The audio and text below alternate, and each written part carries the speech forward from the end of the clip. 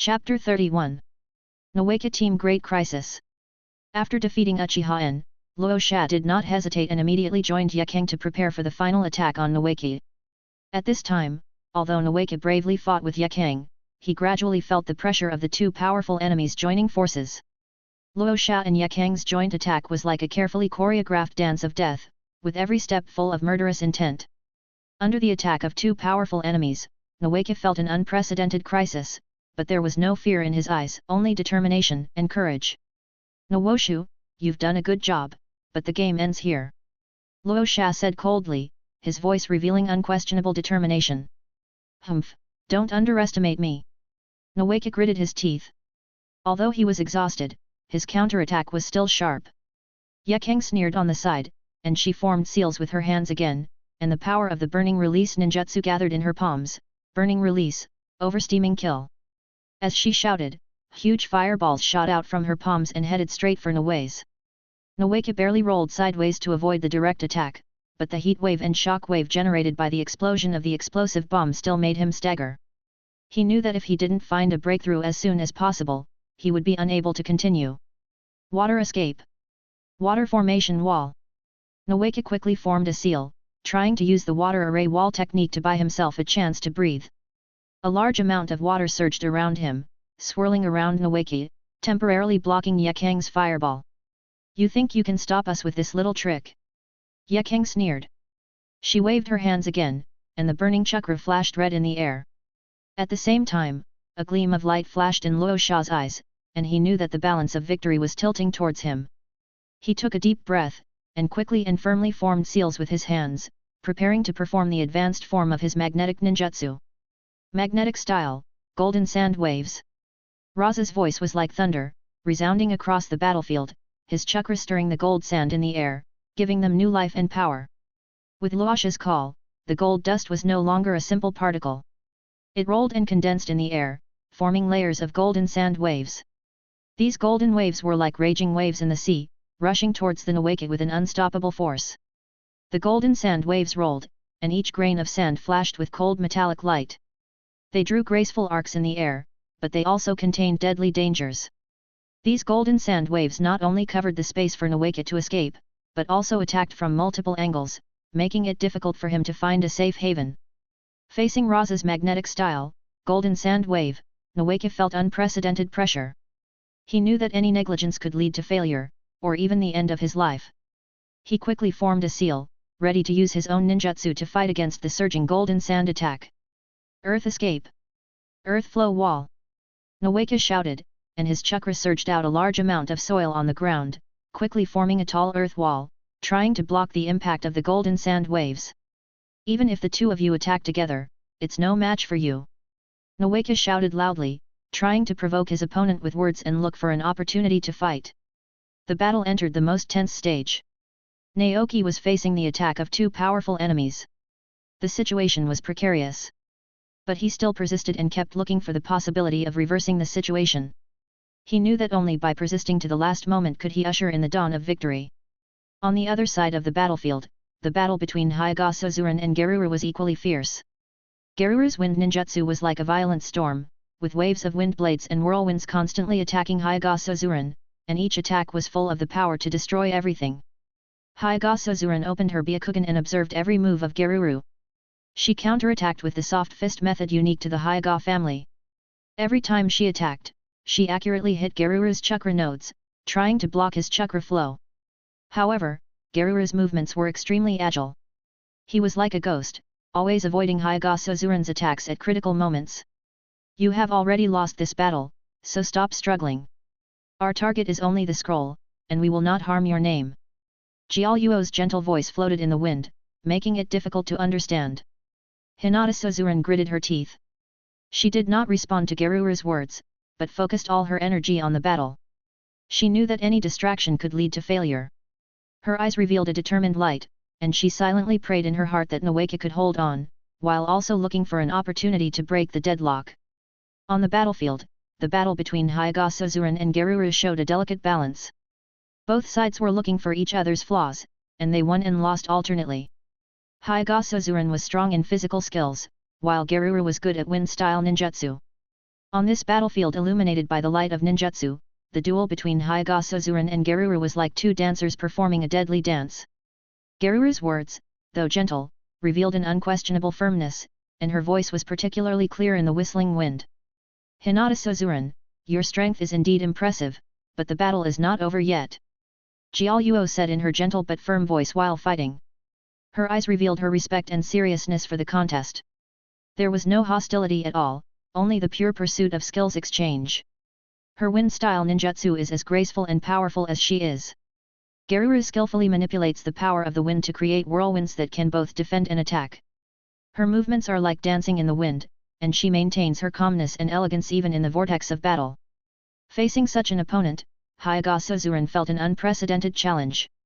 She knew very well that Jialuo's gentleness was not weakness, but a kind of tenacious strength, the ability to stay calm and focused in battle. Geruru, your wind escape technique is also eye-opening to me.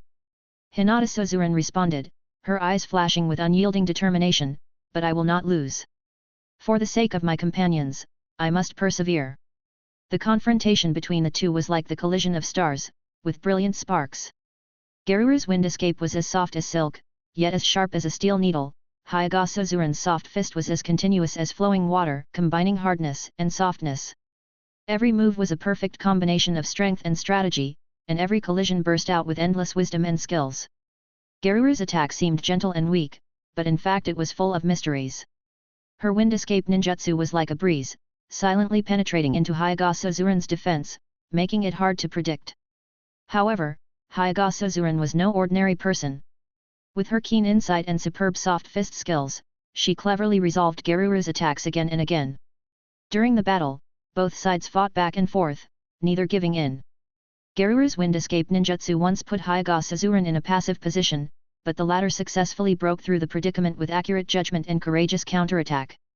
Similarly, Hyaga Suzuran's soft fist also put a lot of pressure on Geruru, breaking her defense many times. Although the outcome was difficult to determine, the two always maintained respect for each other. They knew that this battle was not only a contest of strength, but also a test of their will. In the fierce confrontation, fatigue gradually eroded their bodies, but their eyes remained firm, with the light of never giving up in their eyes. Geruru's wind escape is like a spring breeze, warm and powerful. Hyaga Suzuran's soft fist is like the warm sun in winter, firm and persistent. They interpret the spirit of ninja in their own unique way, exerting their strength and wisdom to the extreme.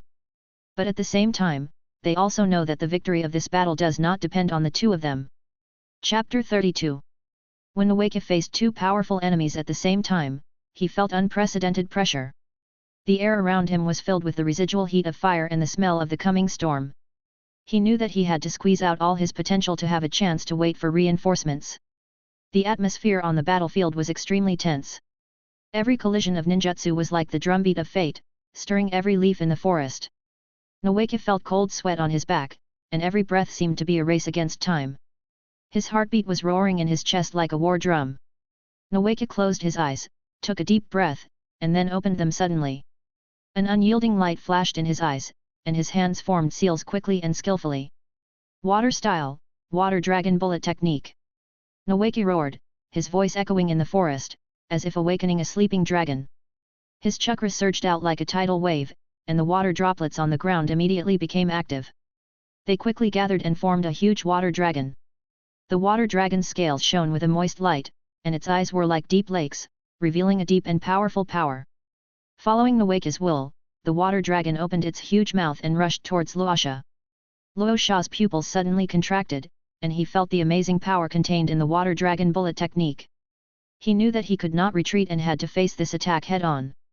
Magnetic style, gold dust.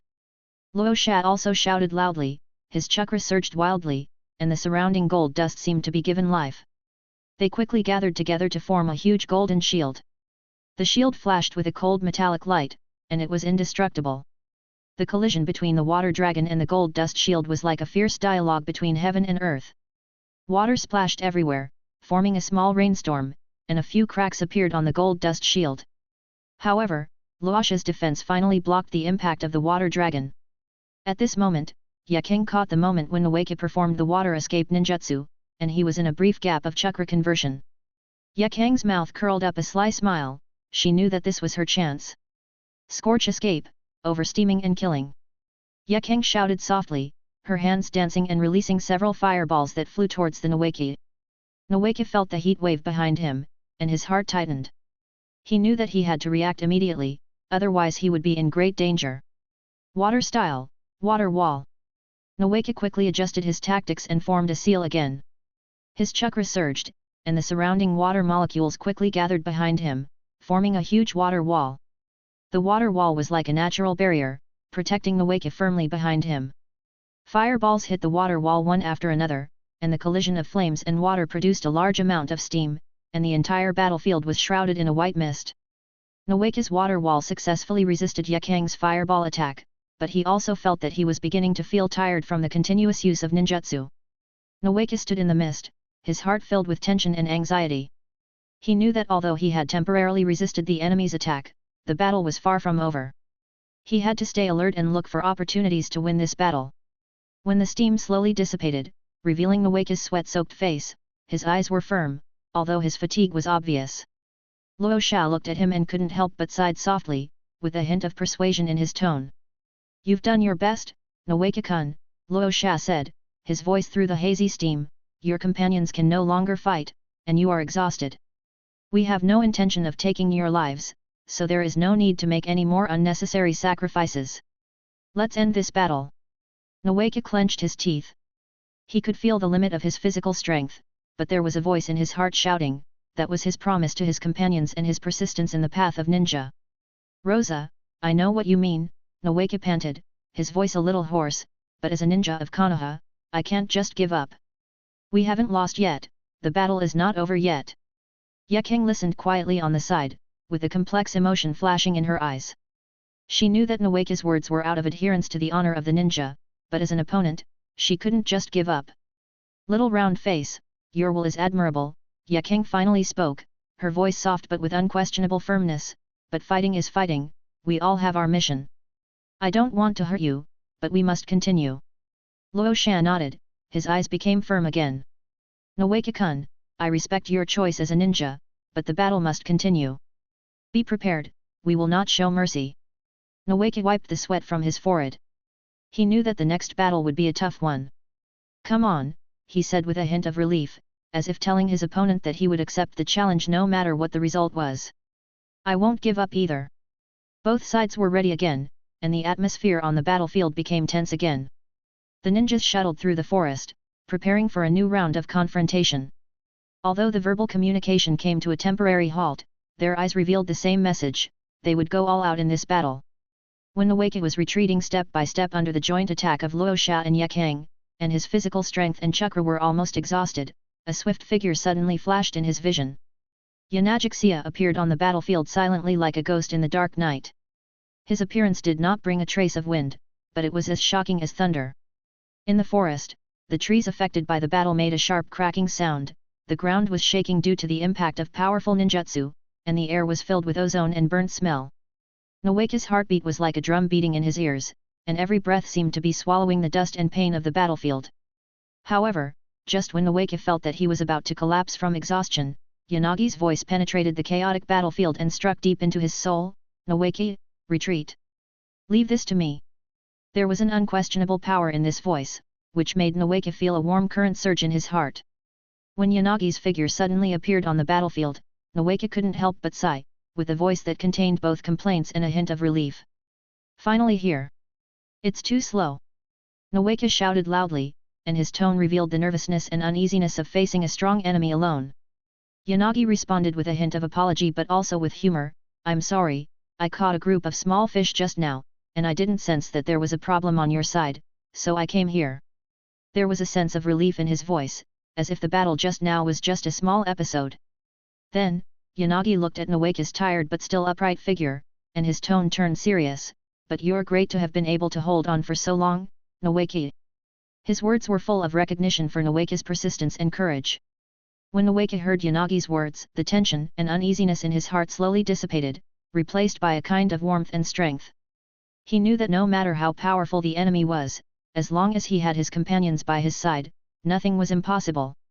"Okay, Yanagi, we have to end this battle quickly." Nawaki's voice became firm again, he clenched his fists, ready to fight alongside Yanagi. Yanagi shook his head to refuse, "Leave this to me alone. You are injured, take a rest first and be your favorite spectator. Next is my special performance, are you ready to dance?" Noe stepped aside and leaned against a tree trunk scorched by the flames, breathing heavily, his heart filled with gratitude to Yanagi. He felt a new power surge in his heart, that is, trust in his companions and adherence to the ninja's beliefs. Yanagi's figure left a trail of afterimages on the battlefield. His movements were precise and deadly, and every time he appeared, there was a sound of breaking through the air. His long sword flashed coldly in the firelight, like the scythe of the god of death, and every swing accurately hit the enemy's attack.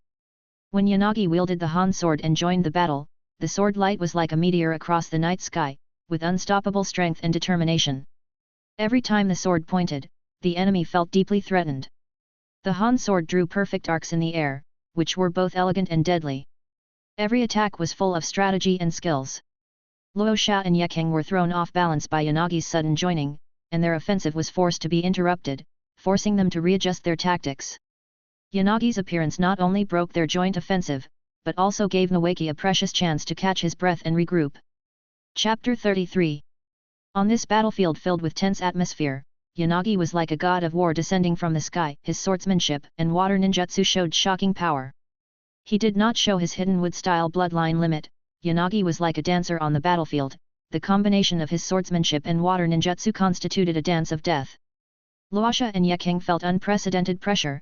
Every time Yanagi's sword flashed, it was accompanied by the roar of the water dragon, making them feel suffocated. Under Yanagi's fierce attack, Luo Xia felt unprecedented pressure.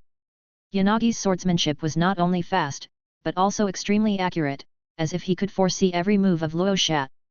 Luo Xia's magnetic escape. Gold sand was originally a powerful defensive method, but under Yanagi's continuous sword light, his gold sand shield began to show its fragility. The tip of Yanagi's sword drew streaks of cold light in the air, and every swing of the sword was as powerful as thunder. His figure moved left and right, forward and backward, making it difficult for Luosha to grasp.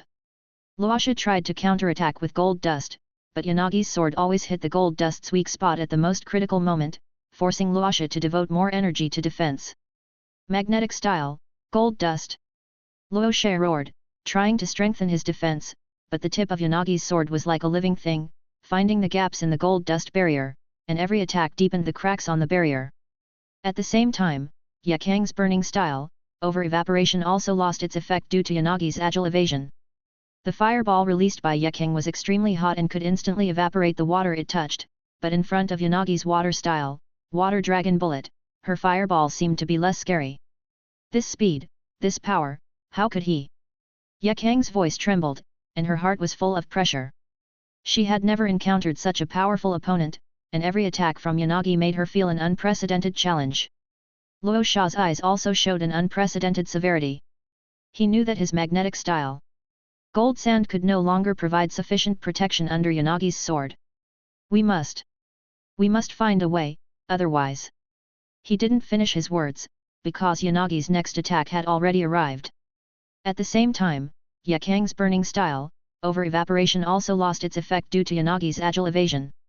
The fireball released by Yaang was extremely hot and could instantly evaporate the water it touched, but in front of Yanagi's extreme speed and super strong water style, her fireball seemed to be less scary. What's the use of a powerful move if it can't hit the opponent? Water style, water dragon bullet. Yanagi shouted, his chakra surged, and the water flow quickly gathered under his control, forming a series of water dragons. The water dragons circled in the air, rushing towards Yaang's fireball with their fangs and claws bared. The collision between the water dragon and the fireball produced a huge amount of steam, and the fireball was gradually extinguished under the impact of the water dragon. Yaang tried to adjust the attack angle, but Yanagi's water dragon bullet seemed to have life, always hitting the fireball accurately and turning the burning attack into nothing. Sweat beads began to seep out of Yaang's forehead, and a feeling of powerlessness surged in her heart. She had never encountered such a powerful opponent, and every dodge and counterattack by Yanagi made her feel an unprecedented challenge. Luo Xia and Yaang began to feel uneasy. They thought they were rare geniuses in the ninja world, and were valued by the Kazekage in the village as the future pillars of the village. However, Yanagi's appearance completely overturned their perceptions. His speed was so fast that their eyes could hardly keep up, and his attacks were so fierce that their defenses were almost useless. On the other side, Geruru, who was only trying to prevent Hyaga Suzuran from joining the Waki, felt an urgent anxiety in her heart. She clearly realized that she had to quickly break through Hyaga Suzuran's entanglement in order to support Luasha and Yagura, who were in a difficult battle. She tightly grasped the giant fan, a trace of determination flashed in her eyes, and began to increase the strength of the wind escape ninjutsu to the extreme. Wind style, great scythe attack. Geruru shouted, her movements were swift and precise, waving the giant fan in her hand. Chakra surged with her movements, stirring up a violent storm. The air currents in the air were compressed into countless sharp wind sickles, which swirled around Geruru, forming a storm of death, and then with a piercing whistle, they cut towards Hyaga Suzuran. Facing the fierce attack of Geruru, Hyaga Suzuran's face showed no fear. Her Byakugan was open, and her nearly 360-degree vision allowed her to clearly capture the trajectory of each storm blade. Her figure shuttled through the storm like a phantom, and with the defensive skill of the soft fist Kaiden, she formed a protective circle surrounded by chakra, and deflected all the approaching wind blades one by one. Do you think you can get rid of me like this? Hinata Suzuran responded coldly, with a firmness in her voice that should not be underestimated. She was unable to rescue him in time because of Jiaoyuo's obstruction, but now, she wants to let Jiaoyuo know that she is not so easy to get rid of. Hyaga Suzuran's counterattack began. Her soft fist technique was accurate and deadly. Every time she struck, she hit Geruru's chakra nodes directly. Her fist technique contained great power. Every time she hit, Geruru felt a huge shock and pressure. Geruru felt unprecedented pressure. She had to divert her attention to deal with Hyaga Suzuran's offensive, and her support plan was seriously hindered. She began to feel uneasy. At the same time, Yanagi showed his outstanding combat wisdom on the battlefield.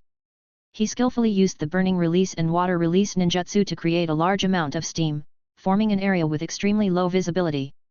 This steam not only obscured the line of sight, but also disrupted the perception, creating excellent conditions for Yanagi's next attack. Under the cover of steam, Yanagi held his breath and approached Luasha silently. His figure was looming in the steam, almost blending into the surrounding environment. Yanagi knew that Luasha's magnetic escape sand gold defense was very strong, but he also knew that any defense had its weaknesses. Raise Nan! Yanagi shouted, and his chakra gathered in his palm, forming a high-speed rotating chakra ball. The Raise Nan rotated in Yanagi's palm, containing a terrifyingly powerful force. Yaang hoped to use this attack to distract Yanagi and find a breakthrough to help Luosha. Luosha felt Yanagi's approach, and he felt uneasy. The steam blocked his vision and disturbed his perception, making it impossible for him to accurately capture Yanagi's position. He could only rely on his intuition and strengthen his magnetic style. Gold sand defense to try to resist the upcoming attack. Yaang felt the powerful chakra fluctuations around her, and she knew that Yanagi must have launched a surprise attack on Luosha, and she had to act immediately to provide support for Luosha. A trace of determination flashed in Yaang's eyes, and she began to gather chakra, preparing to launch a powerful attack to break the current deadlock. Scorch release, oversteaming! Yaang shouted, forming seals with both hands, and released a series of fireballs, which drew blazing trajectories in the air and flew towards Yanagi.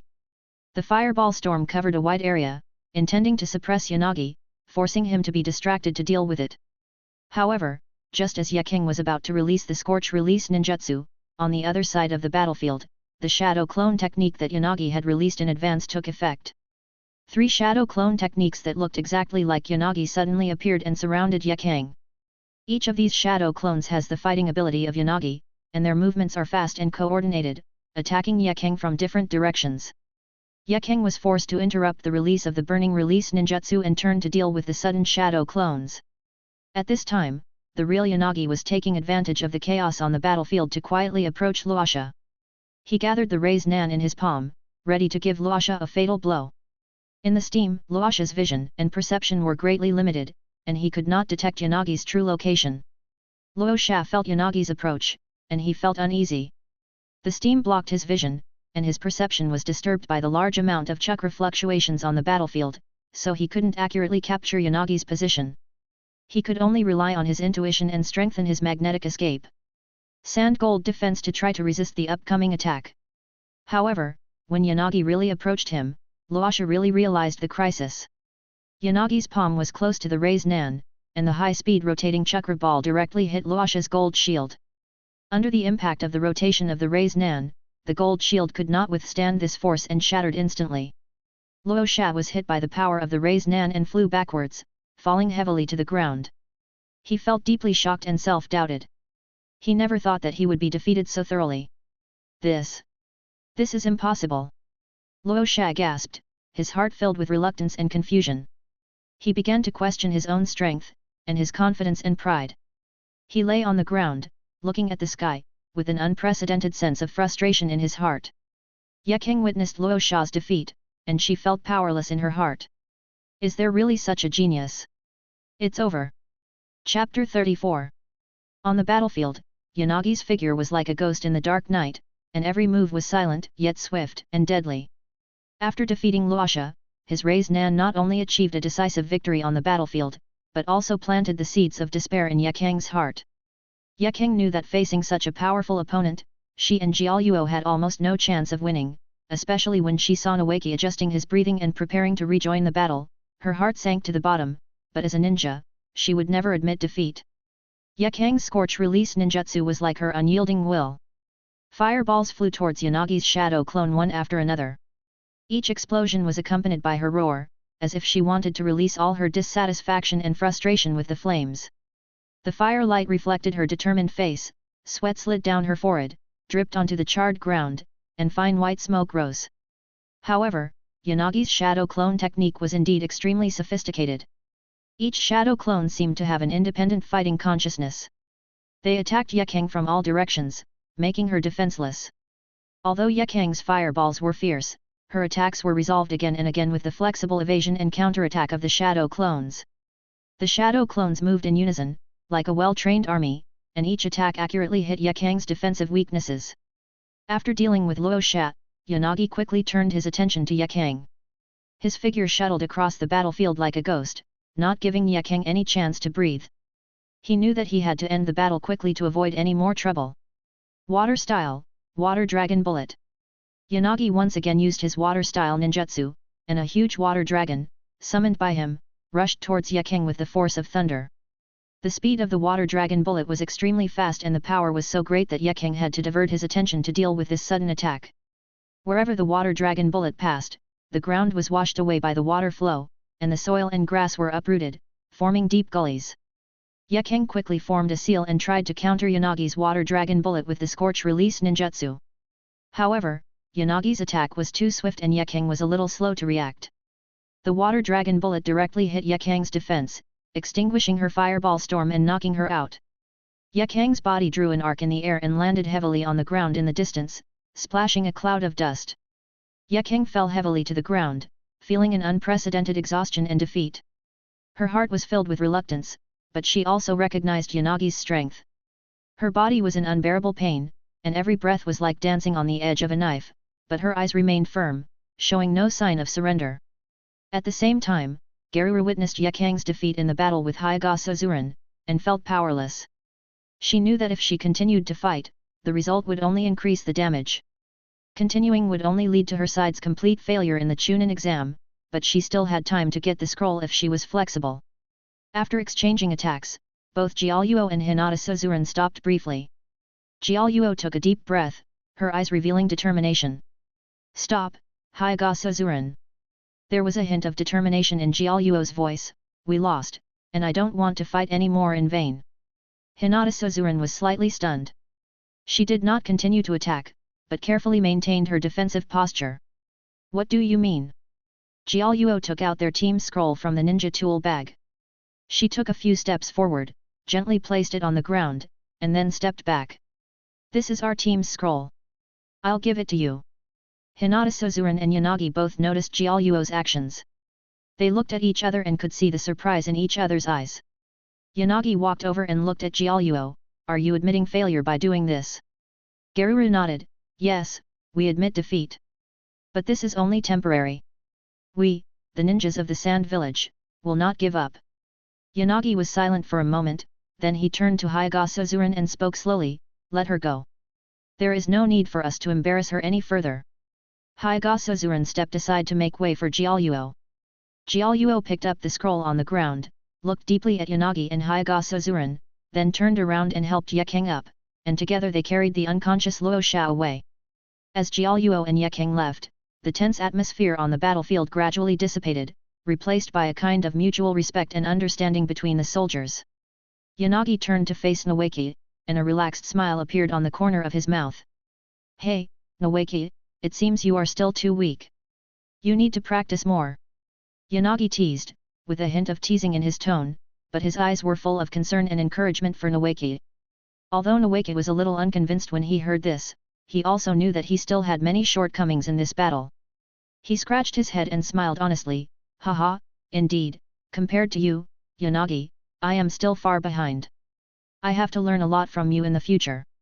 The two smiled at each other, and the tense atmosphere on the battlefield was replaced by this relaxation and friendship. Then, Yangzia turned his gaze to Achiha Yan on the side, and his face became serious. Although he and Achiha Yan were not close, his sense of responsibility as a ninja drove him to take care of his companions on the battlefield. Achiha Yan was lying on the ground, gasping for breath, his face full of pain. Yangzia approached and began to check Achiha Yan's injuries. His movements were professional and methodical. Even if there was no deep friendship between the two, Yangzia would not let a fellow ninja suffer. "Don't move," Yanagi's voice was calm and firm, "your injuries are serious and need immediate treatment." Achiha Yan nodded slightly, he clenched his teeth, endured the pain, and did not make any groans. His eyes revealed his gratitude to Yanagi. Although there may have been competition and friction between them, at the critical moment, Yanagi's behavior proved that he was a reliable teammate. Yanagi quickly formed a seal and performed a medical ninjutsu. His chakra slowly flowed into Achiha Yan's body, stimulating the injured cells and promoting the healing of the wound. As Yanagi's medical ninjutsu took effect, Achiha Yan's breathing gradually stabilized, and the pain on his face slowly eased. As Yanagi finished his initial treatment of Achiha Yan, Noeki's curiosity was aroused. He turned to Yanagi, his eyes sparking with surprise at his teammates' newfound skills. "Yanagi, when did you learn medical ninjutsu? You didn't show this skill to me when I was injured before." Noeki scratched his head and couldn't help asking. Yanagi stood up and dusted off his hands. "Oh, this, I learned it when I was playing with Sister Tsunade. She taught me some basic medical skills, and I didn't expect it to come in handy today. Why didn't I treat you? I'm lazy." At this time, Achiha Yan slowly sat up. Although his injuries had been relieved, his attitude still contained a hint of stubbornness. "Humph, don't think I'll be grateful to you for this, Yanagi." There was a hint of disdain in Achiha Yan's voice, but anyone could see the gratitude in his eyes. Yanagi just smiled faintly, and was not affected by Achiha Yan's arrogant attitude. "I don't need your gratitude, Achiha Yan. I'm just doing what I should do." Seeing this, Noeki couldn't help but interrupt and said, "Hey, Achiha Yan, your attitude is too arrogant. Yanagi helped you a lot at the critical moment." Achiha Yan glared at Noeki. "I'm a tsundere? Humph, I just don't want to be looked down upon by ordinary people like you." He struggled to stand up, and even though his body was still a little shaky, his self-esteem made him not want to appear weak in front of his teammates. "Okay, we should go to the finish line." Yanagi interrupted their conversation, his eyes became serious again. "Achiha Yan, you may need more treatment. We can't stay here for too long." Although Achiha Yan was reluctant to admit it, he knew that his condition did require further medical treatment. He snorted, "Well, you win, Yanagi. I owe you a favor this time." Chapter 35. When the first rays of morning light broke, the sky was painted with a soft golden red, and the warm sunlight penetrated through the thin clouds and sprinkled the end area of the Chunin exam. Yanagi, Noeki, Hyaga Suzuran and Achiha Yan, this group of Konoha ninjas, finally arrived at this land full of hope after a whole night of challenges and fatigue. When Yanagi and his team appeared at the finish line, AI, a member of the ninja team of the Hidden Cloud Village, immediately noticed their arrival. AI and Yanagi didn't communicate much in the past, but every time they did, they were filled with competition and rivalry. AI strode towards Yanagi, his eyes flashing with scrutiny and interest. "Yanagi, long time no see. It seems that you also encountered a lot of trouble in this exam." Yanagi stopped, turned around, and faced AI, his eyes revealing an unquestionable confidence. "AI, it's just some minor troubles." AI chuckled, but there was a hint of coldness in his laughter. "Really? Then the ninjas of our hidden cloud village will not let you win easily. The Chunin exam is the best opportunity to test your strength. I look forward to seeing your performance. There was no wavering in Yanagi's eyes, his voice was calm and firm, you will see. Konoha's ninjas are never afraid of any challenge. When the atmosphere between Yanagi and AI gradually became tense, and the conversation between the two solidified into a silent contest in the air, the appearance of the Sand Ninja team broke the silence of the moment. Luosha, Yaang, and Jiaoluo hurried to the finish area with their newly obtained scrolls. Luosha's eyes were as sharp as a sword, and his sight was fixed on Yanagi. Although he had been defeated miserably by Yanagi in the previous conflict and doubted himself for a time, the ninja way did not allow him to retreat. Yanagi, I was defeated miserably in the last battle, but I, the ninja of the Sand Village, will not give up. In the third exam, I hope to fight you again and wash away my shame. There was firmness and determination in Luosha's voice. Yanagi was about to respond, but Achiha got there first. Achiha stood up, his eyes flashing with a strong sense of self-esteem and a desire for victory. Raza, I lost last time, but the honor of the Achiha clan cannot be lost. In the third exam, I will challenge you and win back the dignity of our family. Luosha looked at Achiha with a hint of seriousness in his eyes. He knew that Achiha was not the kind of person who gave up easily. Achiha, I accept your challenge. You didn't show your full strength in the last battle. This time, I want to see how far you can go. Yanagi was listening silently on the side. Although Achiha interrupted him, he did not mind. Instead, he expressed his approval of Achiha fighting spirit. Naoki and Hyaga Suzuran were not to be outdone. Naoki waved his fist and said, Yagura, we didn't win last time, but I won't show mercy this time. Get ready to take it. Hyaga Suzuran looked at Jiaoluo calmly. Jiaoluo, the Byakugan of the Hyaga family will not miss any details. In the third exam, let us decide who is truly strong. AI looked at the challenge of the Konoha ninjas and couldn't help but laugh. What a vibrant team. The ninjas of the hidden cloud village won't fall behind either. In the third exam, let's see who is stronger. As the last grain of sand in the hourglass fell, the final time limit ended and the invigilator's voice echoed in the finish area. In this Chunin exam, a total of 10 teams have successfully passed the first 2 rounds. Next, please allow the third kami to introduce the content of the third round of this Chunin exam. The sun shines on every ninja's face, bringing a touch of warmth and hope. The ninjas gathered here, waiting for the third Hokage's speech. He stood on the high platform, his eyes swept over every young ninja, his voice full of majesty and kindness. The third Hokage spoke slowly, his voice echoing in the air, Dear ninjas, you have successfully passed the first 2 rounds of tests and demonstrated your strength and courage. In 1 month, we will enter the third ninja showdown. This is your last chance to show yourselves. He paused and continued, the opponent for this duel will be decided by drawing lots.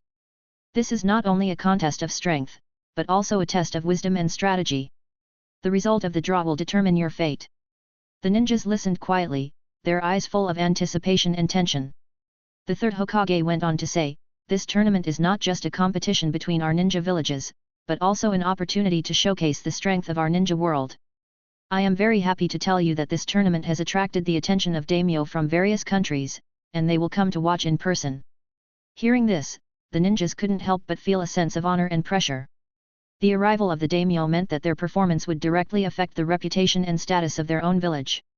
The third Hokage smiled and encouraged every ninja, I know that each of you is ready. Whether facing a strong opponent or accepting the scrutiny of the daimyo, I believe that you can show your best. Those who are recognized in this competition can become Chunin. Now, let's start drawing lots to decide your opponents. As the third Hokage finished speaking, the invigilator began to organize the lottery process. The ninjas stepped forward one by one and drew their own numbers from the lottery box, with tension and anticipation intertwined in their hearts. When the draw results were announced, all the ninjas watched nervously, waiting for their fate to be revealed. Yanagi glanced at the battle list, and a hint of surprise flashed in his eyes, because he did not draw AI, but Huangtu from the Hidden Rock Village as his opponent. It seemed that the battle with AI would be later. Although Yanagi was a little surprised, he quickly adjusted his mentality. He knew that no matter who his opponent was, he had to go all out. He turned to Huangtu, and their eyes met in the air, as if a silent contest had begun. At the same time, the results of the draws of Naoki and others were also announced one after another. They drew the opponents they expected, and a satisfied smile appeared on their faces. Nawaka drew Yaang, Hyaga Suzuran drew Geruru, Achiha N faced Luosha again, and Ai faced Yagura from the Hidden Mist village. Nawaka waved his fists, full of fighting spirit. Yaang, we didn't win last time, but I won't show mercy this time, get ready to take it. Hyaga Suzuran looked at Geruru calmly. Geruru, the Byakugan of the Hyaga family will not miss any details. In the third exam, let us decide who is truly strong. Achiha Yan seemed a little excited. Luosha, I lost last time, but the honor of Achiha cannot be lost. In the third exam, I will challenge you and win back the dignity of our family. With the announcement of the draw results, the third Hokage announced his disbandment. Well everyone, see you in a month, disband. There was a hint of expectation and encouragement in his voice, and the ninjas dispersed one after another, preparing for the showdown in a month. Under the sun, the ninja training ground in Konoha village gradually returned to peace, but the fire in the hearts of the ninjas burned more and more. 1 month later, they will start an unprecedented contest here for glory, for dreams, and to become true Chunin. Chapter 36. Brother Yanagi, it's me, Kushina. My sister's voice came from outside the door, with a hint of expectation and caution. Yanagi, who had just finished a tryst with Zhou Gong's beautiful daughter, heard Kushina's knock on the door and opened it. Seeing Kushina standing there, her eyes were shining with anticipation. Yanagi, you are finally back.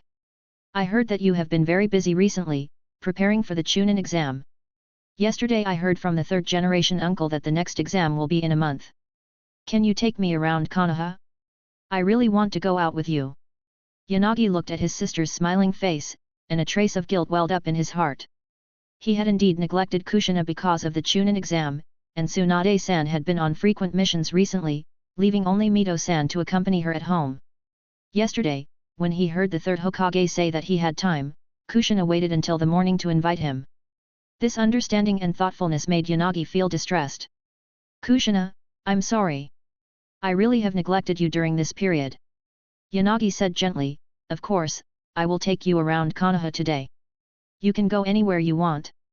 When Kushina heard Yanagi agree, the smile on her face became even brighter. Really? That's great. I've long wanted to see the current commercial street of Konoha. I heard there are many more fun things there. Yanagi smiled and nodded, then let's go to the commercial street. There are many new stores opened recently. I will take you to eat delicious food and buy things you like. So, on a sunny day, Yanagi walked out of the house happily with Kushina, facing the morning sun, and strode towards the commercial street. Along the way, Kushina was like a chirping bird, talking excitedly about what she couldn't wait to do, while Yanagi always had a smile on her face, listening to her sister's words patiently, and occasionally giving some constructive suggestions and warm responses at the right time. Soon, they arrived at the first store. This store sells a wide variety of ninja equipment, and the dazzling array of goods is dazzling. Kushina stared at the neatly arranged scrolls and strangely shaped kunao with curiosity, her eyes flashing with eagerness. Yanagi naturally understood his sister's thoughts, and he whispered to her in detail about the specific uses of these equipment and their importance in battle. After listening to her brother's explanation, Kushina suddenly realized and had a deeper understanding of these mysterious weapons. Then, they came to a beautifully decorated dessert shop. Before entering the shop, Kushina's eyes were already attracted by the colorful, exquisite, and tempting desserts in the window. Yanagi knew that his sister had a special liking for sweets, so he bought some delicious desserts for her without saying a word.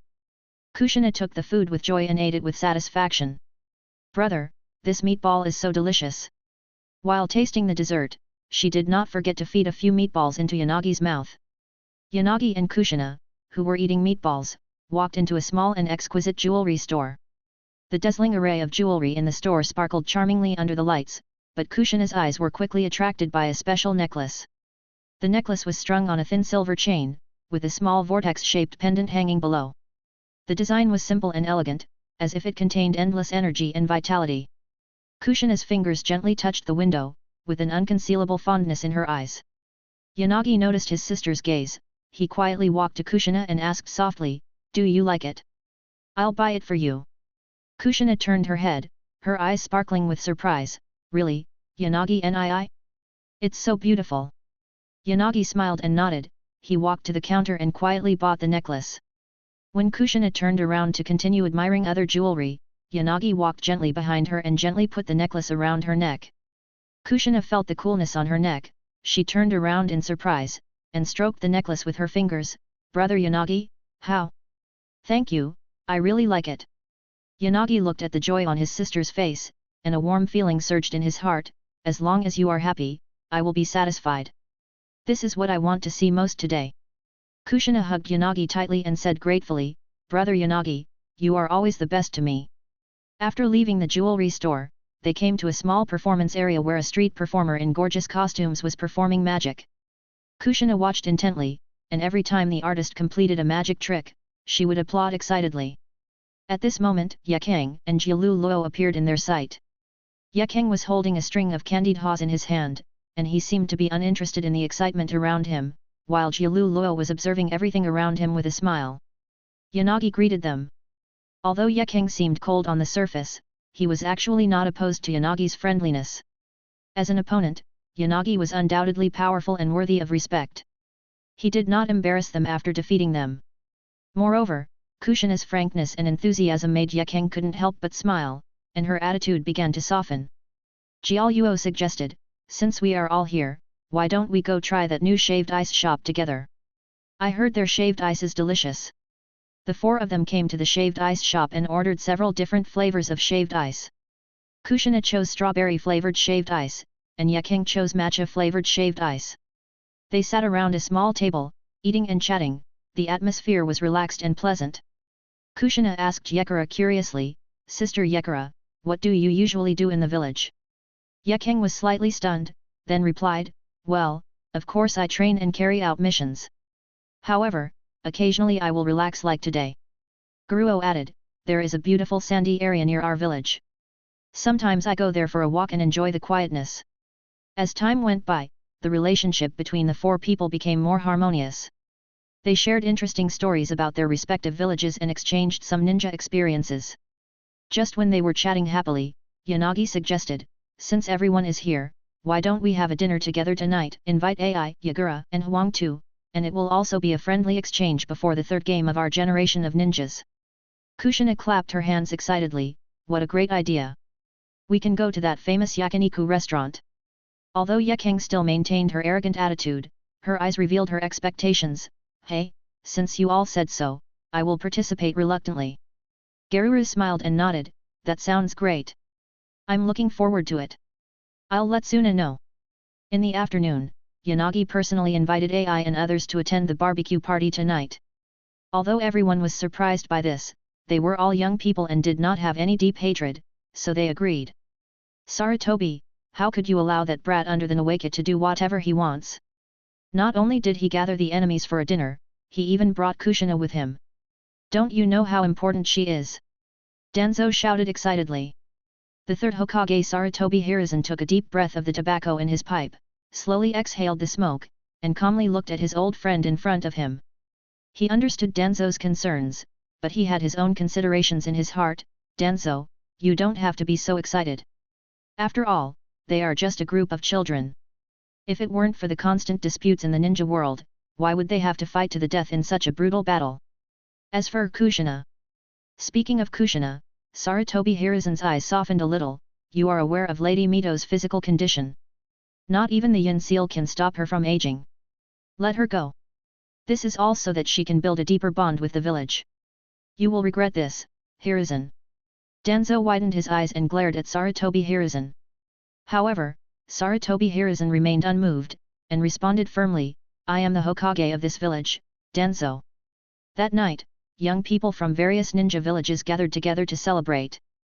This party became a precious fragment in their later memories. When the years passed and these young people entered their old age, they recalled the scene of those years and could not help but sigh that only those who had the bearing in mind to rule the entire ninja world could hold such a unique party at a time when the hostility between the ninja villages was tense. Chapter 37. In the history of the ninja world, it is the first time that the talented ninjas from the 5 major ninja villages have gathered together. But this gathering is not only a rare cultural exchange, but also an important foreshadowing for the future development of the ninja world. The connections established by those young ninjas at the gathering may play an important role at some point in the future. As the party ended, everyone returned to their respective teams and threw themselves into the intense preparations for the third Chunin exam. In the process of preparation, the ninjas underwent more rigorous training, honing their physical skills, ninjutsu, and illusion skills, and also preparing themselves mentally. Every ninja hopes to show their best in the exam and win honor for their village. Time flies in the tension and effort, and a month passes in a flash. As the day of the third Chunin exam approaches, all the participating ninjas feel an indescribable tension and excitement. They know that this will be an important battle related to personal honor and the reputation of the village. On this sunny day, the ninja training ground of Konoha village was decorated to welcome this grand exam. The audience seats around the training ground were already filled with daimyos and important figures from various countries. They were dressed in their best clothes and looked expectant, ready to watch the strength contest of the young ninjas. At the front of the audience, Konoha village's third Hokage Sarutobi Hiruzen sat in a special seat, and beside him were representatives and daimyo from the other 4 major ninja villages. They exchanged polite greetings with each other, and despite the competition and suspicion between them, they showed due respect and friendship on this occasion. As the time approaches, the judges and invigilators begin to enter the venue, dressed in formal attire and serious expressions, ready to perform their duties. The judges check every detail of the examination venue to ensure the fairness and safety of the examination. Finally, with the sound of a loud gong, all the noise and discussion came to an abrupt end. The third Hokage stood up, and his voice spread throughout the training ground through special ninjutsu, clear and powerful. Dear ninjas, distinguished guests, we gather here today to witness the growth and strength of the younger generation of ninjas. The third Chunin exam begins now. With the solemn announcement of the third Hokage Sarutobi Hiruzen, the atmosphere in the entire training ground reached a boiling point. All eyes were focused on the upcoming duel. The first contestant Nawaka from Konoha village and Yagura from the enemy village, they represented the honor and strength of their respective villages. In the audience, the eyes of the daimyo and representatives of various countries were full of expectation and curiosity. They wanted to witness the strength of these young ninjas with their own eyes.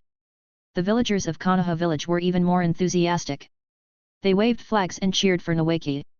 At this time, the third invigilator, Konoha Jonin Ui Shinku, walked to the center of the venue. He was wearing formal attire that symbolized his status as an invigilator, and his expression was serious and focused. Ui Shinku enjoyed a great reputation in the ninja world. The illusion of the Ui family can be said to be the strongest illusion family except for the illusion bloodline limit. Shinku stopped, looked around, and then announced clearly, the first match is between Konoha Ninja Nawaki and Sand Village Ninja Yagura. Both sides please enter the venue. Nawaki and Yagura stood up from their respective rest areas, their eyes revealing determination and resolve.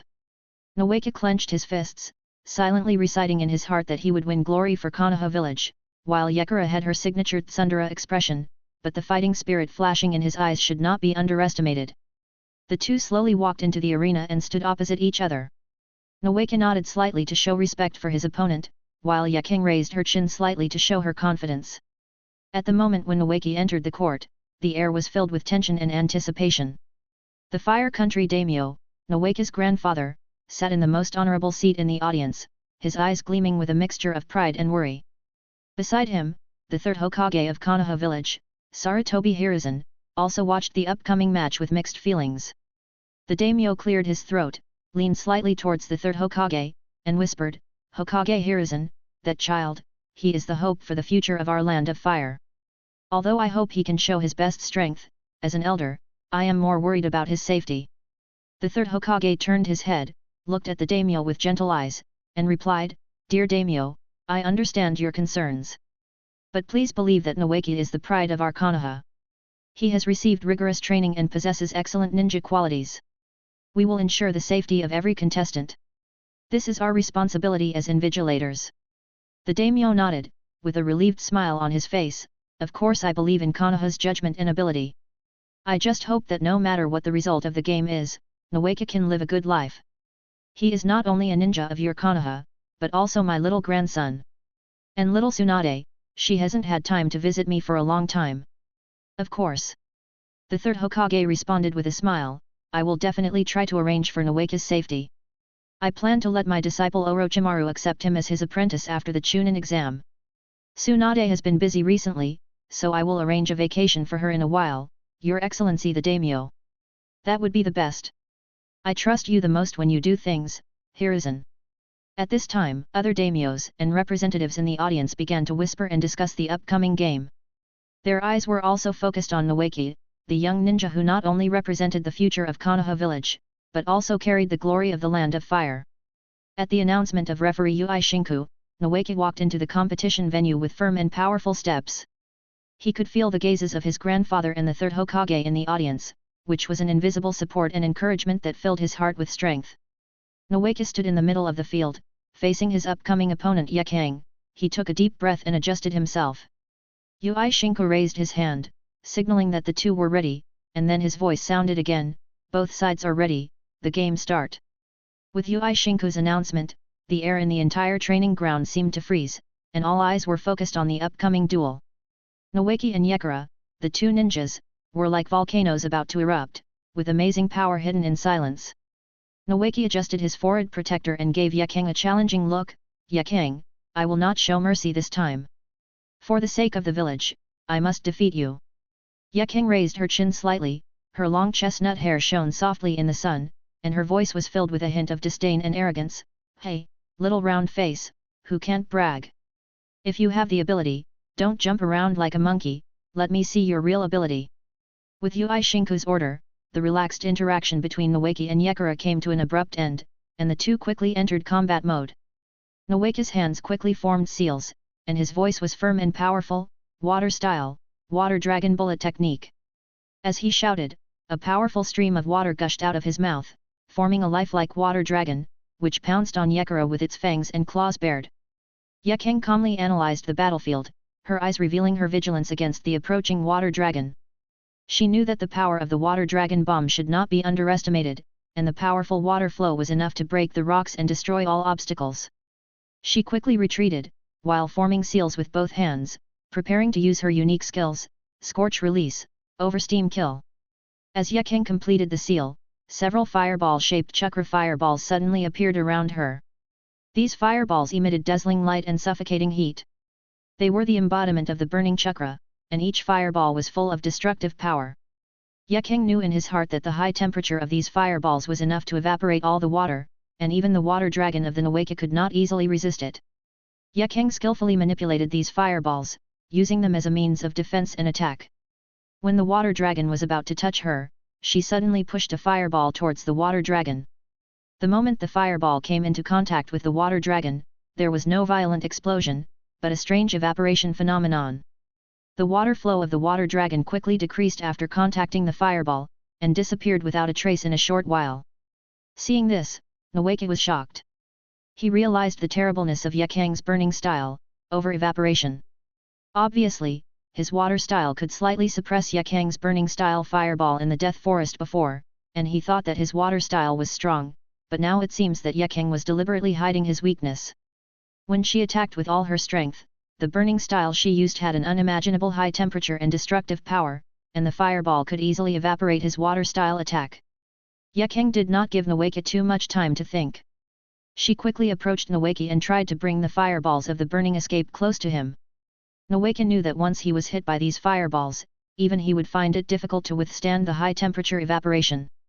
He had to come up with a countermeasure as soon as possible. Noeki quickly retreated, and at the same time formed a seal again, preparing to launch a new ninjutsu to deal with Yaang's approach. He knew that this battle required him to go all out and not slack off at all. He had to be more cautious and not let Yaang's fireball get close to him. In the audience seats, the third Hokage and representatives from other countries watched the match intently. Their expressions changed as the match progressed, sometimes tense, sometimes relaxed, completely absorbed by the fierce confrontation on the field. This competition is not only a contest between Noeki and Yagura, but also a demonstration of the strength of Konoha village and other national ninja villages. Every move and every ninjutsu may become the key to the outcome of the competition. And the invigilator Yui Shinku is always ready to ensure the fairness of the competition and the safety of the contestants. After realizing the power of Yaang's scorch release, oversteaming, Noeki immediately adjusted his tactics. He knew that it was too dangerous to face Yaang's fireball head-on, so he decided to adopt a more flexible strategy. Multiple shadow clone technique. Noeki shouted, and his hands quickly and accurately formed seals. In an instant, dozens of Noeki's shadow clones appeared on the training ground, surrounding Yaang. Each clone was full of energy, ready to attack Yaang from different angles. Hey, do you think you can win with more people? Yaang faced many enemies who suddenly appeared. Although she was already complaining about the outrageous amount of chakra in her heart, she was still unforgiving and remained calm on the surface. She knew that although there were many shadow clones, only by finding the real body of Nawaka could the outcome of this battle be determined. Dozens of Nawaka clones surged in like a tide, their movements were uniform, yet each had its own characteristics, like a well-trained army. The Nawaka clones carried the sound of breaking through the air, and their fists and feet attacked Yaang like a violent storm, and each blow contained a powerful force. When Nawaka performed the stunning multiple shadow clone technique, the atmosphere of the entire training ground reached a climax. Dozens of Nawaka's shadow clones surrounded Yaang, and the audience was amazed by this spectacular scene. The interaction with the third Hokage added to the fun. The Fire Country daimyo couldn't help showing pride when he saw his grandson display such a powerful ninjutsu. He turned to the third Hokage Sarutobi Hiruzen and said with a hint of pride, "Hiruzen, I see that this child is very much like Hashirama and his friends when they were young. This battle should be over soon." The third Hokage smiled slightly and nodded in agreement, "Your Excellency the daimyo, you are right.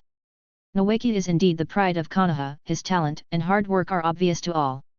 However, Yaang of the Sand Village has a rare bloodline limit, scorch release, and his strength should not be underestimated. Let's continue to watch." Yaang gathered burning chakra in her palm, forming several fireballs. She shouted scorch release, oversteam kill, and with this shout, the fireballs streaked through space like meteors and were thrown at the Nawaka clones that were in the front. The fireballs hit the target, bursting with dazzling light and scorching heat, instantly turning several clones into ashes. Chapter 38. After the battle between Nawaka and Yagura ended, Konoha's Jonin Ui Shinku quickly arranged for medical ninjas to take the two ninjas away from the battlefield. His voice echoed in the arena, clear and firm. The second match, Konoha Achiha and vs. Sand Village Raza, starts now. In the audience, the original noise was replaced by a new expectation. Achiha Yan and Luosha stepped into the arena, and their auras intertwined invisibly, which seemed to indicate that a fierce duel was about to take place. "Look, Achiha Yan is on stage."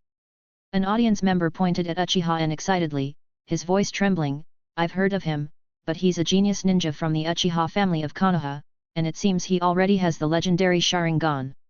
But I heard that he lost to Luosha not long ago." The audience next to him interrupted with a hint of doubt in his tone. "So what?" The first audience member retorted, "Achiha Yan's strength should not be underestimated. He will definitely prove himself in this game.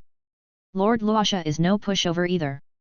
Another voice sounded, "He is the disciple of the Kazekage of the Sand Village, and his magnetic jutsu power is unmatched." In the audience, the discussion about Achiha Yan and Luosha became more and more heated. They were full of anticipation and curiosity about the upcoming battle. Achiha Yan's eyes revealed a hint of determination. He knew that this match meant a lot to him, not only for his personal honor, but also for the glory of the Achiha family. Luosha seemed calmer. There was no fear in his eyes, as if he was telling everyone that no matter who his opponent was, he would go all out. Achiha Yan stood in the arena, facing Luosha, but his heart went back to a month ago. At that time, he lost to an opponent from another village. That defeat was like a thorn that pierced his heart deeply. After returning to Konoha, he became the focus of discussion among the tribe members. Those whispers and disappointed eyes became the reason why he couldn't sleep at night. He remembered that he was alone in the courtyard of the Achiha family, facing the family crest, and his heart was filled with self-blame and resentment. He asked himself, why did he lose to the ninja from another village? Could his strength, his Sharingan, be so vulnerable? In this self-doubt, an unprecedented flame ignited in his heart. The flame was hot and strong, as if it would burn his entire soul to ashes. Driven by this flame, he began to train harder and explore the secrets of the Sharingan more deeply. Finally, 1 month later, he stood in the arena again. Achiha Yan stared at Luosha firmly, his voice full of determination, "This time, I must wash away the shame of losing to you last time. Use the power brought by the shame you gave me to defeat you." As soon as he finished speaking, Achiha Yan's eyes changed drastically. In Achiha Yan's eyes, the originally deep black pupils were suddenly replaced by a deep red, as charming as blood, full of mystery and power. In the center of this red pupil, 2 Megatama began to slowly rotate, emitting an awe-inspiring magic. Luo Sha showed an expression of disbelief on his face. He did not expect that Uchiha Yan had only opened his eyes a month ago, and now he had evolved to the second Megatamas so quickly. He was filled with shock, but soon, this shock was replaced by a strong will to fight. Luo Sha knew that he was about to face an opponent who was stronger than ever before. In the audience, Uchiha Yan's opening of his eyes caused a round of cheers, and people were amazed at the talent and strength of the Uchiha clan. Their cheers were like waves, sweeping across the entire arena. In the VIP seats, the third Hokage and the daimyo of the Land of Fire were talking. The daimyo exclaimed, "The Uchiha clan is really full of talents, and every member has amazing talents." The third Hokage smiled in response, but deep in his heart he was hiding a trace of fear. He remembered what the second Hokage, Senju Tobirama, had said: although the Uchiha clan was powerful, their minds were too unstable and prone to extremes. Uchiha Yan stood at one end of the arena, his eyes firm and deep. This time, he did not choose the shuriken manipulation technique that he was good at as the opening, but decided to directly show the pride of the Uchiha clan fire style. He took a deep breath, quickly and accurately formed seals with both hands, and whispered, "Fire style great fireball technique." Then, a huge ball of fire burst out of his mouth, like a long dormant volcano suddenly erupting, and rushed towards Luosha with the power of destruction. The fireball cut through the air, with scorching heat and dazzling light, as if it was going to ignite the air of the entire arena. Luo Sha did not panic in the face of this sudden fire attack.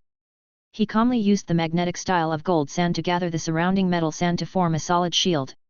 Under Luo Sha's control, this shield was like an indestructible wall, easily resisting Uchiha Yan's fire attack. The fireball hit the metal shield, making a deafening roar, sparks of fire and heat waves. However, Luo Sha remained as steady as a rock, with a calm look in his eyes, as if telling everyone that no matter how fierce the opponent's attack was, he could handle it calmly. But when Luo Sha's magnetic style, gold sand shield successfully blocked Uchiha Yan's fiery fire style, great fireball technique, he was about to breathe a sigh of relief, but inexplicably felt dangerous. This was the intuition of a warrior brought by many missions. His body instinctively made a defensive move, and at this moment, Uchiha Yan holding a dagger suddenly appeared in front of Luo Sha. Although Luo Sha had used a kunao to resist, Uchiha Yan's dagger seemed to have no entity and actually pierced through Luo Sha's kunao and went straight to his vitals. Fortunately, Luo Sha reacted quickly and dodged at the critical moment, leaving only a shallow scratch. But Luo Sha knew in his heart that he had been caught in an illusion. This is an illusion of the Sharingan. He was shocked. He realized that he had made eye contact with Uchiha and when he was defending against the fire style, so he was caught in the illusion of the Sharingan. In the audience, the daimyo's eyes were fixed on the battlefield. They witnessed Uchiha N holding a short sword and suddenly attacking Luo Sha like a ghost, while Luo Sha seemed to be able to dodge helplessly. This scene confused the daimyo, and they whispered and discussed it. "Third generation, what's going on? Why did Luo Sha just dodge?" One of the daimyo of a small country who was close to the sand village asked in confusion, with a hint of anxiety and confusion in his voice. The third Hokage smiled slightly, his eyes revealing a hint of admiration and affirmation of Uchiha N's strength. "This is an Uchiha illusion." When Luo Sha was defending against the fire escape technique, he stared at Uchiha N, so he was caught in the Sharingan illusion. The words of the third generation were full of a deep understanding of this battle. He knew that Uchiha N's Sharingan not only had a powerful visual attack ability, but also had a mysterious power to make people fall into illusions. This was why ninjas in the ninja world would find it difficult to encounter a Sharingan ninja alone. They had to try to avoid eye contact with the opponent during the battle, otherwise they would easily fall into an illusion and lose their lives. After hearing this, the audience was amazed at Uchiha N's strength and the magic of the Sharingan. They began to observe the battle more carefully, trying to learn advanced techniques in the ninja world. The eyes of the daimyo were full of awe for the ninja's ability, and at the same time they were full of expectations for whether Raza could break the illusion. When facing Uchiha N's Sharingan illusion, Luo Sha knew that only by taking a more decisive and unexpected strategy could he break the current deadlock. He decided to use one of his most powerful ninjutsu, magnetic release, gold sand burial, which was powerful enough to subvert the entire battlefield. Luo Sha closed his eyes, concentrated all his energy, and formed seals with his hands at lightning speed. His voice echoed over the arena like thunder, "Magnetic style, gold burial." When Luo Sha's magnetic release, gold sand burial was launched, the atmosphere in the entire arena was extremely tense. The audience watched with bated breath, watching Luo Sha manipulate the metal sand with amazing speed and power, forming a huge storm that swallowed everything. Lord Luo Sha is so amazing. Achiha Yan is not to be outdone. This battle is so exciting. Is this Luo Sha's strength? Too terrifying. Achiha Yan is in trouble now. Can he escape from such an attack? Achiha Yan was facing this sudden attack, but his heart was surging. He could feel the oppression brought by the magnetic style, gold sand burial, a force that almost suffocated him. He knew that Luo Sha's move was much more powerful than he expected. Following his command, the surrounding metal sand grains seemed to be given life, gathering madly to form a huge metal storm, sweeping in all directions. This ninjutsu was not only powerful, but also had a wide coverage, almost covering the entire arena. The metal sand grains spun in the air, forming a huge vortex, as if to swallow everything, including Achiha Yan, who was trying hard to maintain the illusion. Although Achiha Yan's speed was partially limited by the illusion, his fighting instinct was not lost. He quickly retreated, and at the same time, he formed seals with both hands, trying to use fire escape to resist this powerful attack. However, the power of magnetic escape, gold dust burial, was far beyond his expectations, and the fire escape seemed powerless in front of the metal storm. Luo Sha's attack did not end there. He formed a seal again, magnetic style, gold sand wall. Following his command, metal sand particles quickly condensed in the air, forming huge metal walls that completely blocked Achiha Yan's sight. At this time, Achiha Yan's chakra rhythm was disrupted, and his vision was completely blocked. The effect of his illusion began to gradually weaken, and Luo Sha felt that his consciousness began to gradually become clear. The audience was amazed at Luo Sha's adaptability and the power of magnetic escape when they saw this scene.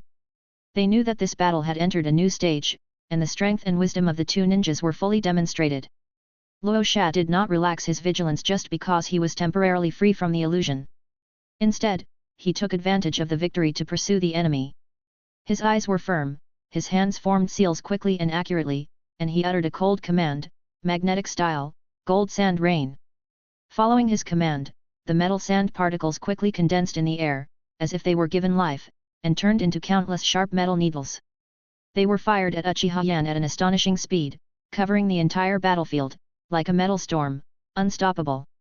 Achiha Yan's Sharingan had already captured the trajectory of the attack the moment the metal needle was launched. In his eyes, two megatama were spinning, flashing red light, observing every move of Raza and the flight path of the metal needle. At this moment, time seemed to slow down, and every detail was magnified by his Sharingan and became clearly visible. Now! Achiha Yan muttered in his heart, and his body suddenly burst out with amazing speed, like a black lightning, shuttling through the gaps between the metal needles. His movements were smooth and precise, and every step was just right to avoid the fatal attack. The audience held their breath and watched this life and death contest intently.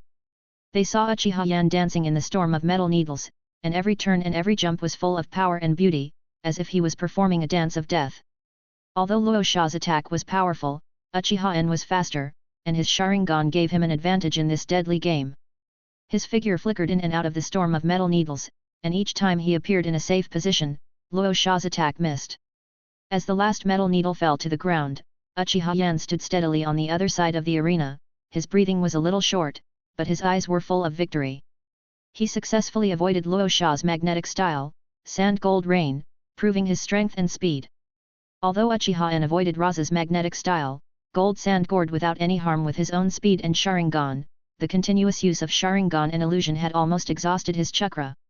As an experienced ninja, Luo Sha, despite his age, still had abundant chakra, like an endless spring.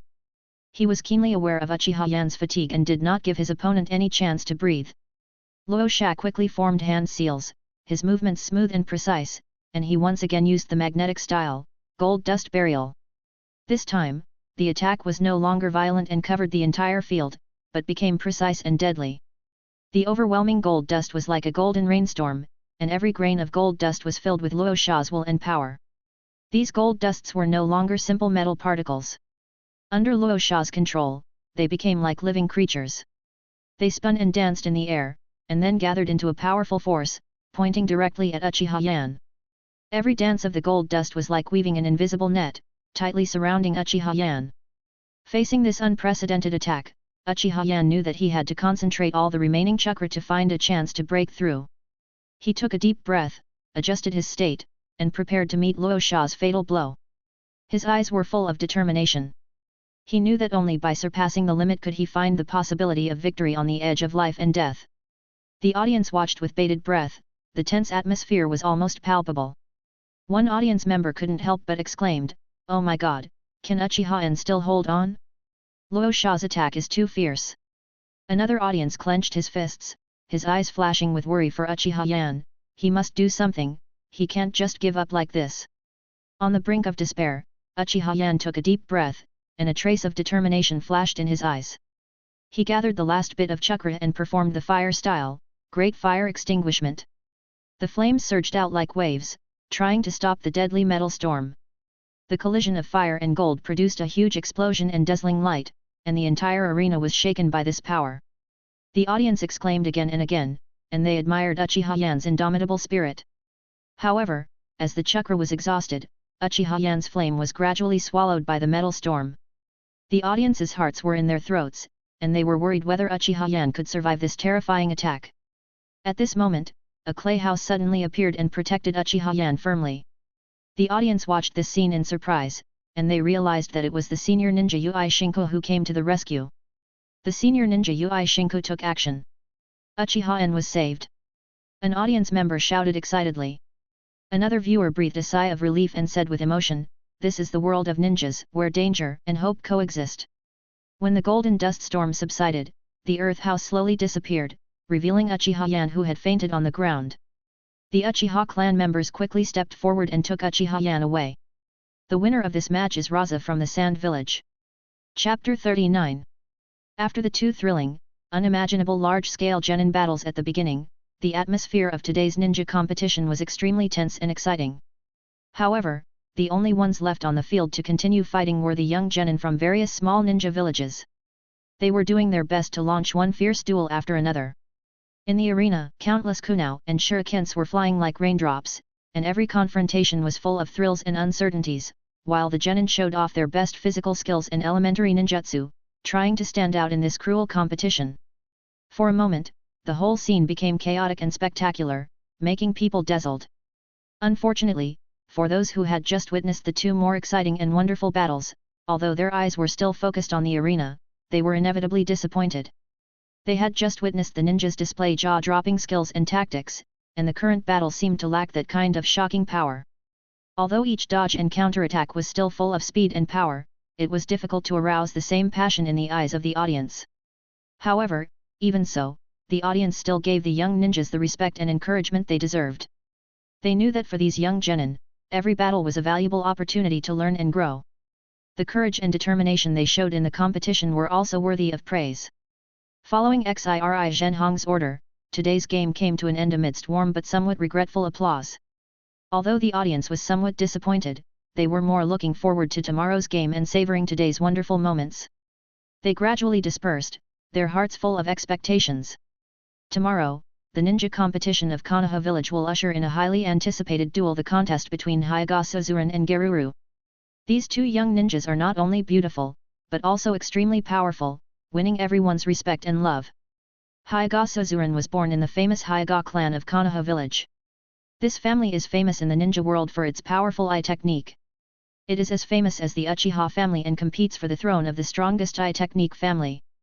Suzuran not only inherited the beauty of the family, but also will prove her extraordinariness with her strength. Although Geruru does not have the background of a Kazekage disciple like Raza, nor the bloodline limit of scorch release like Yagura, she has mastered the potential of wind release ninjutsu recognized by the Kazekage of Sand Village with her own talent and hard work. In Sand Village, she became famous for her own strength and became a true genius ninja girl with both talent and beauty. The duel between these two ninjas will undoubtedly be a feast of visuals and skills. Their battle will show the power of women in the ninja world and prove their preeminent status in their respective families and villages. The audience is full of expectations for tomorrow's game. This is not just a simple ninja duel, but also a stage for two young female ninjas to show their strength. Whether it is Hyaga Suzuran's eye technique or Geruru's wind escape ninjutsu, they will shine in tomorrow's competition and bring an unforgettable visual feast to the audience. Let's wait and see how these two ninja girls will compete on the field and show their style. As soon as Hinata Suzuran entered the house, she was stopped by a stern-looking messenger. The messenger's voice was filled with unquestionable authority. Hinata Suzuran, the elders have ordered you to go to the meeting room immediately to meet with the clan leader and the elders. Linglan was startled.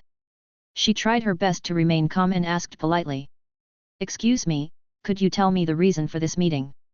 The messenger's eyes revealed a hint of impatience, and his answer was brief and direct. If the elder summons you, you should go immediately. There is no need to ask too many questions for those who are from the branch family. Linglan nodded slightly. Although she was full of doubts and uneasiness, she knew that the family's rules and orders could not be disobeyed. She took a deep breath, adjusted her emotions, and then answered firmly. I see. I'll go right away. Hyaga Suzuran, as a member of the Hyaga branch family, just finished watching the battle today. Although she did not participate in the battle, she witnessed the wonderful duel of other genin as a spectator. Despite this, she was not in a relaxed mood, because she knew that the opponent she would face tomorrow was not a weakling. In her several fights, she was the one who was at a disadvantage. However, as a member of the branch family, she had reasons to win, but before that, she had to obey the orders of the main family. In the meeting hall of the main family in the Hyaga clan's residence in Konoha, the atmosphere seemed particularly heavy. The ancient buildings cast long shadows in the afterglow of the setting sun, and the stone pillars and wood carvings looked even more solemn in the dim light. The sandalwood in the air seemed to have become heavy because of the serious topic that was about to be discussed. When she walked into the meeting room with a heavy heart, she could already feel the majesty of the main family. The elders and the clan leaders sat in high seats, their faces were serious, and their eyes revealed unquestionable authority. Next to the clan leader's twin sons, Hyaga Hayashi and Hyaga Hisashi, sat on both sides. The two looked very similar, but on Hyaga Hisashi's forehead, there was the same branch family symbol as Suzuran, a caged bird. As soon as Linglan entered the meeting room, she felt an invisible sense of oppression. She knew that this was not only the solemn atmosphere of the main family's meeting room, but also because of the caged bird seal in her body. This seal is a means for the main family to control the members of the branch family. Once the main family issues an order and the members of the branch family do not obey, the main family will use the caged bird, and the branch family will suffer a severe headache or even more painful punishment. Just as Linglan was getting used to the heavy atmosphere, an elder suddenly shouted disrespectful. The sound echoed in the meeting room like thunder. Linglan's headache suddenly intensified, as if countless needles were piercing deep in her brain. The pain made her face pale instantly, but she still endured it and did not let the pain show. She slowly lowered her head, clasped her hands together, and saluted the clan leader, the elders, and the young clan leader with the most respectful attitude. Although her movements were graceful, every detail revealed her inner helplessness and struggle. Although she had respect for the family, her eyes also hid her desire for freedom. The clan leader and the elders stared at Linglan expressionlessly. Their cold eyes were like looking at an inanimate tool, without any emotion at all. At this moment, Linglan felt a strong sense of loss in her heart. She was deeply aware of her position in this family, just a member of the branch family. This realization made Linglan feel painful and helpless, because she knew clearly what being a member of a branch family meant: endless constraints, heavy responsibilities, and an inescapable fate. She couldn't help but think of the days when she was a child and was strictly trained. Now it seems that all this is nothing more than to satisfy the main family's needs for strength and loyalty. However, facing these indifferent faces, Linglan was powerless to change the status quo. After all, in such a family with a clear hierarchy between the main family and the branch family had no human rights to the main family. The atmosphere in the meeting hall was still solemn, but the fire of unyielding was quietly ignited in Suzuran's heart. She knew that although she had to obey the arrangements of the main family at present, her ninja journey was still long. One day, she would break free from the shackles and become her true self, like an eagle flying freely in the sky. In the meeting hall of the Hyaga clan, the voices of the elders echoed in the hall. Their words were elegant and solemn, demonstrating the style of the ninja family. The voice of the great elder was like a huge bell, steady and powerful. Today, the young ninjas of the Achiha clan showed amazing strength. Their performance was impressive. We, the Hyaga family, as a prestigious family in Konoha, must not fall behind. Another elder added, Hayashi, and Suzuran, the competition you are about to participate in is not just about your victory or defeat, but also about the honor of our Hyaga family. You must show strength that is not inferior to that of the Uchiha clan. The clan leader's eyes were as sharp as a sword. He looked directly at Suzuran and said in a serious tone, especially you, Suzuran. Your opponent is Luoxia's teammate. This is a crucial match. Only if you win, the elders will consider letting you continue to be a member of the ninja team, instead of being arranged to marry off early as the canary of the clan. Suzuran stood in the center of the meeting room, her eyes firm and powerful. She took a deep breath and responded firmly, Patriarch, I have kept your teachings in mind.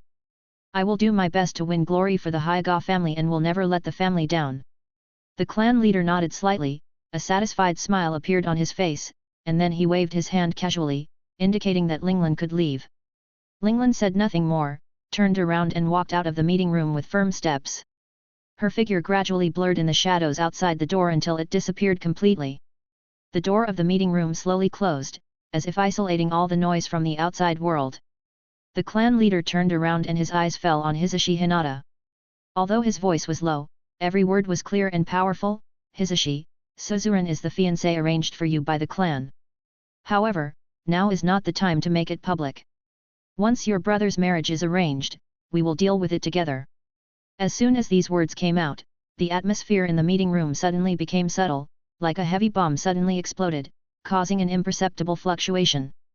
Hinata Hisashi's expression looked a little complicated under the dim light. His eyes seemed to be searching for something, but soon he regained his composure. He bowed slightly and replied respectfully, Yes, father. The elders exchanged meaningful glances with each other and smiled with satisfaction. They knew in their hearts that the future of the Hyaga family was in the hands of these young people.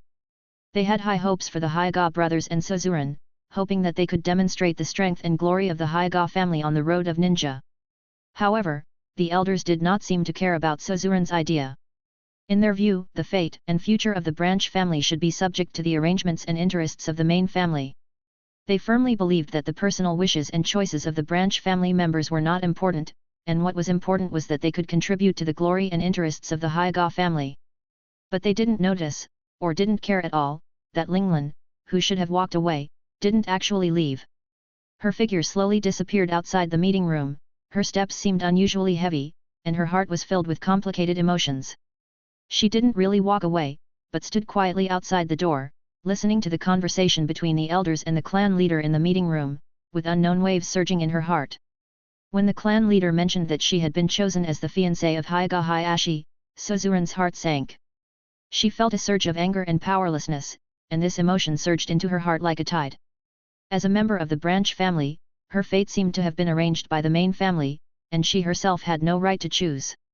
She recalled the moment when she was sealed like a caged bird, and she felt a deep sense of powerlessness and restraint. From then on, she knew that she had lost the opportunity to say no and the freedom to decide her own destiny.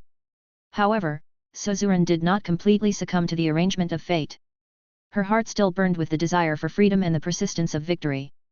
She knew that although she could not fight now, she could use her own strength to fight for more freedom and the right to choose on the road of ninja. Linglan took a deep breath and tried to calm herself down. She knew that she couldn't stay here for too long, otherwise it would arouse the suspicion of the clan. She turned around and left the meeting room with firm steps, secretly vowing in her heart that she would go all out in the upcoming competition and prove her worth with her own strength. Her figure gradually faded away in the afterglow of the setting sun, while the elders and clan leaders in the meeting room continued to discuss the future and plans of the family, completely unaware that Lily of the Valley outside the door had heard their conversation, and unaware that the flame of resistance had already ignited in her heart.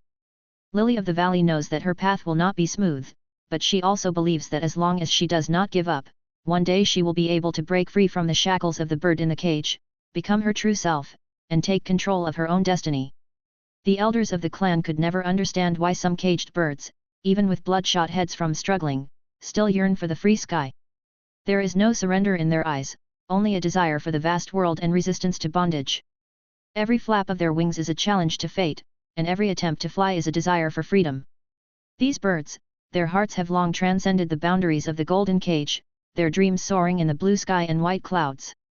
Even in prison, their hearts are still toward the boundless sky, which is their eternal home and the call of their souls. Chapter 40. As the morning light begins to shine, a new day quietly arrives, and the ninja arena once again ushered in a tense and exciting moment.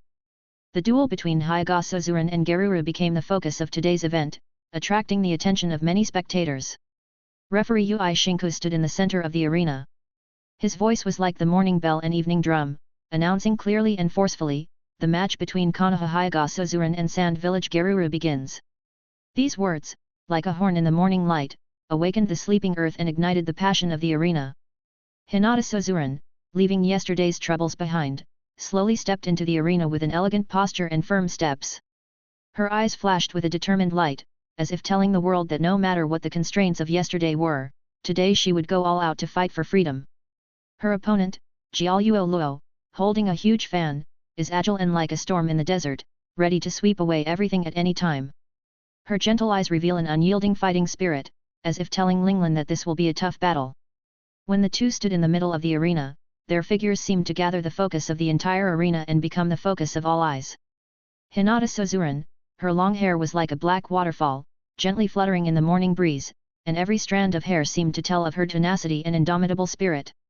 Her eyes were clear and firm, as if she could see through every move and every intention of her opponent. Jialuo, the huge fan she holds sparkles in the sun, and the pattern on the fan is like a phantom in the desert, mysterious and powerful. Her posture is confident and calm, and every standing posture reveals her anticipation and preparation for the upcoming battle. Her eyes are shining with desire for victory, as if announcing to her opponent that she will do everything she can to win. The two have extraordinary temperaments. Lily of the Valley is like a lotus blossoming in the morning dew, pure and elegant, while Geruru is like a water lotus in the desert, with a gentle and watery appearance hiding the wildness of the desert. Their existence itself is a symbol of strength and a display of beauty. Suzuran wears the traditional costume of the Hyaga family. The simple and elegant design not only shows the agility of a ninja, but also the feminine beauty. Her movements are light and graceful, and every move is like a dance, full of rhythm and harmony. Geruru is wearing the characteristic uniform of the Sand Village. The loose hem flutters in the wind, which complements the giant fan in her hand, showing an uninhibited and free spirit. Her movements are full of power, and every time she waves the fan, it carries the power of the wind, as if it can stir up a sandstorm.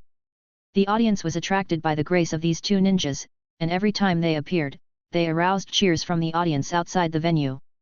Suzuran and Geruru are not only the opponents on the field today, but also the pride of their respective villages. Their duel is not only a contest of skills and strength, but also a collision of two different aesthetics. Jialuo gently grasped the giant fan in her hand, her eyes revealed a gentle light, and she gave Hyaga Suzuran an encouraging smile.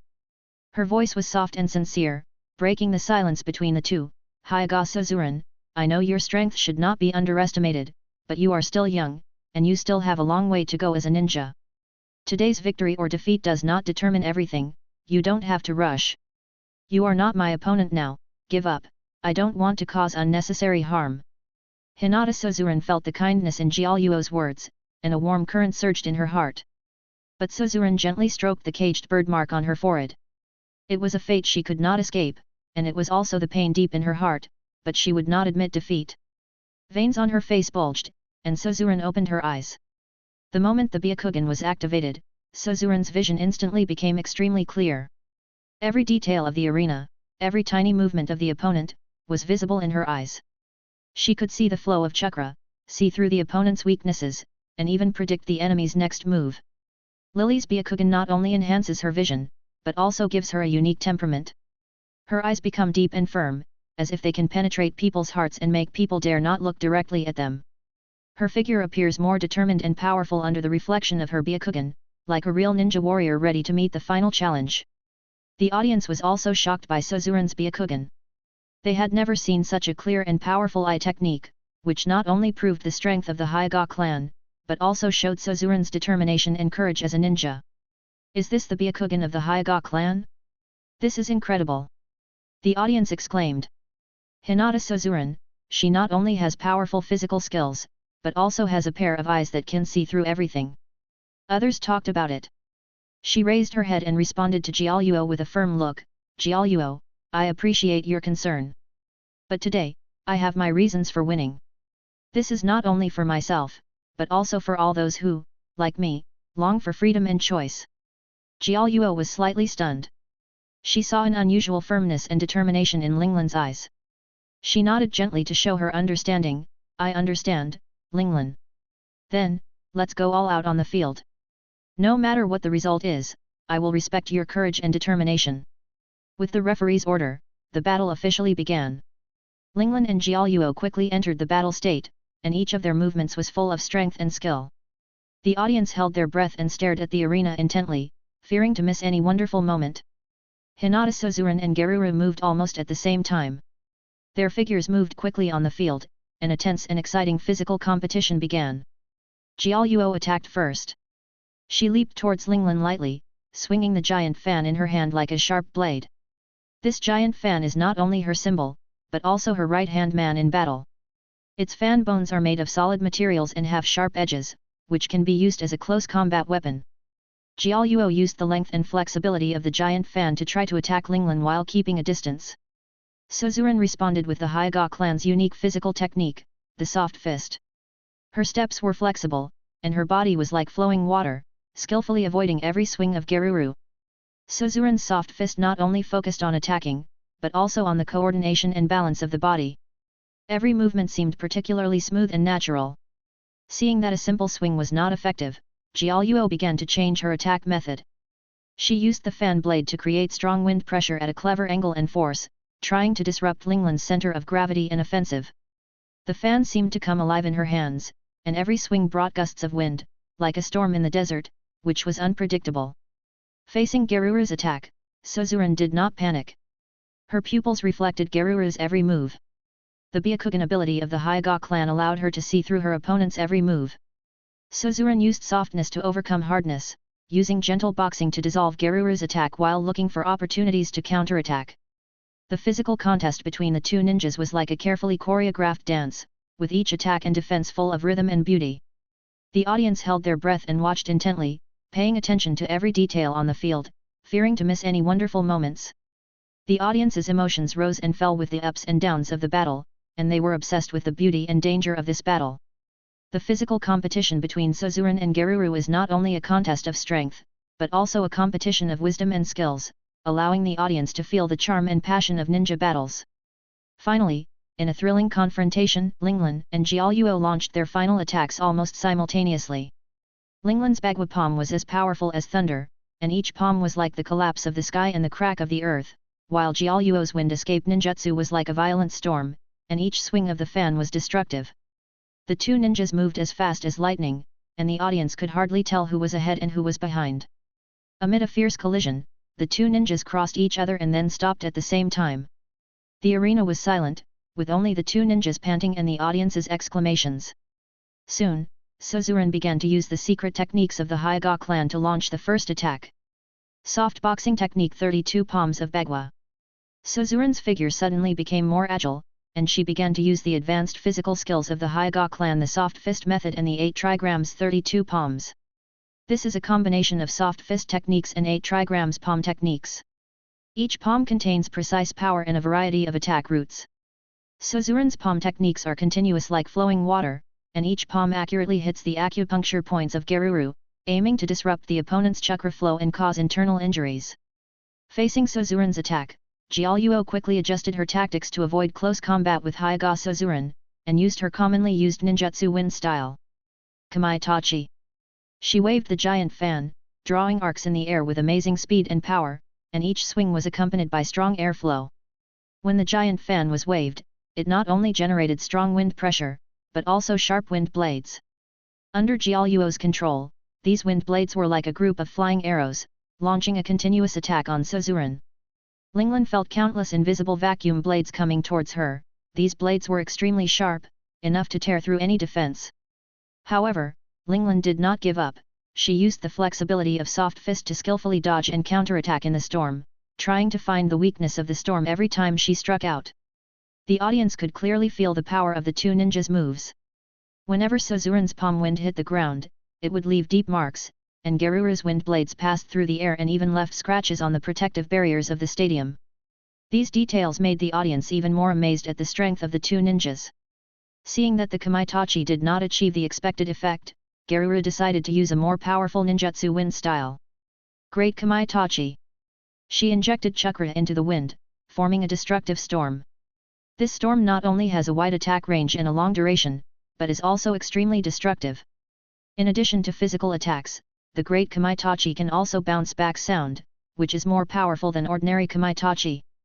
Hinata Suzuran observed through her Byakugan and found that she had no way to avoid it. When the audience was nervous, she saw Hinata Suzuran use the 8-diagram palm to return the sky. This is a physical technique that releases a large amount of chakra from all the chakra points in the body to attack the enemy, and then rotates the body to rebound the attack. This was originally a secret technique passed down by word of mouth in the main Hyaga family, but Hinata Suzuran, who is a branch family, researched it on her own. Like Gaara's sand, the return of the sky is also an absolute defense. Suzuran's Kaiden successfully blocked Geruru's Kamaitachi attack and bounced some of the attack back. Although Geruru retreated in time, he was still affected by the rebounded attack and looked a little embarrassed.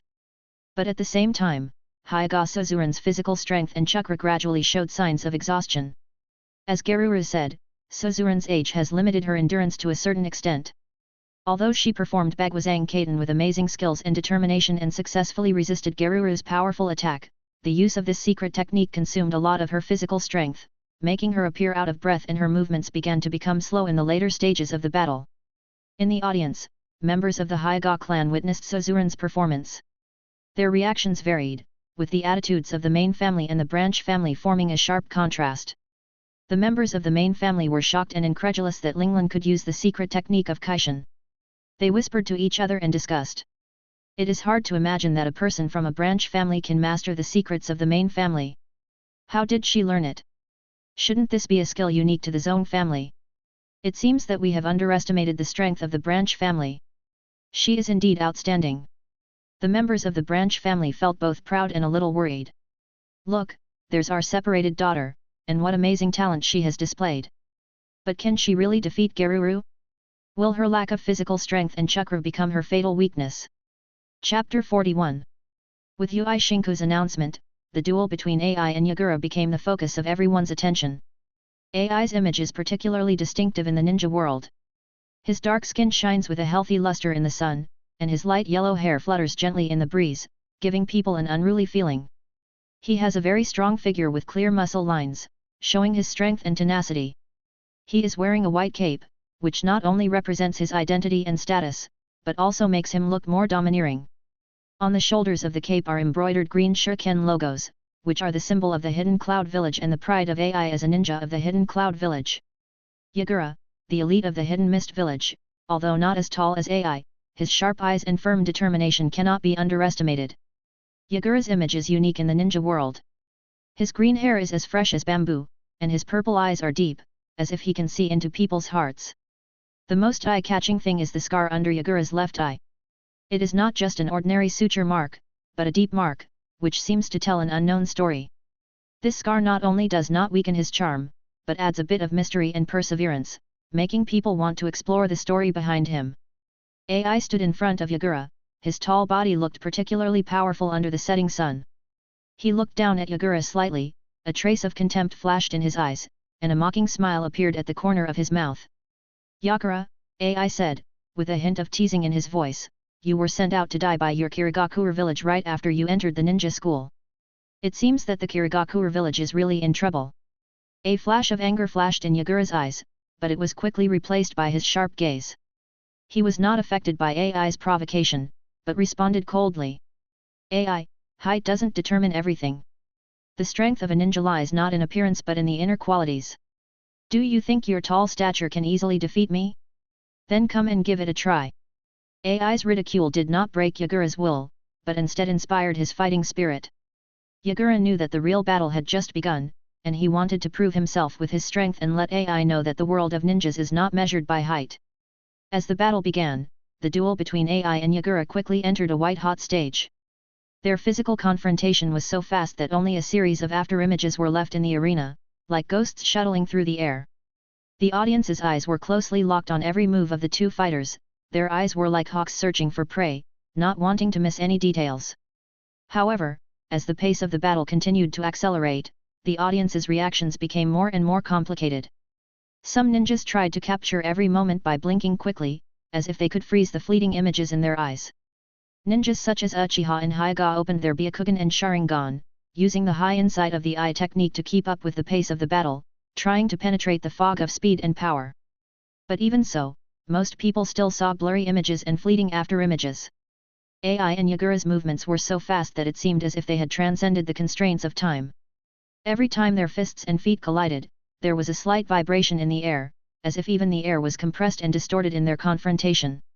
The audience exclaimed and cheered one after another, and their emotions fluctuated with the climax of the battle.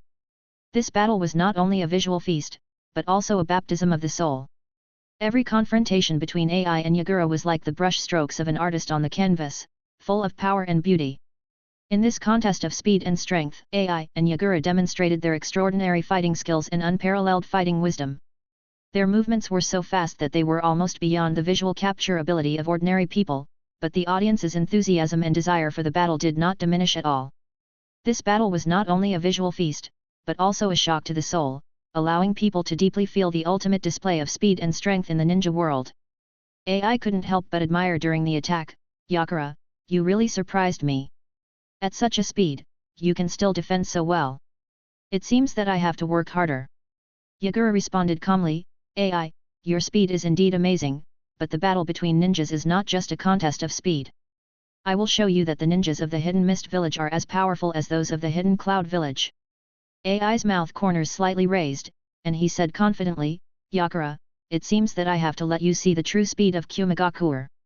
As soon as the voice fell, he activated his secret technique, Lightning Body Technique, Instant Body Technique. Under the stimulation of Lightning Attribute Chakra, his body cells were activated, and his speed instantly increased to a whole new level. AI turned into a blue lightning on the field, and his figure almost disappeared from everyone's sight. Every move was accompanied by a thunderous roar, and the speed was so fast that it was jaw-dropping. His attacks were as dense as a rainstorm. Although Yagura reacted quickly, he could hardly react completely in front of AI's extreme speed. Yagura showed a trace of shock on his face. He had never encountered such a fast opponent. Every attack of AI was extremely accurate. Yagura could only rely on instinct and years of combat experience to barely resist. His body kept retreating under AI's continuous attacks, and every time he was hit, he felt a sharp pain. In the audience, even the Uchiha clan members with the one Megatama Sharingan could hardly keep up with AI's extreme speed. Although their eyes could see through the opponent's movements, in front of AI's instant body technique, they could only see a flash of blue light. AI shouted loudly during the attack, "Yagura, this is the speed of Kumagakuer, are you ready?" His voice was full of confidence and challenge. Yagura gritted his teeth. He knew he couldn't be suppressed by AI like this. He took a deep breath and began to concentrate, trying to find the pattern of AI's attack. He knew that only by finding AI's weakness would he have a chance to fight back. Under AI's continuous attack, Yagura finally found an opportunity. He dodged AI's punch and then quickly counterattacked. Although his counterattack did not hit AI, it was enough for him to break free from AI's suppression. Yagura responded loudly, "AI, your speed is indeed amazing, but I will not give up so easily." Yagura was hit several times by AI's high-speed attack. Although he was seriously injured and even had blood on the corner of his mouth, he did not fall down. He just wiped the blood away coldly. With the experience accumulated from many years of missions and a calm mind, he quickly changed his strategy. Yagura took a deep breath and responded coldly, "AI, speed is important, but fighting wisdom is also indispensable." Then, Yagura performed the unique ninjutsu of the Hidden Mist Village water style, Hidden Mist. Thick fog spewed out from his mouth, quickly spreading across the training ground, blocking AI's sight. The thick fog was like a huge curtain, completely hiding Yagura's figure, causing AI's high-speed attack to temporarily lose its target.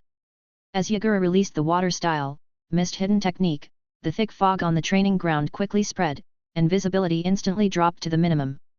The audience's reaction also became tense and complicated. At first, the audience tried to catch the fight between the two ninjas with their naked eyes, but as the fog spread, their vision was completely obscured. There were bursts of whispers from the crowd, and some of the audience began to talk to each other anxiously, discussing this sudden change. "I can't see anything. What is Yagura trying to do?" An audience member asked the person next to him nervously. "Shh, be quiet. Listen with your ears and feel the fluctuations of the battle with your heart." The experienced ninja next to him responded in a low voice, with a hint of anticipation and excitement on his face. The Sharingan users among the Uchiha clan tried to rely on their eye techniques to penetrate the fog, but even their insight was greatly limited. The ninjas with the 1 Megatama Sharingan felt an unprecedented challenge, their brows furrowed, trying hard to catch any signs of a battle. Under the cover of the thick fog, Yagura's figure became blurred, and he began to move flexibly in the fog to hide his tracks. Although AI's speed was fast, he could not fully play his advantages under the interference of the thick fog. AI frowned slightly. He knew that Yagura had changed his tactics, and now he needed to be more careful. AI shouted loudly in the thick fog, "Yagura, do you think this little fog can stop me? Watch how I break your mist-hidden technique." He began to concentrate, and quietly concentrated the lightning chakra on his whole body, so that his whole body was covered with chakra and lightning. In this state, AI's body was activated and his defense ability was greatly improved. At the same time, the lightning bursting in the body can increase the conduction speed of nerves. He tried to capture Yagura's position through sound and chakra fluctuations. Yagura responded in the fog, "AI, you underestimate the ninjutsu of the hidden mist village. In this fog, I am the master." His voice echoed in the fog, making it impossible to determine his exact location. Under the cover of the thick fog, Yagura began to perform his water ninjutsu water style, water skip. He concentrated his mind and transformed his chakra into a stream of water, which quickly condensed at his feet, forming a smooth film of water. Yagura's feet seemed to have stepped on an invisible ice rink, and even on hard ground, he could slide at an astonishing speed. Yagura's figure was like a ghost floating in the fog. He used the high-speed movement of water style, Mizukami Kiri, to approach AI silently. In the process of approaching, Yagura suddenly exerted force and kicked out a blade-like stream of water from his feet, directly aiming at AI's vital points. This move was both sudden and deadly. Under Yagura's control, the water flow was like a sharp blade, cutting through the air, and approaching AI with a sound of breaking through the air. However, AI's perception ability was extremely sharp in the lightning chakra mode. He could feel the subtle changes in the chakra around him, and even in the thick fog, AI could catch Yagura's movements. At the moment when Yagura was about to approach, AI's eyes flashed with a gleam of light, and he was already prepared. AI reacted quickly. With the blessing of lightning chakra, his speed and reaction ability reached the extreme. Just when Yagura's water blade was about to touch him, AI suddenly attacked. His speed was much faster than Yagura expected. AI's figure, with the blessing of lightning chakra, appeared in front of Yagura like a blue lightning in an instant. AI's counterattack was as fast as lightning. His hand knife with the power of thunder and lightning slashed directly at Yagura. Yagura was shocked. He did not expect AI's reaction to be so quick. His sneak attack plan completely failed. Yagura was cut in half before he could react, but the split figure turned into a stream of water and scattered in all directions. Water clone. Tisk. AI snorted coldly. He was not fooled by Yagura's water clone. He knew that in this battle, only by staying calm and focused could he find the real Yagura and finally win. As time went on, the audience's tension gradually increased. They knew that the battle had reached the most critical moment, and any small negligence could lead to the outcome of the battle. They held their breath and pricked up their ears, trying to catch any sound on the training ground. At this moment, a thunderous roar suddenly sounded. In AI's lightning chakra mode, his speed and strength reached the extreme. The audience's heartbeats accelerated, and they knew that AI was having a fierce battle with Yagura in the thick fog. Listen! That's the sound of AI attacking. An audience member shouted excitedly. Can Yagura withstand it? Another viewer asked worriedly.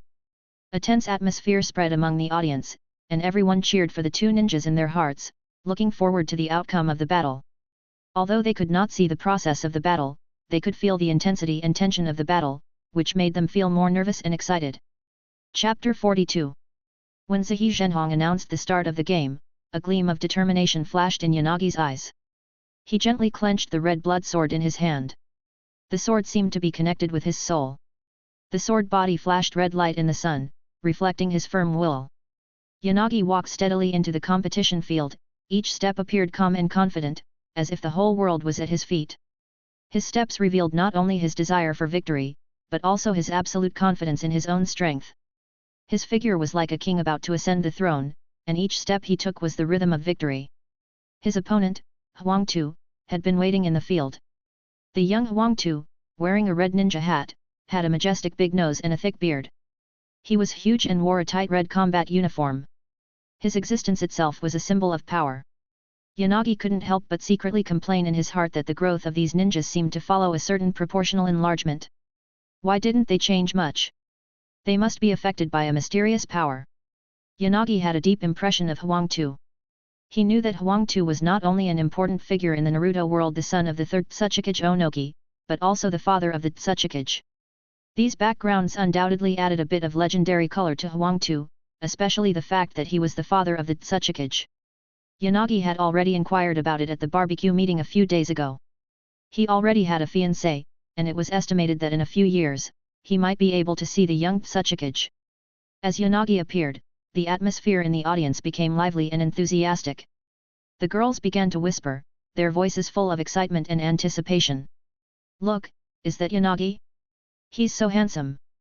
A young girl couldn't help but exclaimed, with a hint of excitement in her voice that was hard to conceal. "Yes, the way his red blood sword shines in the sun makes him look like a legendary hero." Another girl echoed, her eyes twinkling like stars, as if she was looking at her idol. "Look, the way he walks, he's so calm and confident, like a king." A young girl nearby added, with a hint of longing in her voice, as if she was describing a scene from her dream. The teenagers seemed a little unconvinced. They exchanged glances with each other, trying to hide their jealousy. "Hey, what's so great about that? He's just a little more handsome," a young man said with disdain, but his eyes were involuntarily attracted by the grace of the Naruto. "That's right, true strength cannot be determined by appearance." Another young man echoed, but there was a hint of uneasiness in his tone, as if he was worried about the gap between himself and Yanagi. "However, his temperament is really unique," a more rational boy commented, with a hint of admiration in his voice, and he was obviously impressed by Yanagi's aura. The girls couldn't help laughing when they heard these words. "You boys are always complaining about sour grapes. Yanagi is a well-known genius in the ninja school," a young girl teased. There was a hint of playfulness in her voice, and it was obvious that she was well aware of the jealousy of these boys.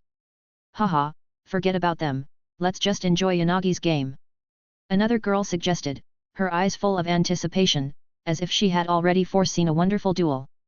Huangtu stood at the other end of the field, his eyes were firm and sharp, but there was a friendly smile on the corner of his mouth.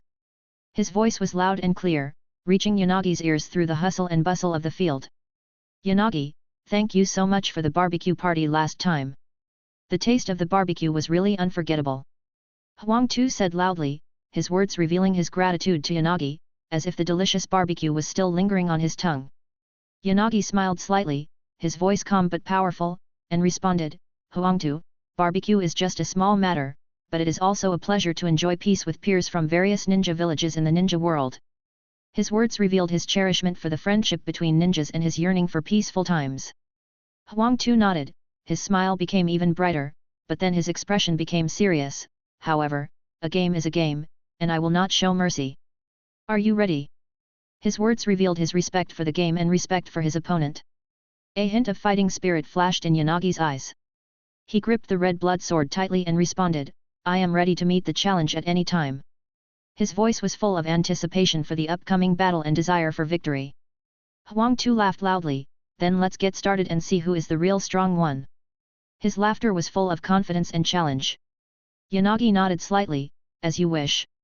His answer was concise and firm, showing his serious attitude towards the game and his respect for his opponent.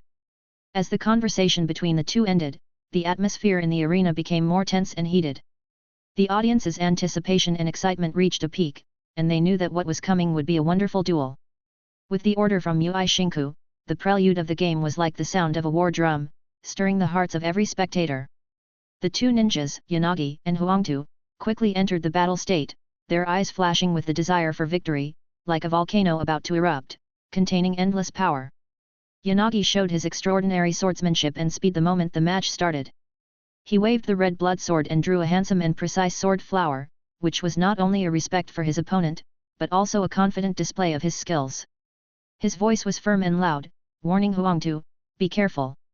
Before he finished speaking, Yanagi's figure had already arrived beside Huangtu like a phantom, synchronizing with his voice. His speed was so fast that it seemed as if even the air was torn apart by him, leaving ripples. Although Huangtu was a powerful ninja, he felt unprecedented pressure in front of Yanagi's speed. Huangtu barely managed to cope with it. Although his body was huge, his movements were extremely flexible. He quickly summoned an earth wall to block Yanagi's attack, but Yanagi's sword light was like flowing water, easily penetrating the earth wall and continuing to attack Huangtu. Huangtu looked a little embarrassed. He had to take a few steps back to keep a distance from Yanagi, but Yanagi approached him again and he was forced to take out his kunai to fight. The audience watched with bated breath. They were shocked by Yanagi's amazing speed and swordsmanship. This match was not only a contest of strength, but also a showdown of speed and skill. Everyone was looking forward to who would win in this fierce battle. The audience was shocked by Yanagi's performance. They were amazed at his speed and swordsmanship. The girls' eyes sparkled with excitement. They cheered for Yanagi's courage and skills. The boys felt a challenge. They knew that Yanagi's strength was far beyond their imagination. In the eyes of the audience outside the venue, Yanagi's movements were as fast as a flash of lightning, and they could only catch a fleeting afterimage. For the weak ninjas and civilians, they could only feel that Yanagi's speed was like a violent storm, which made people overwhelmed. But for the strong ninjas, especially masters like AI, Yanagi's speed and reaction ability seemed particularly terrifying. AI, a ninja who had experienced countless battles, had a sharp eye like a hawk, closely following Yanagi's every move. His heart was filled with shock and curiosity, and Yanagi's performance exceeded his expectations. This guy, his speed and reaction ability are simply beyond the reach of a human being. AI thought to himself, his eyes flickering with desire for the strong and the desire to challenge. AI knew that Yanagi's strength was far beyond his expectations, which made him look forward to the duel with Yanagi even more. His heart was full of excitement and anticipation, as if he had already seen the thrilling battle in the future. The battle with Yanagi will be a real challenge. AI thought to himself, this is not just a contest of victory or defeat, but also a great opportunity to improve my own strength. I must go all out to compete with such an opponent. AI's heart was full of fighting spirit, and his eyes were shining with determination. He knew that only by constantly challenging stronger opponents could he become stronger. At the same time, other strong men were also paying attention to the game. Their eyes were full of admiration and surprise, and they spoke highly of Yanagi's performance. At the edge of the arena, an elderly ninja leaned against the railing, his eyes piercing through the noisy crowd, staring at Yanagi's sword dance that was like a storm. His eyes revealed admiration for the younger generation and a hint of self-mockery. This kid Yanagi is really impressive. The old ninja exclaimed with a hint of hoarseness in his voice, his speed and reaction ability have reached an amazing level. It seems that we, the older generation of ninjas, have to work harder and not be outdone by these young people.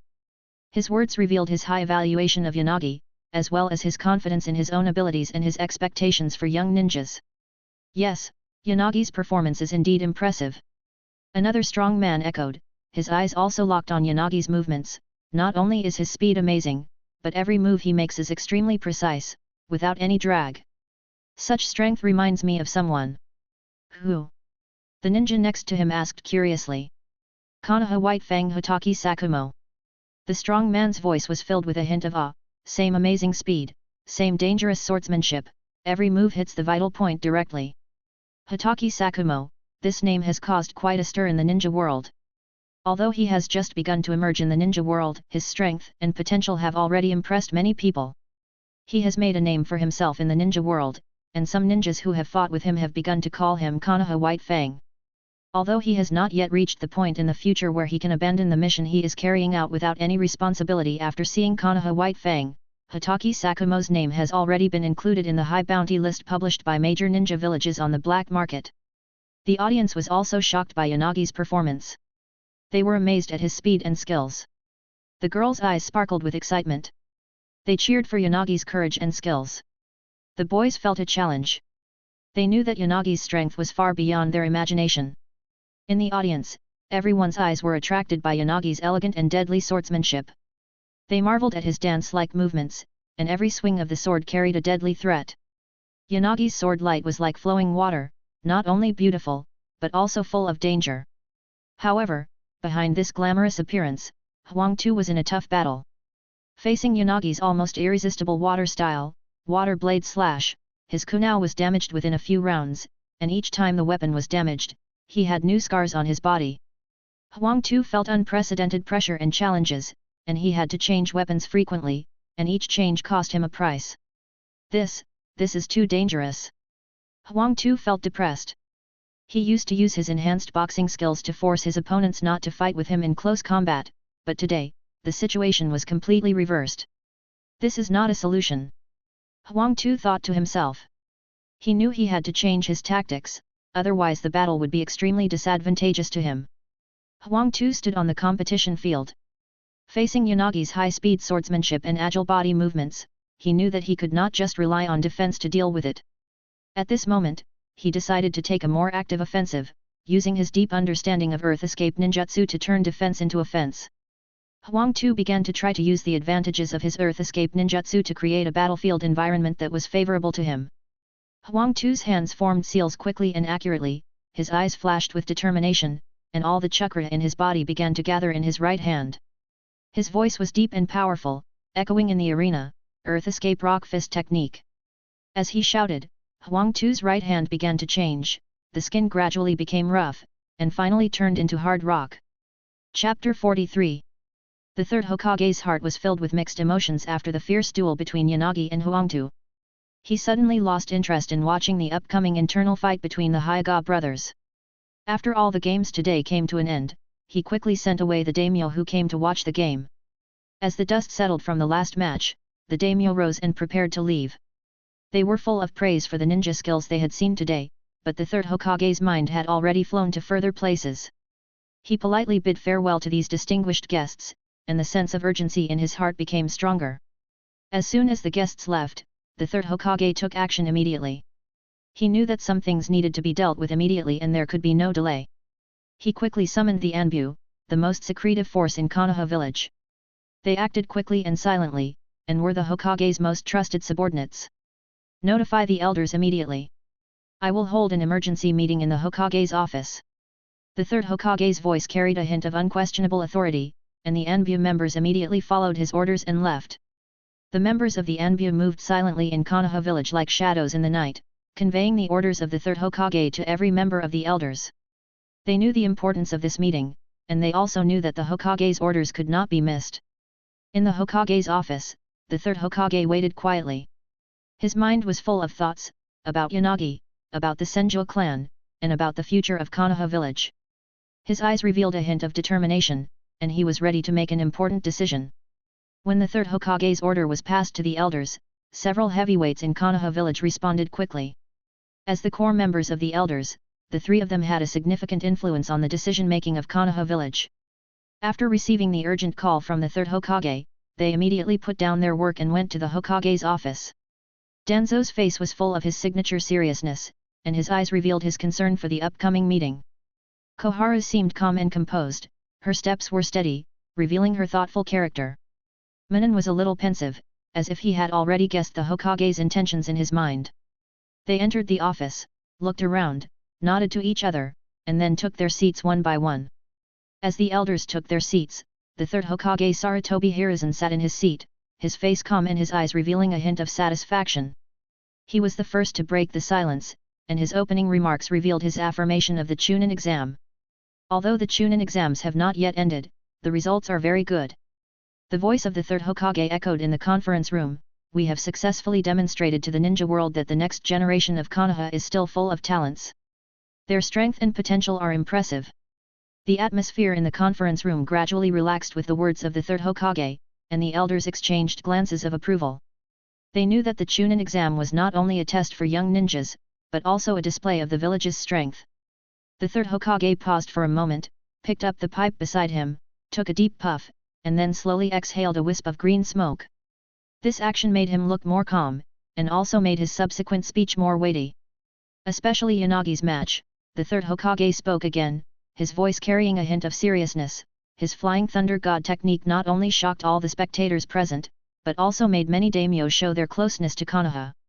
Today, especially the several daimyo who were previously wavering between the Land of Fire and other major countries, the third Hokage continued, they also showed unprecedented interest and friendliness towards Konoha. This is extremely beneficial to our village's diplomacy and future alliances. After hearing what the third Hokage said, Yutane Koharu and Mito Kato-en gradually relaxed their expressions, and were obviously satisfied and proud of the results of the Chunin exam. Koharu nodded slightly, and her eyes revealed her admiration and expectations for the younger generation. Kato-en tapped the table lightly, as if he had already begun to plan in his mind how to use this opportunity to further enhance the reputation of Konoha village. However, Shimura Danzo's expression remained solemn, and his face was looming in the firelight. In the meeting room of the elders, the atmosphere gradually changed from relaxed to serious. Shimura Danzo broke the brief silence, and his tone revealed a hint of warning and foreboding. Hiruzen, the effect this time is indeed good, but don't forget that the crisis of the village is far from over. Danzo's voice echoed in the conference room. The third Hokage Sarutobi Hiruzen turned his gaze to Danzo and listened carefully to the words of the elder. He knew that the crisis Danzo was referring to was not groundless, but a potential threat that the village had been facing for a long time. Other villages have not stopped their small moves, especially the Sand Village, Danzo continued, his eyes sharp. According to the news from the former members of the Root faction, the Sand Ninja is still constantly mobilizing supplies and ninjas internally. It seems that this war is difficult to avoid. Yutane Koharu and Mito Kato-en exchanged worried glances. They realized that what Danzo said was true and the movements of the Sand Village were indeed worthy of attention. However, Danzo's words did not end there. He further emphasized another more profound issue: the problem of the Sand Village is indeed important, but it is not the most serious crisis for the village. Hiruzen, you know what crisis I am talking about. Don't forget, that is also the will of Mr. Tobirama. In the meeting room of the elders, the atmosphere gradually became tense with the words of Shimura Danzo. As Sarutobi Hiruzen listened to Danzo's warning, his face became uncertain, and the worry in his heart surged like an undercurrent. I don't understand what you are talking about. Dealing with external enemies is the top priority now. There was a hint of avoidance in Hiruzen's voice, but his eyes could not hide his inner turmoil. Danzo was unmoved. He stared at Sarutobi Hiruzen and continued, you know, Yanagi, or...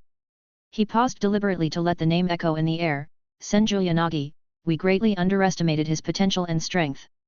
Sarutobi Hiruzen's expression became more and more solemn. He knew that Danzo was referring not only to the amazing speed and swordsmanship that Yanagi had displayed in the Chunin exam, but also the Flying Thunder God technique that shocked everyone today. He's already mastered so many ninjutsu at such a young age, Danzo continued, each word hitting the wall of the conference room like a hammer, plus his relationship with Mito-sama and Tsunade. Once he has his mind set on the position of Hokage in a few years, then the position of Hokage will be as easy as pie in the sky for him. As Danzo's words echoed in the conference room, the expressions of Yutane Koharu and Mito Kato-en gradually changed from relaxed to serious. They began to deeply realize the importance and urgency of the questions raised by Danzo. The power and status of these people are indeed closely related to Sarutobi Hiruzen's leadership. The reason why they can have such a significant influence in Konoha village is not only because of their life and death, but also because of the deep trust and relationship between them and the Hokage. Koharu and Kato-yan know that their power is based on close cooperation with Hiruzen. In the ninja world, few elders can hold actual power and departments like them. Their status and influence are obtained after years of hard work and sacrifice. Danzo's words revealed a warning. He was not just talking about the potential threat from Yanagi, but also reminding everyone present how fragile and precious the power they possessed was. Especially Danzo himself, his influence far exceeded that of ordinary elders. As the assistant to the Hokage, he could even reach out to the Anbu that only the Hokage could control, and established the route that only obeyed his orders. In the meeting room of the elders, the tense atmosphere became even more intense with Danzo's warning. Although Sarutobi Hiruzen hesitated in the face of Danzo's questioning, he did not directly follow Danzo's argument.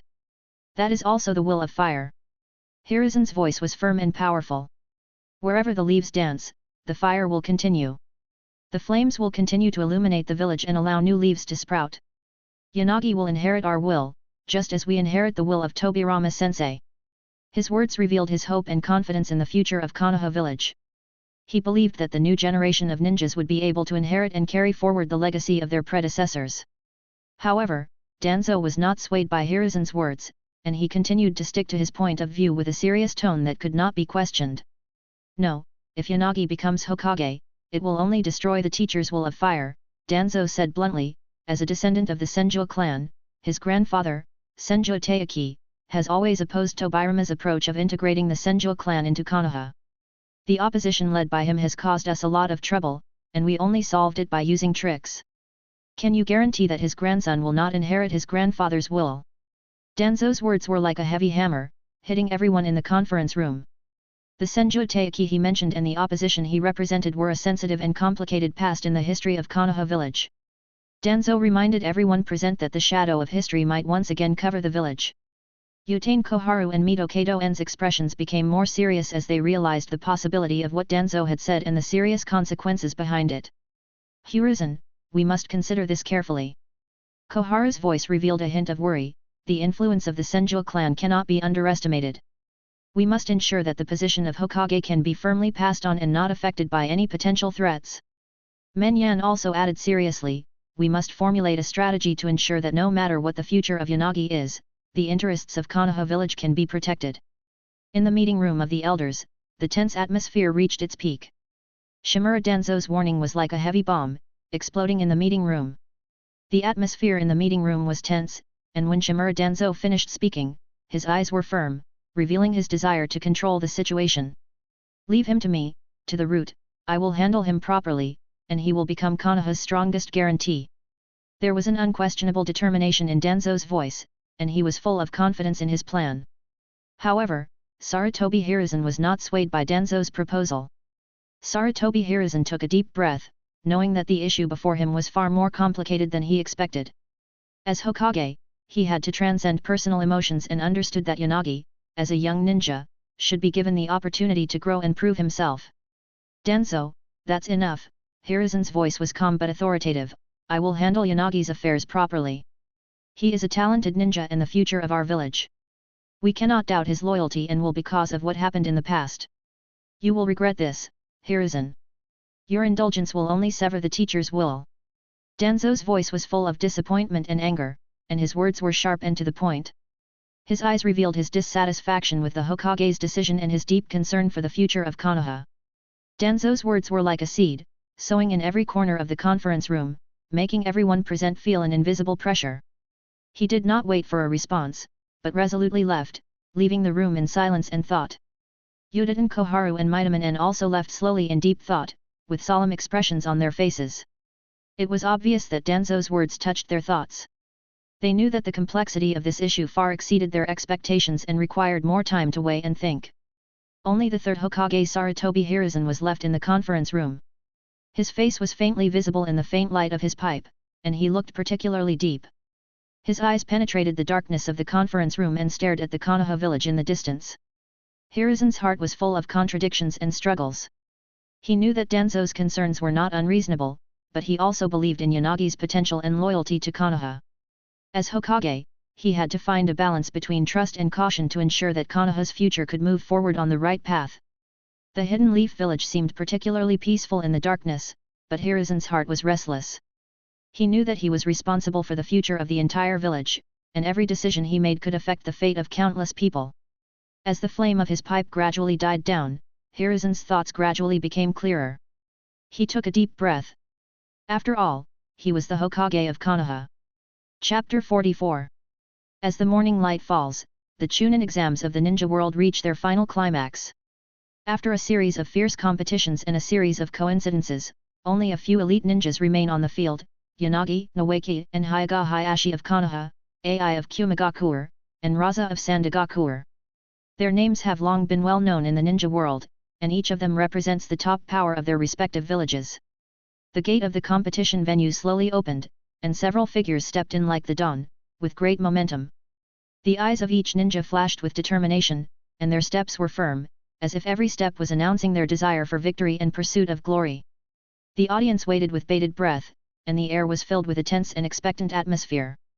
They knew that what was about to take place would be an unprecedented exciting duel, a contest of strength and wisdom, and a collision of courage and dreams.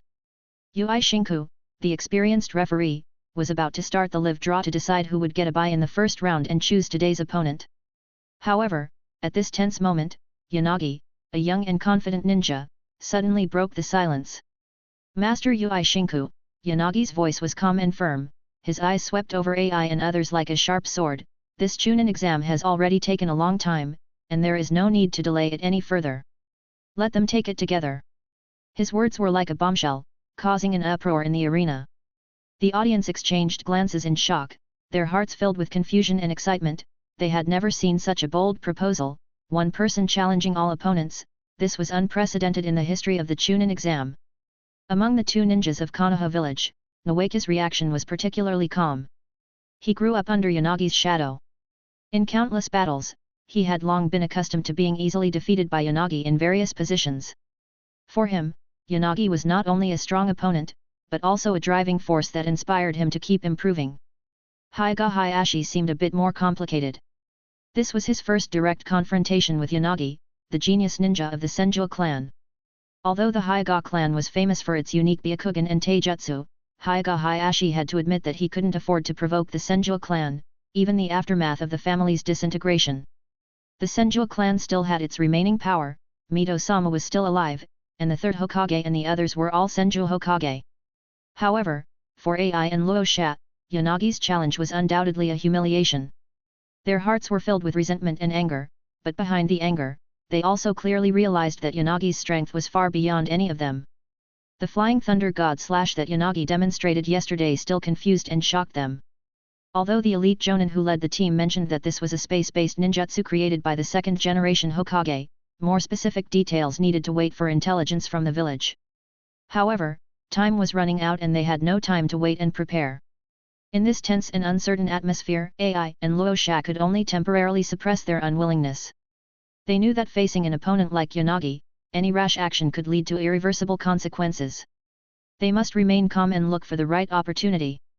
Perhaps in the next round of competition, they can find a chance to defeat Yanagi. Zahi Shinko was very surprised, and there was a flash of surprise and admiration in his eyes. He knew that Yanagi's proposal would change the rules of the game, which required the consent of the referee.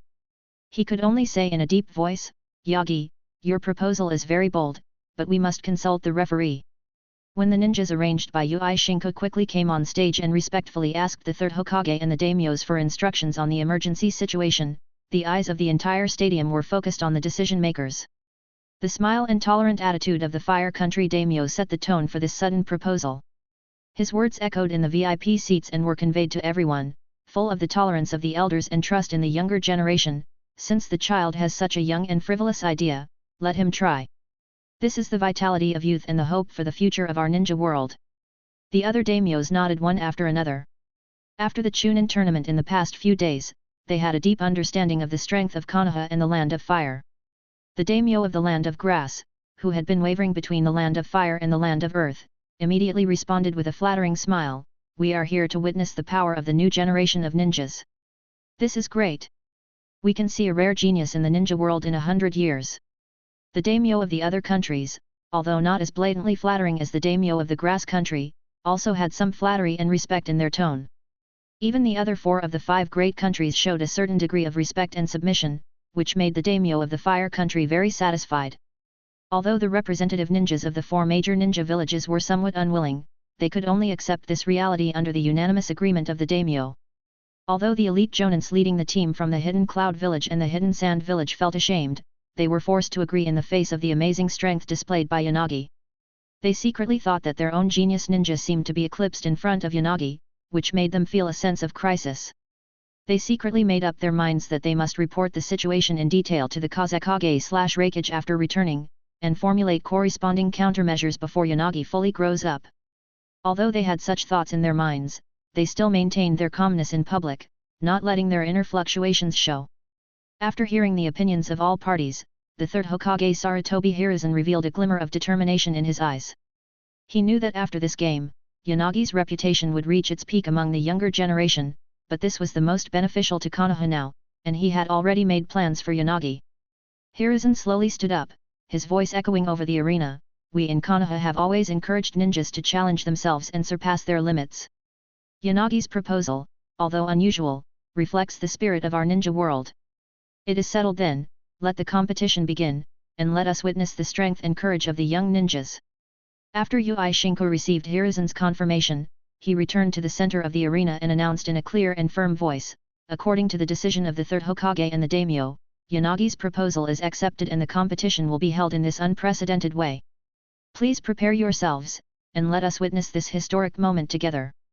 The cheers and applause from the audience surged like a tide, one wave after another, almost drowning the entire arena. Their enthusiasm was completely ignited, and everyone was looking forward to the unusual contest that was about to take place. In this wave of enthusiasm, Yanagi stood quietly in the center of the arena, still holding his red blood sword. His expression was calm, but he didn't feel nervous at all. Instead, he felt a boiling passion for battle. So I'm also a bellicosity. Yanagi was secretly surprised, and at the same time, he felt a little excited. He knew that this would be an important turning point in his ninja career, and perhaps a key step towards becoming the Hokage. At the same time, Nawaki, Hyaga, Hayashi, Ai, and Luasha also stood in different corners of the stadium. Although they were somewhat unwilling, as ninjas, they knew the way of ninjas. The first task of a ninja is to be loyal to his village and to put the interests and tasks of the village first. They know that no matter what their personal feelings are, they must put the honor and interests of the village first. Although I am unwilling, this is a chance to take down Yanagi. You will regret underestimating us. Luo Sha secretly encouraged himself, his eyes revealing a determined light. Hinata Hayashi seemed calmer. As the representative of the Hyaga family, he was well aware of the responsibility he shouldered. This is a battle and also a test. We must go all out. Nawaki held a kunao in his hand and shouted at Yanagi, Yanagi, even if you are my opponent, I will not let you go. Today is my turn to beat you up.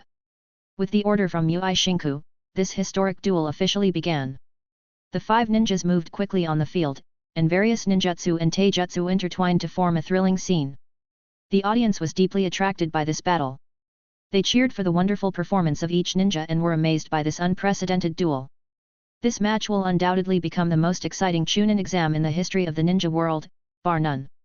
And Yanagi's name will also be recorded in history because of this match, becoming a new generation of legend in the ninja world. Chapter 45. The sky was covered with dark clouds, as if foreshadowing the coming storm.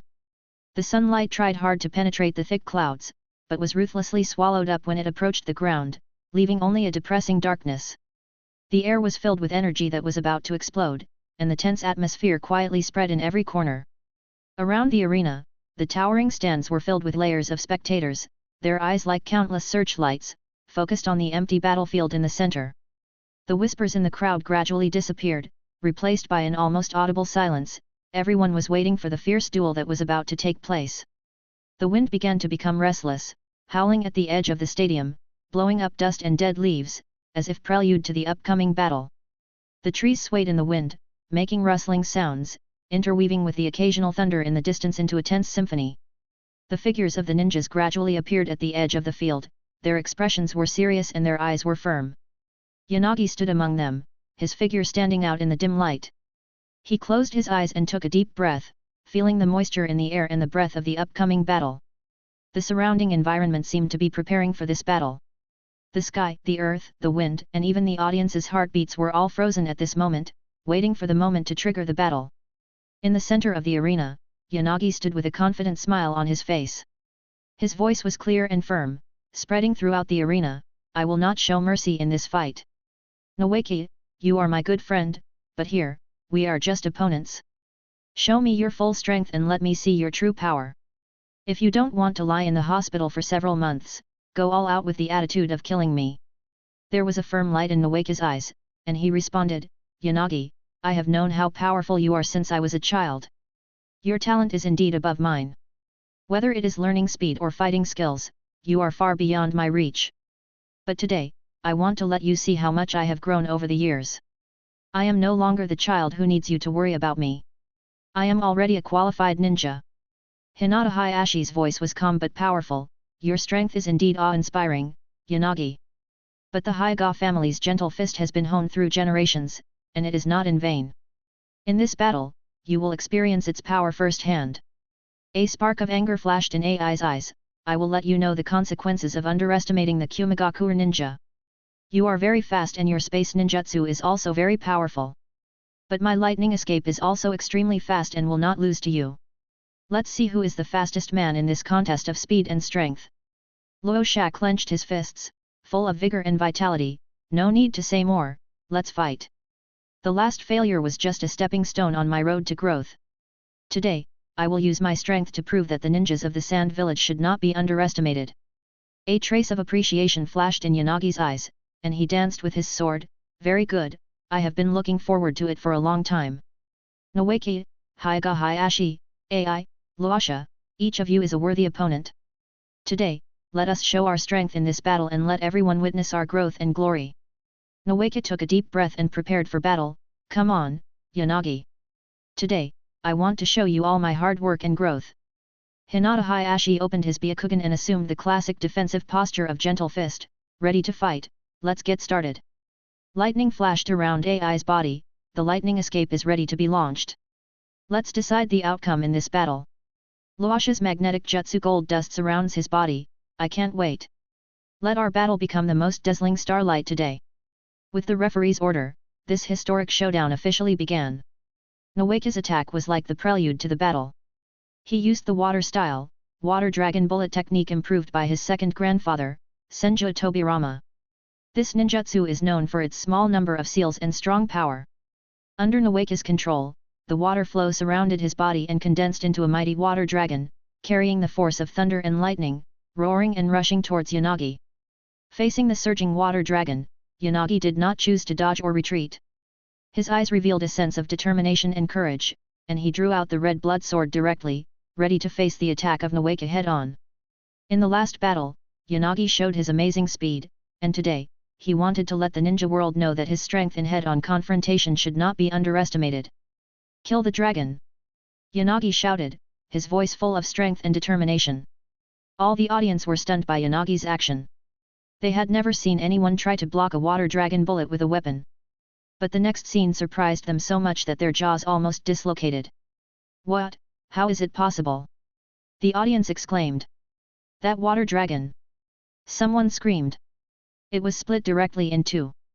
Another spectator could hardly believe his eyes. Yanagi's blood-red sword flashed a cold light, and it was worthy of its name of Dragon Slayer. The water dragon transformed by Nawaki's water dragon bullet technique was split into two by Yanagi's frontal sword. The huge water dragon had no resistance under the sword, and turned into two streams of water and finally turned into a drizzle, dripping around Yanagi, adding a bit of handsomeness and invincibility to him. Standing under the Nawaki in the drizzle, the water on the red blood sword dripped slowly, and his figure appeared more determined and heroic in the rain. This scene was deeply engraved in the hearts of every audience and became an indelible picture in their memory. While the audience was amazed by Yanagi's heroic performance, Ai and other ninjas were not intoxicated by the scene before their eyes. As well-trained ninjas, they knew that the battle would not stop because of a momentary glory, and they had to seize every opportunity. Hyaga Hayashi had already opened his Byakugan. Those unique eyes did not miss any details and were closely watching Yanagi's every move. As the young patriarch of the Hyaga clan, he had a certain understanding of the Flying Thunder God technique. Although this space ninjutsu was powerful, it required a medium to work. When the second Hokage used this unique space ninjutsu, he also needed to rely on the kunao with a mark. In the previous battle, although Yanagi did not use kunao, he had many opportunities to come into contact with Huangtu in close combat. Hinata Hayashi knew that it must be the time when Yanagi marked Huangtu with the Flying Thunder God mark. But with the insight of these white eyes, Yanagi will not have the opportunity to silently apply the mark again. Although Ai and Luosha came from other villages and did not know much about the details of the Flying Thunder God technique, they had also seen the battle in Huangtu, and the leading elite also warned them to be careful of space ninjutsu. Ai's eyes flashed with determination, he knew that he could not let Yanagi control the rhythm of the battle. Luosha clenched his fists, ready to launch his magnetic escape at any time to restrict Yanagi's actions with gold sand. Everyone be careful, don't give him any chance to mark you. Hyaga Hayashi's voice rang in the ears of other ninjas. His Byakugan was like a searchlight, illuminating every corner of the battlefield. Ai and Luosha nodded to show their understanding. They began to move around Yanagi, looking for the best time to attack. Ai's lightning chakra flowed through his body, ready to release a powerful lightning attack at any time. Luosha used magnetic chakra to control the gold sand, forming an indestructible defense network. Yanagi felt the pressure from all sides, and he knew that the next battle would be a difficult one. But there was no fear in his eyes, only the desire for the upcoming challenge. He tightly grasped the red blood sword, ready to meet the joint attack from Ai, Luosha and Hinata Hayashi. Nawaki said to Luosha, restrict Yanagi's speed. Don't give him room to develop his swordsmanship. Luosha instantly understood what Nawaki meant. After forming the way seal with his hands, he instantly summoned gold sand like waves. Then the gold sand turned into countless fine needles. Noeki also formed seals quickly at the same time. Water escape heaven crying. Magnetic style, gold dust rain. Noeki's water style, heaven's cry, the water needles that spewed out of his mouth were not gentle raindrops, but turned into countless sharp needles, piercing through the air at an astonishing speed and pointing directly at Yanagi's vital points. These water needles flashed cold light under the sunlight, as if each one could decide life or death. Luo Sha's magnetic release, gold dust rain, was even more spectacular. The gold dust needles he summoned were like a golden meteor shower, covering the entire battlefield. Each needle contained powerful penetrating power, enough to make the strongest defense vulnerable. Under the double attack, Hyaga Hyashi's Byakugan was like a sharp sword, penetrating every detail of the battlefield, looking for the best time to launch an attack. AI was like a lurking thunder, ready to release his lightning power at any time. The audience's hearts were in their throats, and their concerns for Yanagi were written on their faces. Some people began to whisper, "Yanagi is too arrogant, he will definitely fail this time." However, at this tense moment, a firm and crisp voice broke through the discussions, "Nonsense! Brother Yanagi will definitely win." It turned out to be Kushina. She finally had a day off today and came to the scene specially to cheer for her brother. When Yanagi heard his sister's voice, a warm current surged in his heart. He waved to his sister in the audience, then turned around and faced the upcoming double surprise attack ninjutsu. There was no panic on his face, showing his calmness. Kushina witnessed her brother Yanagi waving to her during the battle. She was so excited that she turned into a steam princess and threw herself into the arms of Mito's grandmother with a flushed face. Her heart beat so fast that it seemed to jump out of her chest, and her body trembled slightly because of nervousness and excitement.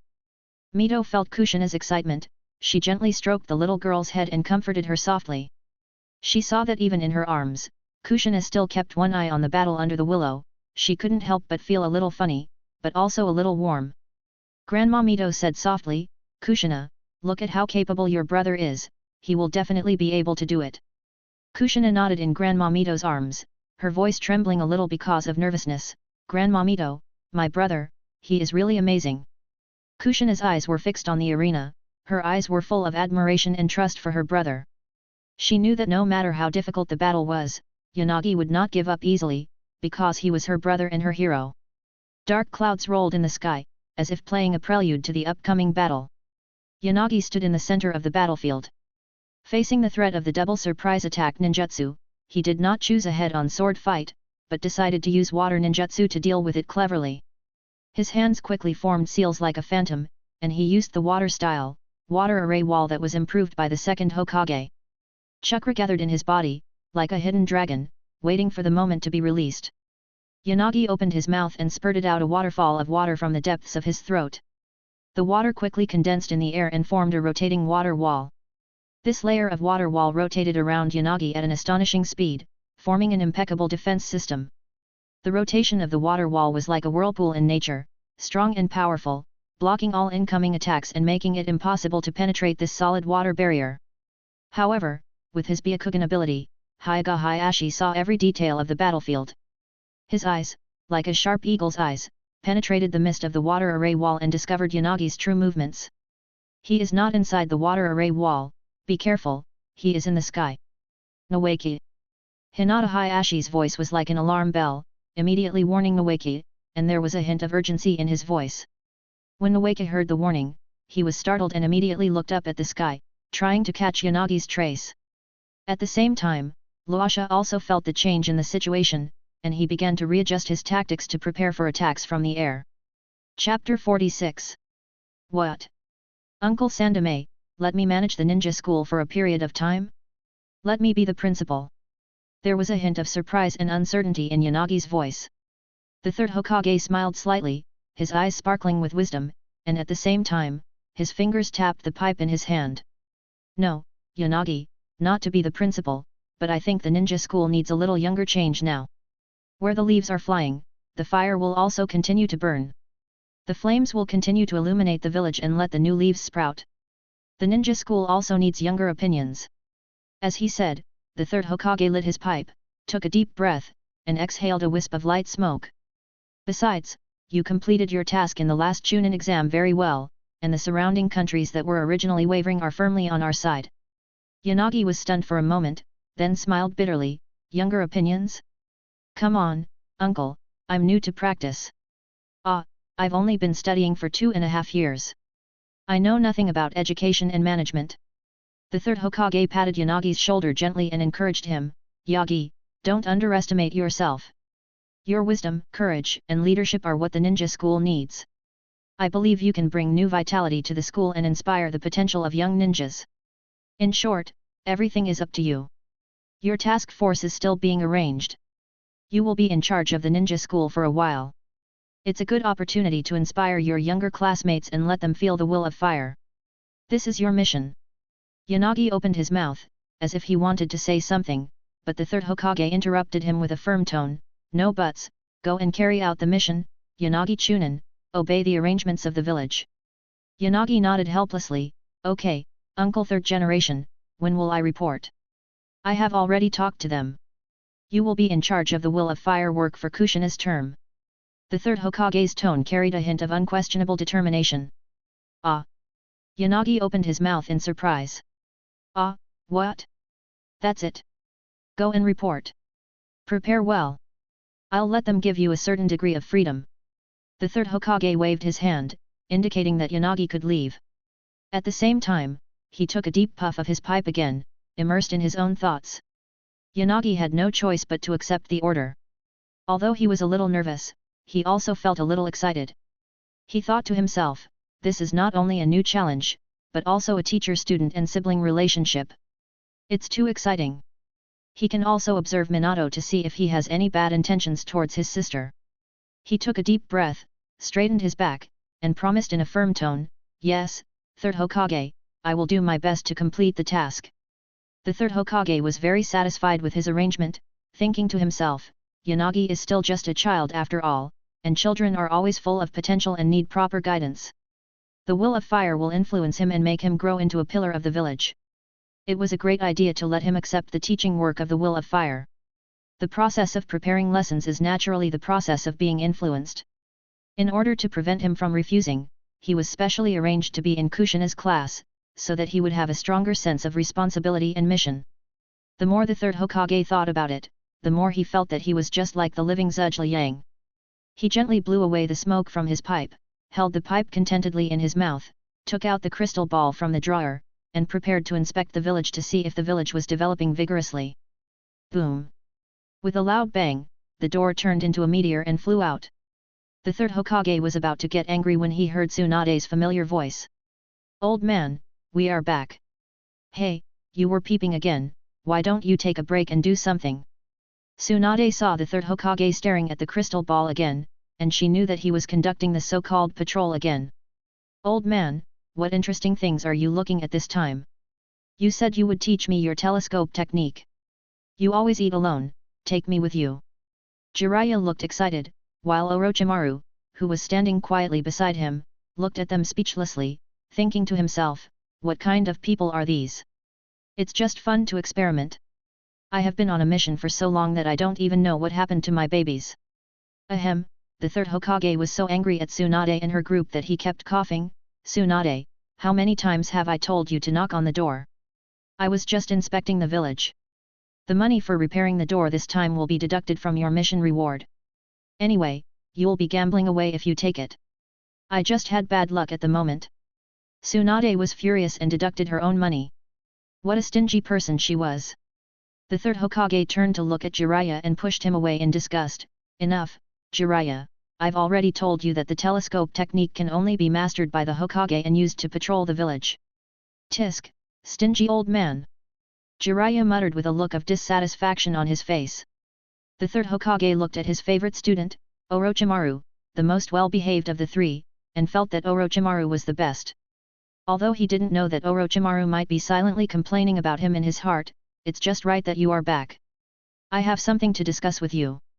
While the third Hokage and the future Sannin were conspiring in the office, Yanagi had already walked briskly to the gate of the ninja school. Looking at this gate that had witnessed his growth for 2.5 years, he felt an irrepressible excitement in his heart and couldn't help but want to show off a self-created singing and dancing art ninjutsu. However, the school was already past the time to arrive, and the campus was quiet, with only the occasional sound of birds chirping. Yanagi was about to push the door open when he suddenly heard a call. "Little classmate, come here." Yanagi turned around and saw the old ninja who had been guarding the gate for many years. It was said that he had been here since the founding of Konoha village, guarding this entrance silently. Later, the second-generation Hokage established the ninja school and transferred him to guard the school gate, and he had been guarding for countless years. "Uncle security guard, what's the matter?" Yanagi walked over with a hint of doubt. "My dear little classmate, you are late. Come here and register your name." The old ninja's voice was hoarse but carried an unquestionable seriousness. "Uncle, it's me, Yanagi. Don't you recognize me?" Yanagi was a little amused. After all, he was a celebrity in the village, but he was regarded as a late student. "Lu what?" The old ninja frowned, obviously unfamiliar with Yanagi's name. "Yanagi." Yanagi raised his voice, hoping that the old man could hear him clearly this time. "What next?" The old ninja still didn't seem to understand and looked confused. Yanagi sighed helplessly, secretly laughing at the fact that his reputation had no effect on the old man. He leaned down, got close to the old ninja's ear, and said word by word, "Uncle, I am Yanagi. I graduated some time ago and I said goodbye to you." The old ninja blinked, as if trying to recall, and then suddenly slapped his head. "Oh, Nawaki, you have graduated, why are you here? You are not allowed to go in after graduation." Apparently, the old ninja still didn't remember Yanagi, but confused him with Nawaki. Yanagi was about to explain when he heard a familiar voice. "Yanagi, you're here, why don't you go in? I thought the third generation didn't tell you." The leader of the ninja school came out and saw Yanagi still talking to the security guard at the door. Yanagi turned around and said to the leader with a smile, "Ah, it's okay, I chatted with the old man for a few words. We will go in now." "Good Ellie." The old ninja finally smiled. Although he hadn't fully understood the situation, he felt relieved after seeing the interaction between Yanagi and his leader, and continued to lie down in the rocking chair. The leader took Yanagi for a walk in the familiar campus, passing the training grounds and classrooms that he had visited countless times, each of which was full of memories. Then, they came to an area that Yanagi had never been to before, the office area. It was quiet and solemn, in stark contrast to the campus life he had experienced before. Yanagi, a good student, had never been here before, but Nawaki must be very familiar with it. He was just curious, and then he heard that the leader had almost finished talking, so he hurried to take it seriously. Just as Yanagi was immersed in his curiosity about the new environment, his leader's words interrupted his thoughts. "In short, you will lead 2 classes, mainly teaching the will of fire. This is your office, and the textbooks are all here. Come on, I'll take you to meet the students in the class." When Yanagi heard that he was going to meet students, he felt an irrepressible excitement in his heart. He imagined the expressions of Kushina and other students when they saw him becoming their school's temporary teacher, and he couldn't help but smile in anticipation. "Okay, leader. I can't wait to meet them." Yanagi's voice was full of enthusiasm and energy. The leader nodded, seeming to be satisfied with Yanagi's attitude. "Very good, I believe you can inspire the potential of the students and help them better understand the will of fire." They walked through the corridor and arrived at the classroom door. The leader knocked gently on the door, then opened it and introduced the students. "Students, this is your new teacher, Yanagi. He will be responsible for teaching you the next course." Yanagi walked into the classroom, his eyes sweeping over the young faces, their eyes full of curiosity and expectation. When Yanagi's eyes met Kushina's, he saw the surprise and joy in her eyes.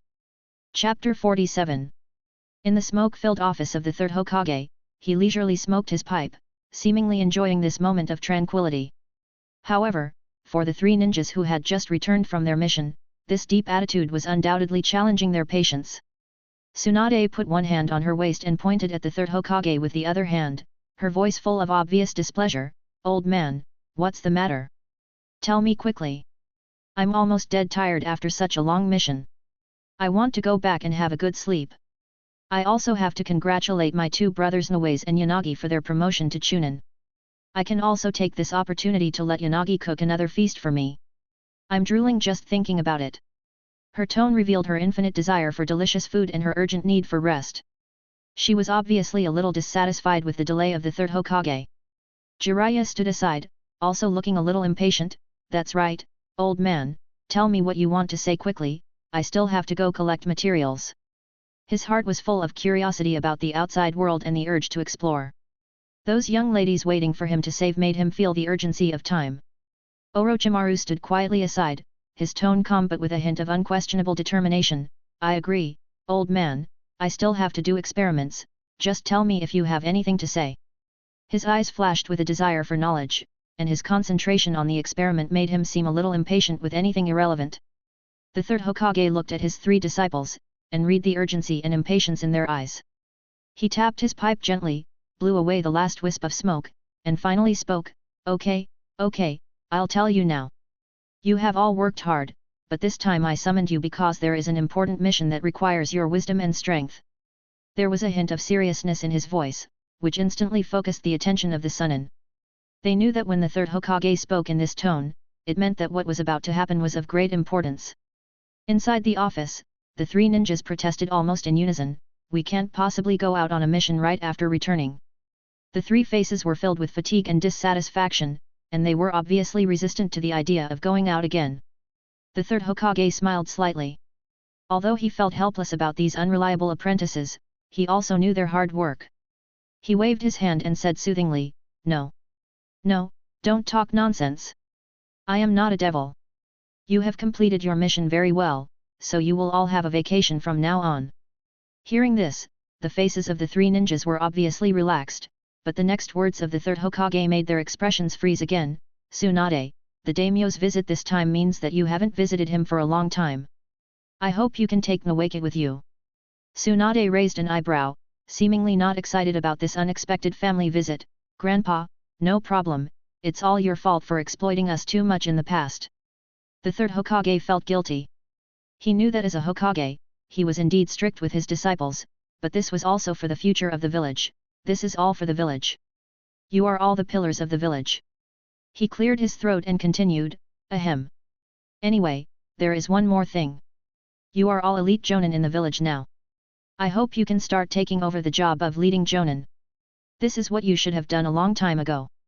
However, the three ninjas' reactions were surprisingly consistent, and their replies rang out almost simultaneously. No. Tsunade's voice was firm. Reject. Jiraiya's attitude was equally clear. What a hassle. Orochimaru expressed his reluctance calmly. The third Hokage's eyes moved between the three disciples, thinking to himself that these disciples really needed more guidance and persuasion. He coughed lightly, breaking the brief silence. Well, how about this, you all start preparing to take on disciples. Nawake will be handed over to you, Orochimaru. As for Nawake-kun, I have no problem with his words. Orochimaru heard the third Hokage's arrangement. Although it was troublesome to lead the team, he was still willing to lead Nawake, who he had seen grow up. Although the child was a little stupid, in this world without family, Orochimaru had already regarded Nawake as his own son and treated him as a younger brother. Hey? My brother, why didn't you ask me about the arrangements? Although Tsunade had no objection to Orochimaru taking over Nawake, as an older sister, she protested against her brother's allocation of power. Her brows were furrowed, and she was obviously dissatisfied with the decision of the third generation. What about Nawake? Why don't you give it to me? I have a good relationship with him. Last time I gave him a book. Jiraiya interrupted hastily. He did have a good relationship with Nawake in order to pursue Tsunade. However, he often gave Nawake those inappropriate books he wrote, which made Tsunade very angry. She even beat Jiraiya for this and strictly forbade Nawake and Yanagi to learn some inappropriate things from Jiraiya. The third Hokage watched the interaction between the three and felt a little warm in his heart. Although they had different personalities, the bond between them was extremely deep. He knew that this bond was the most precious asset of Konoha village. All right, you are all Nawake's family, and you all have an impact on his growth. The third Hokage comforted them. Orochimaru, you take Nawake. Tsunade, Mito-sama has agreed, and Nawake himself has no objection. Jiraiya, you and Nawake do have a good relationship, but you should also pay attention to the impact of your work on him. He paused, then continued, as the village's elite jonin, your responsibility is not only to fight, but also to train the next generation. I believe you can do this well. The three ninjas looked at each other, and although they each had their own thoughts, they finally nodded. But Noeka has made arrangements, so what about Yanagi? Why not let me take care of him? He has a high talent for medical ninjutsu, and with a little training, he will definitely surpass me in the future. Tsunade began to inquire about the arrangements for her other younger brother, even though this younger brother was not very honest when he was with her. Our Yanagi, I arranged for him to go to the ninja school to teach the will of fire for a period of time. The third Hokage is very satisfied when he thinks back on his arrangements. It not only strengthened Yanagi's education in the will of fire, but also suppressed his possibility of continuing to gain reputation in missions. I am worthy of being me. I am totally incomparable to Danzo who can only add seals. What? A ninja school is a place for retirement, why do you want to put him there? Tsunade got angry when she heard it. Ninja schools are usually places for ninjas who have no development prospects or retired due to injuries. Putting a talented ninja like Yanagi there would be burying talent and wasting natural talent. Tsunade, don't worry, this is just a temporary arrangement, and you just came back, you may not have grasped the situation yet, that kid is better than you think. Chapter 48. Tsunade's brows were furrowed in disbelief. After listening to the third Hokage's report on Yanagi's performance in the Chunin exams, she couldn't help but exclaimed, "What? Yanagi learned Flying Thunder God? What? And he created a new taijutsu? Hey? He fought 1 against 4 in the Chunin exams, and won without any injuries." Her heart was filled with confusion and shock. When did that Yanagi brat learn Flying Thunder God? How come she didn't know anything about it? She muttered to herself, I didn't teach him either. No, I don't know how to do it either. She thought to herself that apart from her second grandfather, the inventor, no one else had ever learned this ninjutsu, including the third Hokage Sarutobi Hiruzen, who was known as the ninjutsu doctor. Although she didn't know why the one who couldn't beat her grandfather and second grandfather was also the strongest, all the third Hokages in the village were called that. It was probably fashionable. The third Hokage looked at Tsunade's surprised expression and couldn't help but chuckle. There was a hint of pride in his eyes. Yes, Tsunade, Yanagi's performance in the Chunin exam was indeed amazing. Not only did he show excellent fighting skills, he also turned the tide of the battle with the Flying Thunder God technique. As for whether he will follow you to learn medical ninjutsu, you can ask him yourself. Tsunade's lips curled up into a playful smile. She was sincerely proud of Yanagi's achievements, but also full of curiosity. She decided to go home and care for Yanagi, after all, he was hiding so many secrets. She turned to Orochimaru and Jiraiya and invited them warmly, okay, I will go back and take good care of him later. He actually has so many secrets. Orochimaru, and Jiraiya, do you want to come to my house together? Yanagi's food is delicious. Tsunade's invitation revealed her deep affection for her family, as well as her love and trust for Yanagi. Orochimaru thought calmly for a moment, then nodded in agreement, I have no objection. It's a good opportunity for me to take a look at Noeki. As a teacher, I haven't congratulated him on his promotion to Chunin yet. We can also discuss the subsequent teaching content. And I'm also very curious about the legendary space ninjutsu. His voice was calm and rational, but his words revealed his concern for Noeki's growth and his interest in Yanagi's Flying Thunder God jutsu. Jiraiya was very excited. He had long wanted to go to Tsunade's house to eat and drink, and this time he finally had the chance. If there is delicious food, I will go. I've heard you say that you are a great cook, but you have always disagreed with me going to your house for a meal. There was a hint of mischief and expectation in his tone, and it was obvious that he was full of longing for Yanagi's cooking skills in this party. Tsunade looked at the two people's reactions and secretly laughed in her heart, but she still maintained a helpless expression on the surface. I'm beginning to regret it, but since we agreed, let's meet in the evening. By the way, I won't open the door without a gift. There was a hint of joking in her words, but it was obvious that she was also full of expectations for this party. The three of them discussed in front of the third Hokage and then dispersed. The third Hokage looked at their backs with a speechless expression on his face, thinking to himself, why didn't anyone ask him?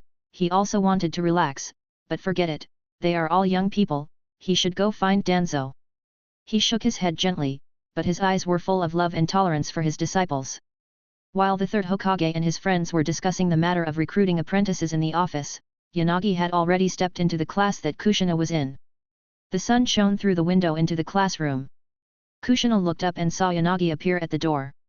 A flash of surprise flashed in her eyes, which was then replaced by an irrepressible joy. Kushina's heartbeat quickened, her face flushed slightly, and countless fantasies emerged in her mind. Why did Yanagi come here? Is it because he missed me too much?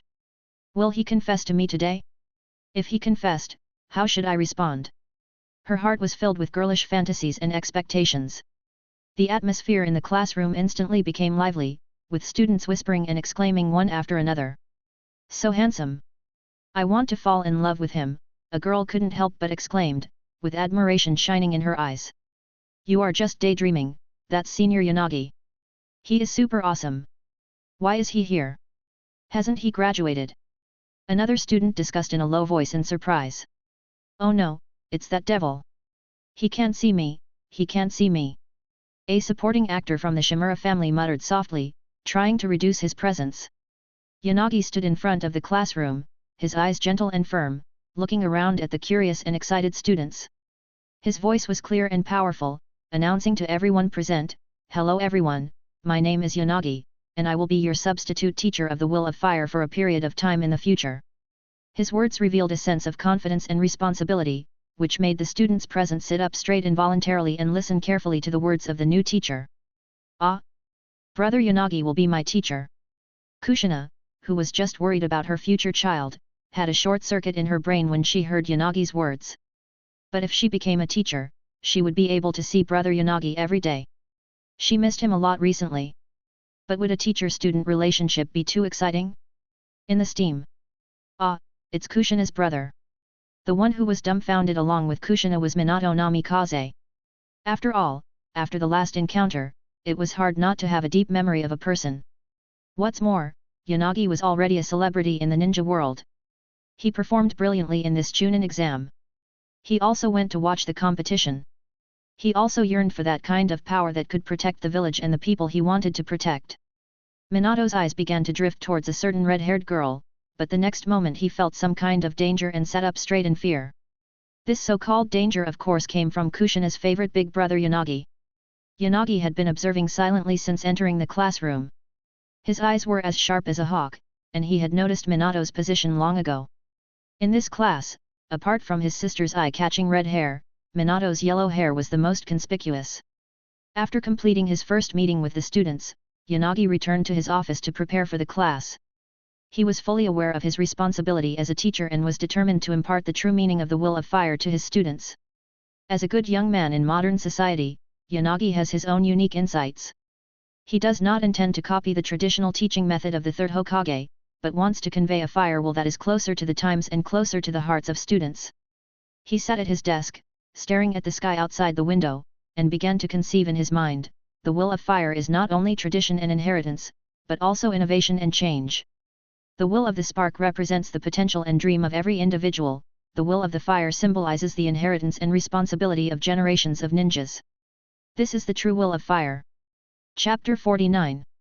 As Yanagi was immersed in his thoughts about preparing lessons in his office, he was suddenly interrupted by a brisk knock on the door. He looked up and saw Kushina standing at the door with a shy smile on her face. Brother Yanagi, it's such a surprise that you came to our class today. Kushina walked into the office and gently closed the door. Everyone is talking about you, especially the fact that you became our substitute teacher. Yanagi smiled softly and closed his lesson plan book. Really? I'm also very happy to study with you. By the way, Kushina, do you have any plans after school today? Kushina shook her head, her eyes gleaming with anticipation. No special plans, what's wrong? Yanagi stood up and straightened his clothes. It just so happens that Miss Slug just sent me a message saying that Sister Tsunade has completed her mission today and is back. She said she wants to hold a party to celebrate my and Nawaka's successful promotion to Chunin. It seems that Brother Orochimaru and Brother Jiraiya will also come this time. Kushina's eyes lit up instantly. Really? That's great. Sister Tsunade? It can't be. Yanagi smiled and interrupted her worries. Don't worry, I will cook this time. Tell me what you want to eat, so I can prepare it on the way back. A big smile spread across Kushina's face, and she said happily, I want to eat the barbecue you made. And, that sweet fruit soup. No problem, I'll take care of all this. Let's go, we'll talk while walking. Yanagi agreed readily. He picked up his coat, and the two walked out of the office together, heading towards home. Along the way, the afterglow of the setting sun shone on them. Yanagi and Kushina happily discussed the evening menu, and occasionally Kushina's silver bell-like laughter could be heard. Their mood was as bright as the warm sunshine, and they were full of anticipation for the upcoming family gathering. "Hey, isn't this the legendary handsome little Yanagi who can fight 4 people alone? Kushina, you'd better watch out, or some thieving cat might want to taste some fishy stuff." Tsunade teased Yanagi and Kushina with a playful smile. Her words were full of jokes and intimacy, which livened up the atmosphere. In response to Tsunade's teasing, Kushina's cheeks instantly flushed, and she stammered, "Sister Tsunade, I'm not." There was a hint of shyness and embarrassment in her words, and she was obviously a little at a loss as to how to deal with Tsunade's teasing. Yanagi smiled lightly and didn't mind Tsunade's joke. He responded gracefully, "Sister Tsunade, you just tease Kushina as soon as you come back. Really, you don't act like an older sister at all." There was a hint of pampering and helplessness in his words, and it was obvious that he knew Tsunade's character very well. Then, Yanagi turned to Orochimaru and Jiraiya, and his attitude became formal and respectful. "Brother Orochimaru and Brother Jiraiya, long time no see." His voice revealed his respect for the 2 seniors and his joy of reunion. Orochimaru nodded slightly, a rare smile on his expressionless face. "Yanagi, your progress is impressive." Jiraiya laughed and patted Yanagi on the shoulder. "Little Yanagi, I heard that you have been very popular recently. Even a well-traveled writer like me has heard of you." "Brother Jiraiya, what kind of writer are you?" "You are at most a small yellow mosquito writer." There was a hint of youthful vitality in the teasing voice of Naoki. He had just finished training and heard Jiraiya talking loudly before he got home. He laughed secretly in his heart and felt that Yanagi's evaluation of him was indeed pertinent. Jiraiya was indeed an old pervert. But when Naoki's eyes turned to Orochimaru, his teacher, who was always known for his calmness, his expression became a little awkward. He always used to call him Big Brother casually, but now Orochimaru has become his teacher, which makes him feel respectful but also a little uncomfortable. Although he really hopes so, even if the third Hokage does not arrange it, Naoki plans to find a chance for his sister and Orochimaru to formally propose it. Scratching his head, Naoki saluted respectfully to Orochimaru. "Teacher Orochimaru, please take care of me in the future." Orochimaru smiled slightly, with a hint of warmth in his eyes. "You're welcome, Naoki-kun, I've always been very satisfied with you." As he said that, he even touched Naoki's head affectionately. Orochimaru, who has not yet begun to walk towards darkness, is still full of love for the people he cares about. Jiraiya chuckled, patted Naoki's shoulder, jumped to the side and made his classic move. "Naoki, what's your future with Orochimaru? It's better to follow me. I guarantee you a constant supply of materials." Tsunade heard Jiraiya's increasingly irrelevant topic, especially seeing that he was trying to corrupt his brother again. She stepped forward without hesitation and punched him, interrupting his nonsense. "Jiraiya, don't corrupt the child." Jiraiya rubbed the place where he was hit and smiled bitterly. Tsunade, I am doing this for the sake of Naoki." Everyone continued to chat in a relaxed and happy atmosphere. Although Jiraiya said some ridiculous words from time to time, everyone understood that behind these jokes was their deep friendship and concern for each other. I can't eat any more. The taste of these skewers is really good. Although it is extremely spicy, it is very memorable. I'm sweating all over. It's just right for me to get rid of the humidity from the rain in the rain country. I don't know what's wrong with that broken place. It has never stopped raining since we arrived. I've had enough." Tsunade, who was well fed and satisfied, lay on the sofa like Geu without any sense of being a lady, complaining about the outrageous weather in the rain country. Her face was full of dissatisfaction with the incessant rain. "So you went to the rain country? No wonder you came back full of resentment this time. However, the mission in the rain country requires the 3 of you to go out at the same time. Is the sand village making any moves in the rain country?" Yanagi asked curiously, his eyes revealing his concern about the situation.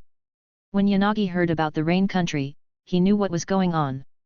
Although he didn't know the exact time and place of the events in the original time and space, he still knew that the title of Konoha Sunin was given to the 3 of them after they were defeated by Hanzo, the leader of the Hidden Rain Village and the demigod of the ninja world, in the war between the Rain Country and the Hidden Rain Village and the Hidden Sand Village. This might be an honor for others, but for the 3 arrogant people, it was definitely a shame. As for Hanzo, Yanagi thought to himself that he must learn the power of the so-called demigod. The world now is no longer the same as before. If Hanzo did not choose to let the three people go, or even killed them, he would definitely regret it. Sister Tsunade was also someone he had decided to protect well, not to mention that he had the power to never allow his sister to accept such a humiliation. Indeed, the situation in the Rain Country is quite complicated. The Sand Village seems to be plotting something there, and the Rain Village may also be involved. Orochimaru took over the topic.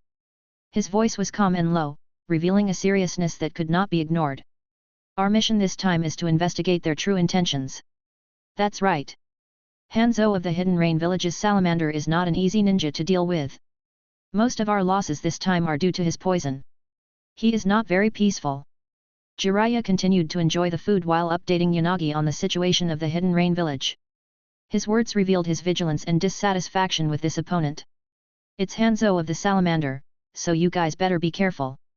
By the way, please keep this close to you.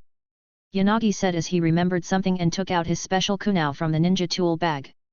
It was engraved with the symbol of Flying Thunder God, which was the symbol of his ninja way. Spark. Tsunade took it and looked at it carefully, without noticing that her actions caused her to continue to give benefits to Yanagi. She was curious about the ninja way engraved on this kunao. Well, this is the Flying Thunder God kunao, and the words on it are my ninja way. As long as you carry it, let Miss Slug notify me if you encounter danger, and I will bring you back safely. Yanagi explained to several people while watching Tsunade's movements. His words were full of concern and desire to protect his companions. Okay, I got it. Tsunade stuffed it into her chest casually. No matter how it was stuffed, don't make ninja things so clear. She saw Yanagi's embarrassed look on the opposite side again, and laughed in her heart. Oh, sorry for the little Yanagi, I don't mind. Do you want to touch it? Tsunade has always been interested in teasing Yanagi. It is so interesting to see the mature and calm little boy like Yanagi. I still have classes to prepare, so I'll leave first. Yanagi said he couldn't bear it any longer. He felt his cheeks starting to get hot, and he quickly found an excuse to escape this embarrassing situation. Tsunade, I'm interested. Jiraiya, who was full and wanted to do something, became extremely bold. His frivolous look made the scene even more ridiculous. Get out! Tsunade was too lazy to joke with Jiraiya. It was good enough that she didn't punch him. There was a hint of joking in her voice, but at the same time there was also a serious warning. Okay. Jiraiya ran away quickly. Those little sisters who need help are the best. He muttered as he quickly left the scene, looking for the next target to help. Then I'll take my leave, Noeki-kun. When you come back from the daimyo, come find me. I'll learn about your situation and make a teaching plan. Seeing that the others had already left, Orochimaru also stood up and prepared to say goodbye. His voice was calm and orderly, revealing a subtle concern. Upon hearing this, Noeki immediately stood up straight and responded respectfully, Yes, Teacher Orochimaru. I will definitely visit you as soon as possible and report to you about my learning progress.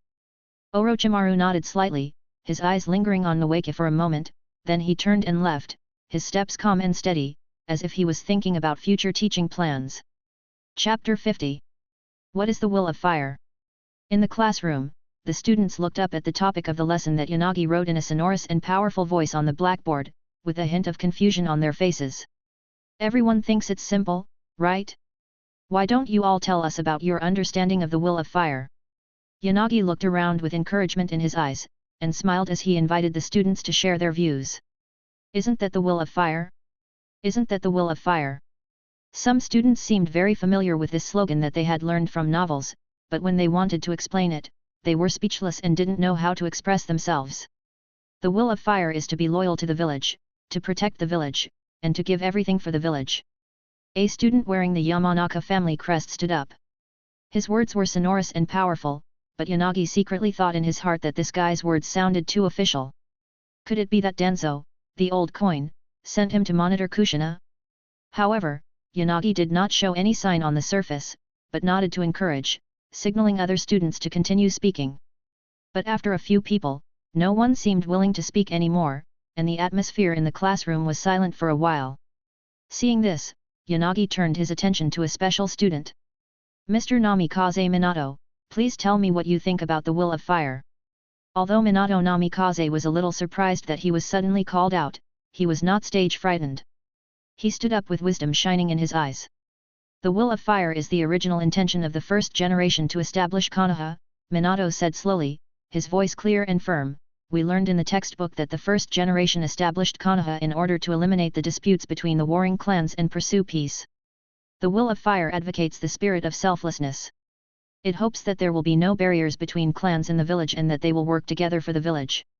It requires every member of each of our clans to not only sacrifice for the interests of the clan members, but to put the overall situation first and contribute to the village. Protect the compatriots in the village. The people in the village are one family. There will be no hierarchy between people because of powerful clans and ordinary clans. The people who are protected will inherit the will of the previous generation and continue to protect Konoha. Minato's words echoed in the classroom. His explanation was profound and comprehensive, not only expounding on the traditional meaning of the will of fire, but also giving it new contemporary connotations. The students were deeply attracted by his words and began to rethink this concept that they thought they were familiar with. Well said. This child named Namikaze Minato has a very thorough understanding of the will of fire. Just like what I said, where the leaves are dancing, the fire will also continue to burn. The flames will continue to illuminate the village and allow new leaves to sprout. As expected, the third Hokage must have openly monitored Yanagi's teaching of the will of fire in the office. This is just reciting from a script, Hiruzen. But the child from the Yamanaka family is very aware. I think he is a good candidate for the route. Danzo's voice sounded immediately afterwards. His tone revealed his desire for power and his thirst for outstanding ninjas. It seemed that he was always looking for opportunities to expand his power. The third Hokage turned to look at his old friend Danzo, with a complex emotion in his heart. He felt that Danzo was becoming more and more unfamiliar, and power seemed to really change a person. This old friend seemed to be moving towards darkness. The third Hokage thought to himself that when the dark clouds of war dissipated, he would need to pull Danzo back into the sunlight, but now, he still needed a shadow to maintain his own light. Let's talk about this later. Let's first see what Yanagi thinks about the will of fire. This is our real purpose here. The voice of the third Hokage sounded again, and he turned his attention back to the surveillance screen, expecting Yanagi to give a more profound answer. Mr. Namikaze Minato said very well, Yanagi said calmly in class. He glanced at Kushina who was eager to speak, but chose to ignore it for the time being. He knew that this first class would definitely be monitored, and he thought that Kushina's opinion should be expressed at a more appropriate time. But, it can only be said that the essence has not been truly understood yet, and it is only floating on the surface. This simple question word came out simultaneously from the third Hokage's office and from Minato Namikaze's mouth, expressing their curiosity and expectation about Yanagi's next words. The will of fire, in my opinion, is a spark and also a flame. Yanagi turned around and wrote these two sentences firmly on the blackboard, his handwriting vigorous and powerful. A single spark can start a prairie fire, and the torch can be passed on from generation to generation. What does it mean? The students were confused by these two sentences, which seemed to contain deep meaning yet were elusive. A spark is extinguished without any blowing. How can it possibly start a prairie fire? A classmate was skeptical, thinking that a spark was insignificant and it was hard to imagine how it could lead to widespread change. What is the relationship between the firewood, sparks and the will of fire? Another classmate frowned, thinking over it and still couldn't understand the connection between the three. Yanagi smiled and expressed his understanding of the students' confusion. He knew that these concepts required a deeper explanation. First, let's understand what passing on the torch means. Yanagi's voice echoed in the classroom, his eyes sparkling with wisdom. A piece of wood, no matter how long it is or how durable it is, will eventually burn out. But as long as the fire is passed to the next piece of wood, the fire will not go out. Just like the second Hokage, when facing the rebellion of the Hidden Cloud Village, he did not choose to sacrifice the young guards including the third Hokage, but burned himself out and turned into firewood, and brought the fire back to Konoha. The students in the audience had different expressions. Some seemed thoughtful, some looked confused, and some were shocked and curious after hearing a story they had never heard before, so the third Hokage had encountered something like this before. Teacher. The third Hokage and other ninjas who were monitoring the situation also recalled the day when Senju Tobirama faced the rebellion of Kumigaku Kinkaku and Ginkaku.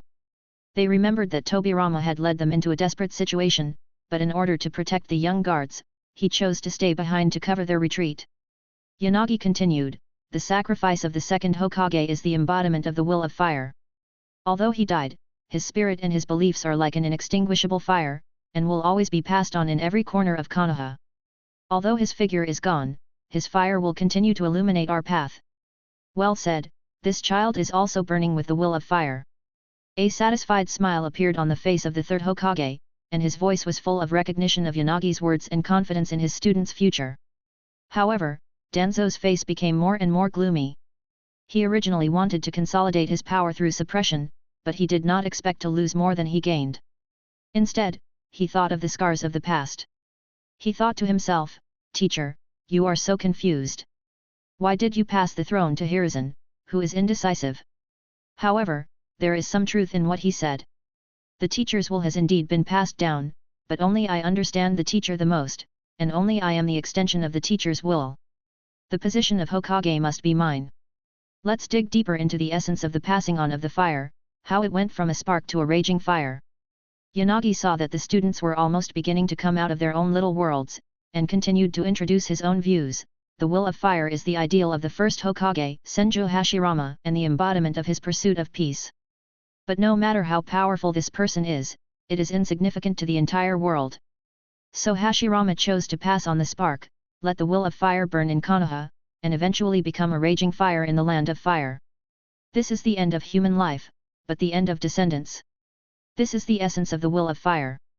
It is passed down from generation to generation, and eventually it will spread from a spark to a prairie fire. So this is what the first generation thinks. The first generation is so smart. I also want to inherit the will of fire. The students were deeply moved by Yanagi's words, and their eyes flashed with determination and resolve, as if they were ready to take over the torch from their predecessors and move forward. They began to realize that the will of fire is not just a slogan, but also a spirit, a belief that will never be extinguished even in the darkest moments. However, at this moment, no one noticed the hidden meaning behind Yanagi's words. He only showed the part of his views that was consistent with the will of fire recognized by the third Hokage and others. This was not only a clever response to the third Hokage's examination of his understanding of the will of fire, but also a way to sow the seeds of his own thoughts in the hearts of this class of students, and even more students in the future. He waited for the right time, and these seeds would break through the ground and bear fruit. Yanagi thought to himself, "You are too naive to play tricks with me. In the thousands of years of history of our great China, what kind of tricks have not appeared? Today, I will use the ancient times to reform the system, subtly changing your cognition and making you accept my philosophy unconsciously. With this set of strategies, even if I invite the first Hokage, Hashirama Senju, to come out, he will only think that his philosophy is like this. So that's how it is. The essence of the will of fire is inheritance." Well, what Yanagi said is right. We are the ones who inherited the will of fire from the first Hokage. The third Hokage smiled with satisfaction. He felt that Yanagi's explanation was very consistent with his own thoughts. He thought to himself, this child may become a Hokage in the future. Hiruzen, I suggest adding this passage to the textbook of the will of fire.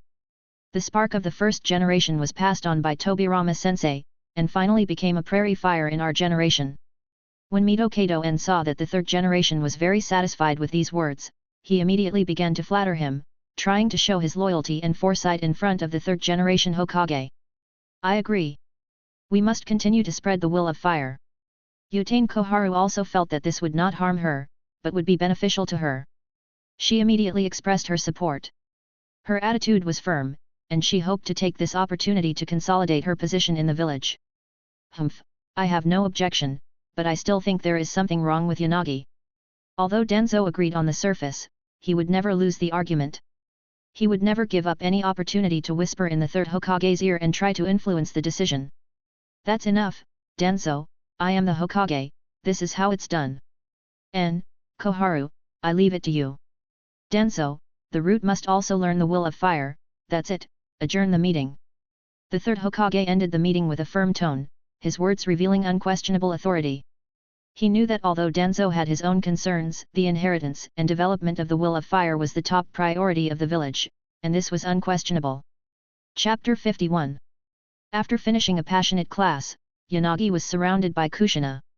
Her eyes were shining with admiration, and she kept praising Yanagi's teaching style and profound interpretation of the will of fire. Brother Yanagi, you are so handsome in class. The way you explain the will of fire is so cool, I am fascinated by it.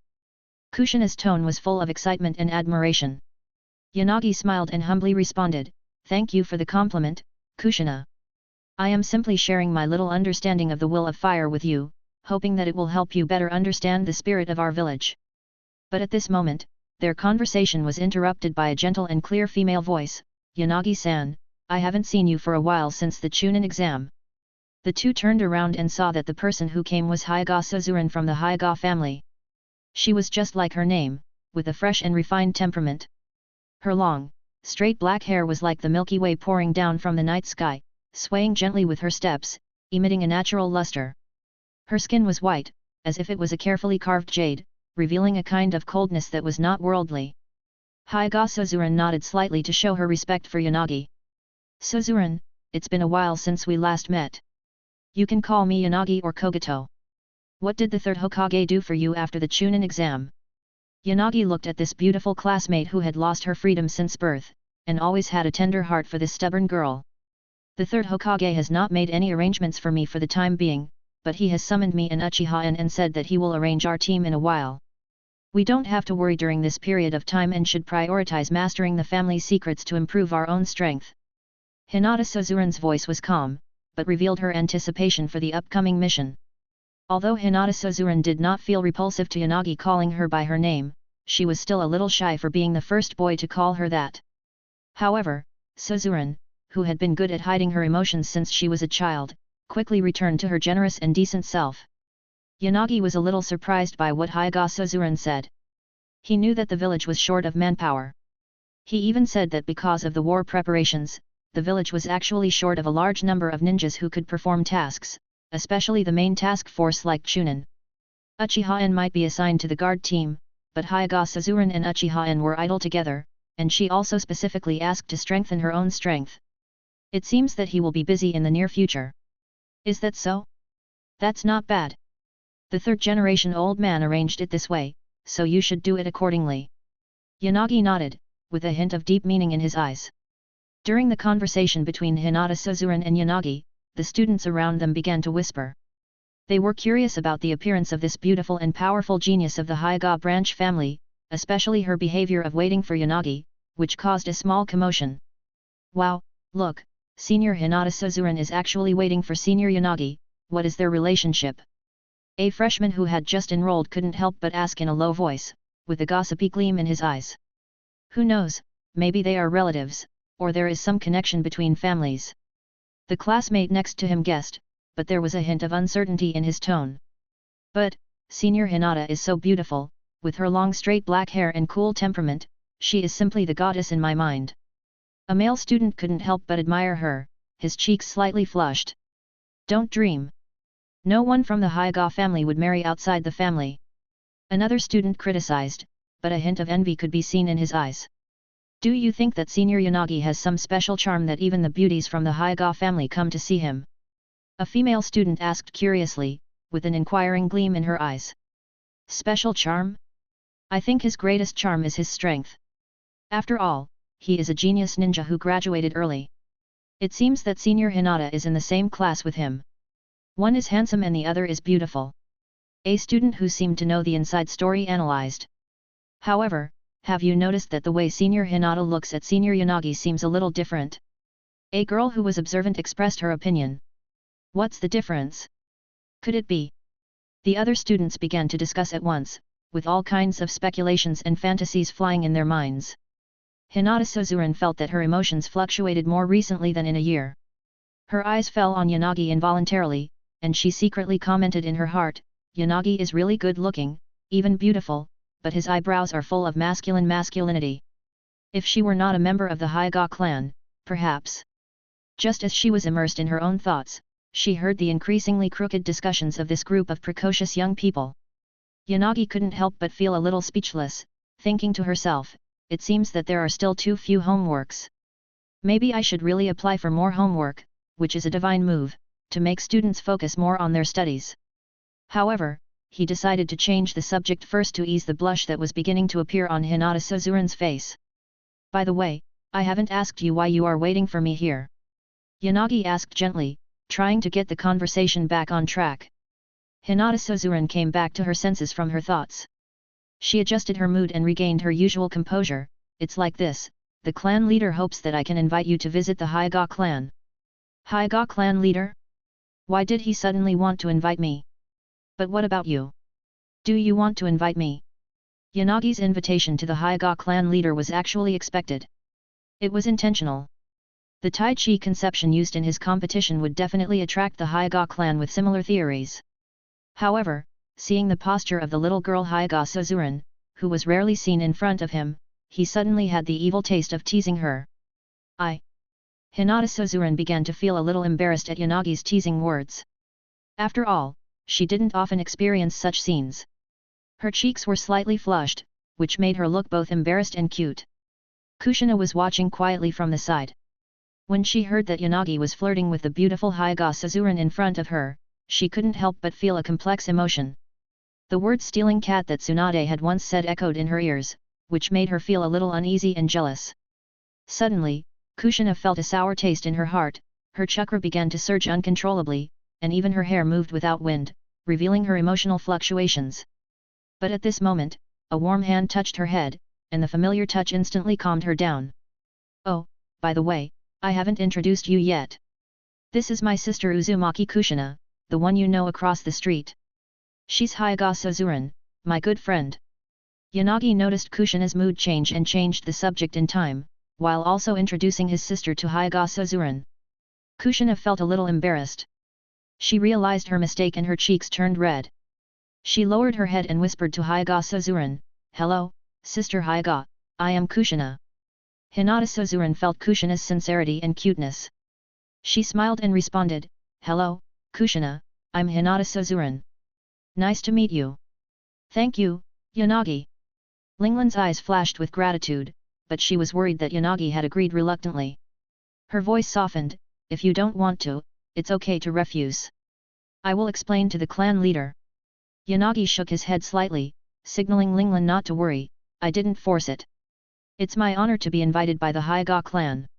I also look forward to communicating with the clan leader. It will benefit both of us." After hearing this, Linglan finally felt relieved. She smiled with relief and said, "That's great. I believe the clan leader will be very happy to hear this news." Kushina, who was standing by, saw the conversation between the two and interrupted, "Brother Yanagi, I also hope to go to the Hyaga family with you to see it." Hinata Suzuran thought about it, then nodded in agreement, "Of course, Kushina. We in the Hyaga family welcome you anytime." Yanagi turned to look at Kushina with a doting look in his eyes, "We can go together then. This will be a rare experience. Then we have a deal. I'll go back and inform the clan leader and elders. Yanagi and Kushina are awaiting your arrival." Hinata Suzuran still bowed respectfully and said goodbye to the two of them. Her figure gradually walked away in the afterglow of the setting sun, with a sense of relief at having completed the mission. Kushina looked at brother Yanagi who was still watching sister Suzuran leave, and a subtle emotion surged in her heart again.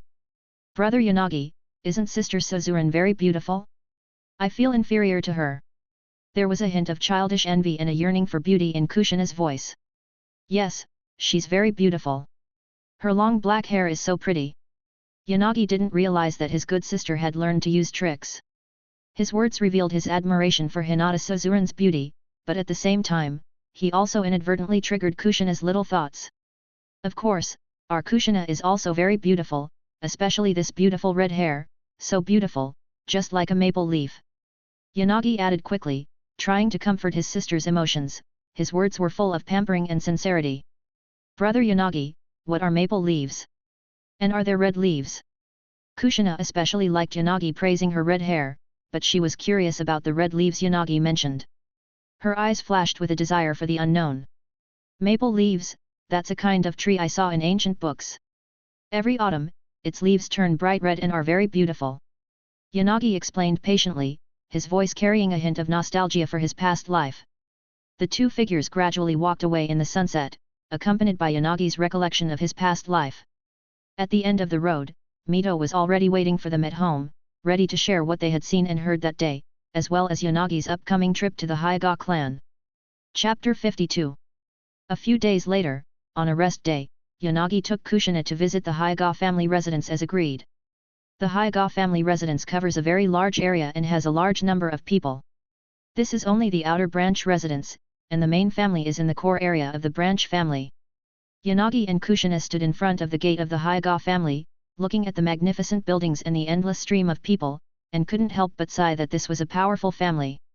As a famous family in Konoha village, the Hyaga family's scale and influence were indeed extraordinary. The Hyaga clan's residence is completely different from the Senju clan's residence that Kushina is familiar with, showing a unique solemnity and mystery. It covers a vast area, with buildings in a staggered manner, and every brick and tile reveals the long history and profound heritage of the Hyaga clan. The towering walls not only protect the safety of the family, but also highlight the status of the Hyaga clan in Konoha village. Inside the base, the ninjas on the training ground were all in high spirits. Their movements were precise and powerful. Every punch and every leap revealed the strict requirements of the Hyaga family for ninja skills. The light of the Byakugan flashed from time to time during the training. It was the unique bloodline limit of the Hyaga family and a symbol of their pride. In sharp contrast, the Senju clan residence where Kushina lived had long been closely integrated with the lives of civilians under the open and inclusive policy of Senju Tobirama. The Senju clan gave up their surnames and family honors, and truly integrated with the civilians of Konoha, increasing the heritage of Konoha. As for those clansmen who were unwilling to integrate, they gradually disappeared from people's sight for various reasons. Yanagi and Kushina strolled in the Hyaga clan's residence, feeling the unique atmosphere here. Kushina couldn't help but sigh, "Brother Yanagi, the Hyaga clan's residence is really magnificent, and it is completely different from our Senju clan's residence." Yanagi smiled and responded, "Every family has its own characteristics and traditions. The solemnity and order of the Hyaga family are part of their family heritage. Such a family seems to be very powerful." Kushina seemed to understand what he said, but she felt that such a family should not be underestimated. "No, Kushina, you are being one-sided." Yanagi smiled and shook his head. After all, he was still a child. He only saw the bright and beautiful surface and failed to deeply understand the essence of things. "Mr. Yanagi seems to have a different opinion about our Hyaga clan." A voice suddenly interrupted the conversation between the two. Yanagi took a closer look and found that it was Hyaga Hayashi's younger brother Hyaga Hayashi. Although his face was very similar to Hyaga Hayashi, the bird in a cage curse mark on his forehead revealed his identity. As the leader of the branch family, Hyaga Hayashi was born a little later, which destined him to have a completely different fate from the main family. This subtle difference made a world of difference. "It's not really an opinion, just some small personal views." Yanagi smiled slightly, his attitude was humble and confident. "You are too modest." Yanagi's name as a genius has long been known throughout the family. 3 generations have highly praised you for your thinking as a shadow. Hyaga Hisashi praised Yanagi, and his words revealed his awe for Yanagi. Not to mention Yanagi's background, just his ability to fight 4 people without any damage, he couldn't afford to offend him, because there was his own brother among them, and his strength was almost the same as his own. Yanagi was not embarrassed by the other party's flattery. After all, his strength was there. He then asked, "You're too kind. Where's Lily of the Valley? Why don't you see her?" Yanagi seemed to call Hinata Lily of the Valley quite naturally, as if they had a close friendship. Hyaga Hisashi was not angry at Yanagi for addressing his future fiancée so intimately. He knew in his heart that they were all pawns arranged by the family, and he had no love for her. It was just a family marriage. Hyaga Hisashi smiled slightly and responded, "Hyaga Suzuran is preparing some reception matters and will come over later. Please, both of you, my father is already waiting for you and Miss Uzumaki at home. Let's go then. It's not polite to keep the Hyaga clan waiting for too long." Yanagi thanked Hyaga Hisashi and took Kushina's hand. They followed Hyaga Hisashi's steps and slowly passed through the Hyaga family's residence. The layout of the residence was rigorous and exquisite. Every stone slab and every screen wall seemed to tell the glory and perseverance of the Hyaga family for generations. The tree-lined paths, the well-trimmed courtyards, and the young ninjas sweating on the training grounds, every detail revealed the Hyaga family's respect for tradition and maintenance of family honor. As they went deeper, the scenery of the garrison gradually showed different levels from the outside to the inside. From the strict security outside to the tranquility and elegance inside, this transformation from movement to stillness made people have a deeper understanding of the inner spirit of the Hyaga family. Soon, they arrived at the main hall of the Hyaga family. The hall was simple and solemn, with the Hyaga family crest carved on the huge wooden door, highlighting the family's prominent status. Inside the hall, warm yellow lights were projected through the windows, adding a touch of warmth to this solemn building. The head of the Hyaga family was already waiting there. He was wearing traditional patriarchal clothing, and his long silver hair and beard revealed an aura of majesty without anger. However, when he saw Yanagi and Kushina, a kind smile appeared on his face, which was full of the kindness of an elder and his concern for the younger generation. "Welcome, Yanagi-kun, Uzumaki-san, thank you for coming today." His voice was gentle yet powerful, and his words revealed his respect and expectations for the two young ninjas. Yanagi and Kushina bowed respectfully and responded, "Head of the Hyaga clan, we are also honored to receive your invitation." Following the guidance of Hyaga Hayashi, the three of them sat down on the exquisite chairs in the hall. The hall was elegantly decorated, with portraits of the clan leaders of all generations hanging on the walls, each of which recorded the glorious history of the Hyaga family. The air was filled with a light scent of tea, which made people feel peaceful. After the few people were seated, the elders of the Hyaga family arrived one after another and complained that they had neglected the guests. The Hyaga clan leader simply gestured for them to sit down and did not blame them. Yanagi seemed to be sipping tea calmly, but he secretly complained in his heart, "The Hyaga family is indeed old-fashioned. They want to be taught their secret techniques, but they can't lose face." On the one hand, the son of the clan leader personally greeted the guests, showing respect for the guests. On the other hand, arranging the branch family's Hayashi to receive them made it seem that the Hyaga family was not licking their boots. The clan leader personally greeted the guests, but the elders were late to arrive. This contradictory approach made it no wonder that the Hyaga family had no ninjas to show off in the future wars. Yanagi thought to himself, using the common words in the ninja world, the Hyaga family is only so capable, using the ancient Chinese saying, "A true dragon cannot be raised in shallow water." Such a family, despite having a long history and profound heritage, always seems to be somewhat powerless in the face of changes and challenges. Even if there are more geniuses in the family, the main family members are like flowers in a greenhouse, and have not experienced real storms for a long time. Their potential and resilience are limited. The situation of the branch family is even more serious. Once those gifted ninjas are cursed with the bird in a cage, their future and freedom have been ruthlessly cut off. With the arrival of the elders, the atmosphere in the hall became a little subtle. Their eyes swept over Yanagi and Kushina with a kind of scrutiny and contempt. "Are you Yanagi?" an elder asked, his tone revealing a hint of contempt for the young Yanagi, as if he was thinking that a kid like this would be easily scared and would easily reveal his secret skills. Hinata Hisashi bowed slightly and replied, "This is Yanagi-kun and Uzumaki-san. They are here at the invitation of the clan leader." The elder snorted, "The clan leader's invitation? The glory of our Hyaga clan is not something that can be shared by just anyone." Yanagi gently put down the teacup. His eyes were as calm as a deep pool, but his tone carried a hint of unquestionable firmness, since when can a kitten or puppy without manners become a Hyaga elder? "You." The elder was stunned by the sudden rebuttal and was speechless for a moment. It was obvious that he had never been out of the house and was used to the attitude of the branch family towards him. This was the first time he saw someone dare to contradict him like this. The atmosphere became tense for a moment, but Hyaga Hayashi stepped in time to ease the situation. "Okay, Elder Hyaga Takuma, Yanagi is my guest, you must not be rude." The words of the Hyaga clan leader carried an unquestionable authority, forcing Hyaga Takuma to restrain his anger. Although he was unwilling, he also knew that it was unwise to lose his composure in front of the clan leader, so he could only take a step back and suppress his emotions. "Elder Takuma, it's just that he values the family's honor too much. Lord Yanagi, please forgive me." Seeing this, another elder stepped forward to smooth things over. His voice was gentle, trying to calm this small disturbance. "Hinata Suzuran, why don't you come in and serve tea to the distinguished guest?" Following the elder's call, Hinata Suzuran came in, holding exquisite tea set in her hands and walking lightly and gracefully. The elder arranged for Hyaga Suzuran to serve tea, and his intention was obvious, to show Yanagi that even a genius of the same period was only a member of the branch family, and could be summoned and dismissed by the main family at will. This was a silent statement that showed the strict hierarchy within the Hyaga family. Yanagi took the tea handed to her by Linglan, ignored the words on the other side, and thanked Linglan instead. "Linglan, thank you for the tea." Before Linglan could respond to Yanagi's thanks, the elder immediately asked Linglan to leave. "Linglan, you have completed your mission, you can leave now. Linglan nodded slightly and was about to turn around and leave, but Yanagi gently pulled her hand and stopped her from leaving.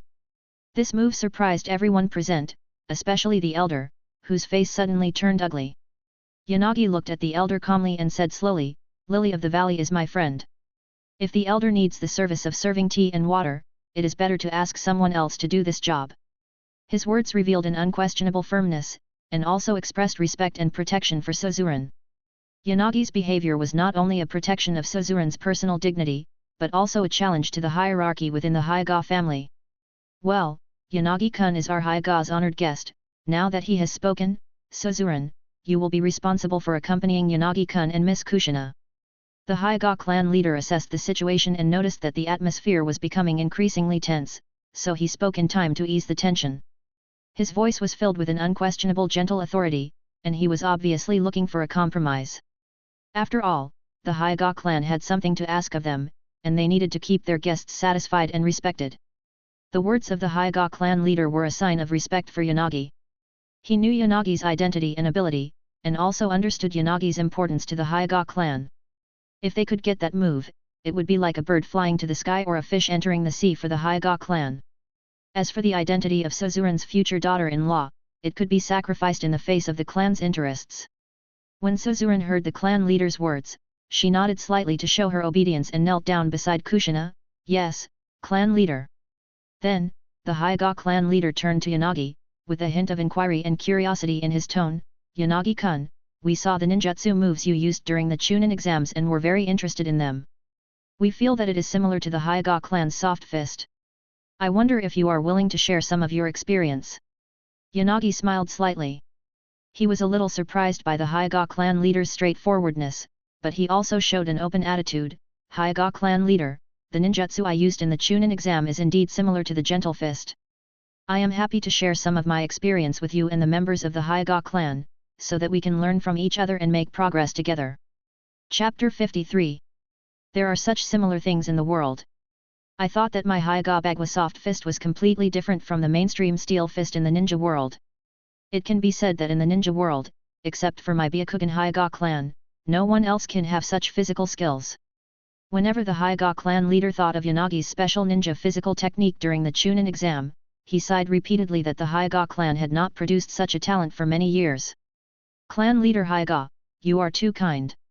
How can my swordsmanship compare with the gentle fist that has been passed down for thousands of years by the nobles? It is just some young people's fantastic ideas." Yanagi responded modestly, and his attitude revealed his respect for the clan leader Hyaga and the Hyaga clan. "There's no need to be modest.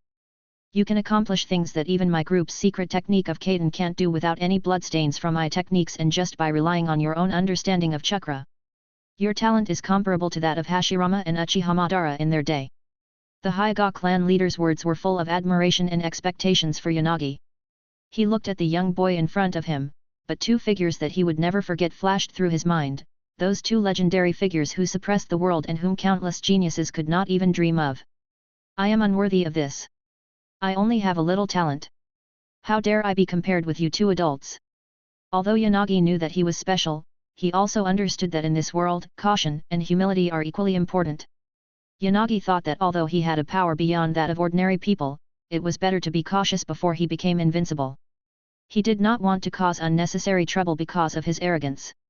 He thought to himself, "If I dare to claim to be comparable to Hashirama and Madara today, a group of Uchiha strongmen may come to challenge me tomorrow. When I have fully mastered the wood release, I will talk to them in the posture of the Buddha on the top of my head and give them a good talk.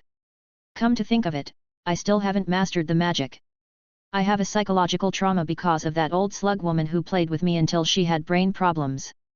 My physique and talent are obviously top-notch, but she almost ruined me. Now I have a traumatic experience with the magic. Maybe I should go find Jiraiya to trick him next time." "Yanagi, Yanagi, the clan leader is calling you." Just as Yanagi was immersed in his complaints about an old woman, Linglan's gentle call brought him back to reality. He realized that he was too immersed in his own world and didn't pay any attention to the situation around him. The elder's eyes were wide open, and they were obviously very dissatisfied with his disrespect. They might even challenge him to a duel to wash away their insults. "I'm really sorry. I was lost in thought for a moment and neglected the clan leader." Yanagi hurriedly apologized to the Hyaga clan leader with a sincere attitude. It's okay. Geniuses are always different. I wonder if you are willing to communicate with me. Although the Hyaga clan leader was a little helpless, he was not angry. He was also someone who had seen Senju Hashirama and Uchiha Madara, and knew that these geniuses often had some unique features. Perhaps this was the fate of geniuses. That's not a problem. Even a kid like me has heard of the name of the Hyaga clan leader. Yanagi's answer was both modest and appropriate. The Hyaga clan did enjoy a good reputation in Konoha. On the one hand, there was a family like the Uchiha clan that often caused trouble. On the other hand, the Hyaga clan rarely participated in political struggles, adhered to the doctrine of the mean, and did not easily take sides. Although this also had its drawbacks, overall, they were able to protect the interests of the clan members and the clan in Konoha village. Chief, do you know what water is? Yanagi suddenly asked a seemingly simple but profound question. Water. The Hyaga clan leader frowned and asked in confusion. Water is just water, an elder replied nonchalantly, obviously without giving the question much thought. Why is this person being so mysterious? Another elder muttered in a low voice, seeming a little impatient. Yanagi smiled slightly and continued calmly, the highest good is like water. Water benefits all things without contending, so no one can contend with it. It is said that flowing water does not contend, but all things are contained within it. His voice was calm and philosophical, as if he was telling an ancient wisdom. Yanagi's eyes were deep, as if he could see through the nature of water and its symbolic meaning in the ninja world. Upon hearing this, the Hyaga clan leader's eyes flashed with enlightenment. He began to realize the deep meaning of Yanagi's words. Yanagi-kun's words are very philosophical. Water is indeed the source of life. It is gentle and tolerant, but it also has the power to change the world. Indeed, the philosophy of water is also reflected in our ninjutsu. Yanagi nodded and continued to explain, just like our ninjutsu, although not ostentatious, it can exert amazing power at the critical moment. Using softness to overcome hardness, Tai Chi Bagua is one of them. Although we have Baguazhang in our soft boxing, Tai Chi is indeed unheard of. Could you please explain it in detail? The Hyaga clan leader understood more and more. This was what his Hyaga clan wanted. To overcome hardness with softness, these 4 short words fully expressed the essence of soft boxing. Yanagi smiled and began to explain, Tai Chi is a philosophy that pursues harmony and balance. It believes that everything in the universe is interconnected and influences each other. Tai Chi Bagua integrates this philosophy into physical skills and ninjutsu. Through smooth movements and smooth transitions, it achieves the effect of using softness to overcome hardness and using stillness to overcome movement. He stood up, walked to the center of the hall, and slowly demonstrated several basic Tai Chi movements. Although the movements were simple, they revealed an indescribable sense of power and smooth beauty.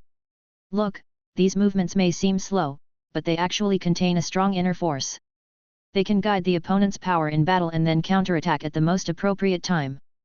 Suzuran watched quietly from the side, her eyes sparkling with admiration for Yanagi's wisdom. She realized that Yanagi was not only a powerful ninja, but also a wise man with deep thoughts. Yanagi's figure became clearer in her mind, and she began to desire to understand this man more deeply. The Hyaga clan leader and other elders were also deeply attracted by Yanagi's demonstration. They began to realize that this Tai Chi concept might bring new breakthroughs to the Hyaga clan's ninjutsu. Yanagi-kun, your insights and demonstrations are very interesting. The Hyaga clan leader said sincerely, his eyes flashing with a desire for new knowledge and recognition of Yanagi-kun. We, the Hyaga clan, are willing to have in-depth exchanges with you and jointly explore the possibility of combining Tai Chi Bagua with Rukwon. Patriarch, you can't do that. A conservative elder suddenly stood up, his voice filled with urgency and opposition. How can the laws of our ancestors be passed on to outsiders? His face showed worry and uneasiness, and he was obviously worried about sharing the secrets of the Hyaga family with outsiders. The elder's words resonated with the other elders, and they also began to whisper and discuss. Clan leader, the gentle fist of our Hyaga family has been perfected through the efforts and wisdom of many generations. Another elder also expressed his concerns. His voice revealed respect for tradition and caution towards change. Is it too risky to share our secret skills with outsiders? This.